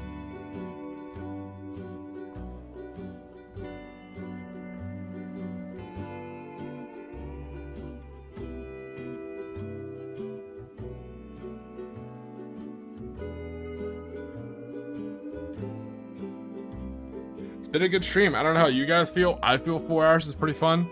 Hopefully I didn't drone on too long. Hopefully I kept it somewhat interesting. We got a good chunk done. I'm really happy with how these craters turned out. That's definitely working for me.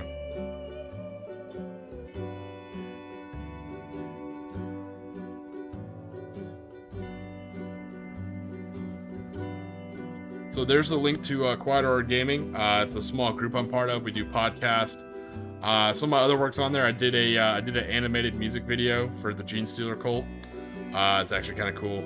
I thought it was cool. I plan on doing some more videos there as well. Like any videos I make for 40K, like I plan on making one for the Sisters of Battle. I plan on making one for maybe a few others, a few other factions. I'll put those videos up there.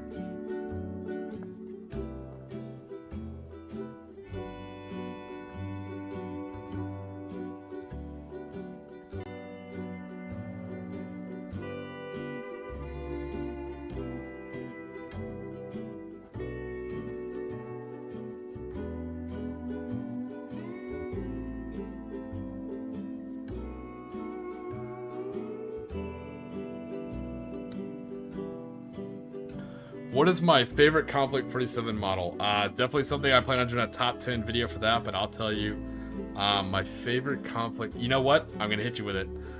For me, it is the Firefly Jump Infantry, and the reason being, another spoiler for one of my top 10 movies, my favorite comic book character, my favorite comic book movie, my favorite comic books are the Rocketeer. I actually have like a little statue of it on my desk. The Rocketeer is awesome, and so when I read the Firefly Jump Infantry, I immediately thought of the Rocketeer. And sure enough, they actually, a small model company actually make metal models of Rocketeer infantry. So those will be what I use for my Firefly Jump Infantry. Solid question. Thanks for asking at Paint Games. But yeah, that'll be your answer. It'll be the American Firefly Jump Infantry, because it makes me think of my favorite comic book character, the Rocketeer.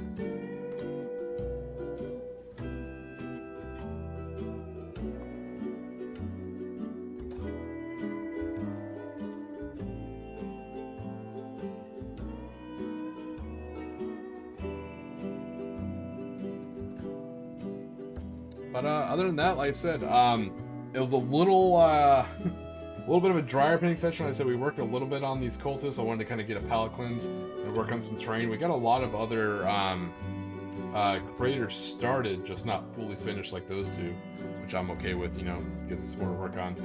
But a super competitive stream. We answered some questions, kind of pointed some people in the right direction, got some good vibes going. Man, just a solid stream. You guys are awesome.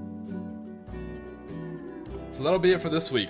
So coming up, if you want to watch the channel, Monday I'm dropping a new AI song. It's called My Hula Girl is a Zombie Hula Ghoul. It's hysterical. I think it's a straight banger. You know, it'll be up to you to decide. Wednesday I'm dropping a lore video for Norway, so it'll cover Konflikt 47 lore for Norway all the way from like 1940 to 1947. So that's kind of cool. And then, as always, guys, on Saturdays and Sundays, I'll be streaming again. I think I'm going to try and push for 4 hours. So, you know, if you make it the whole time, that's awesome. If not, no worries. Drop in and out. I'm always here to chat with you guys. You know, drop your questions, stuff like that. In the meantime, if you do get Konflikt 47 models and if you painted them, send me your pictures on Facebook or Discord, and I will get them to Warlord Games as fast as I can so they can help influence what the next models look like. But if you guys are going to bed, I hope you guys sleep well. If you guys are at work, I hope you have a great day at work. You definitely deserve it. And ultimately, I hope you guys stay safe, stay hydrated, and don't forget to relax today, because you're on Tiki time.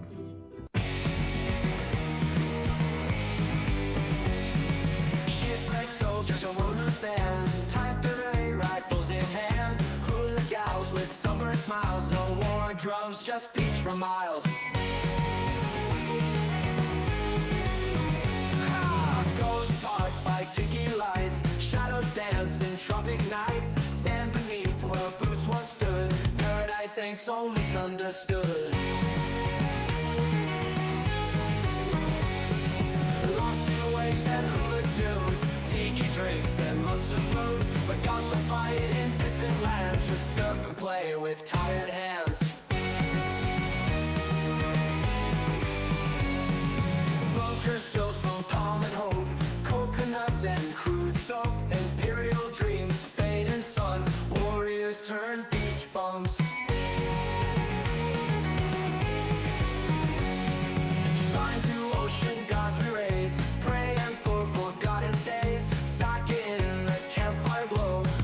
surfboard, ebb and flow. Lost in waves and hula twos, tiki drinks and monster moons. Forgot the fight in distant lands, just surf and play with tired hands.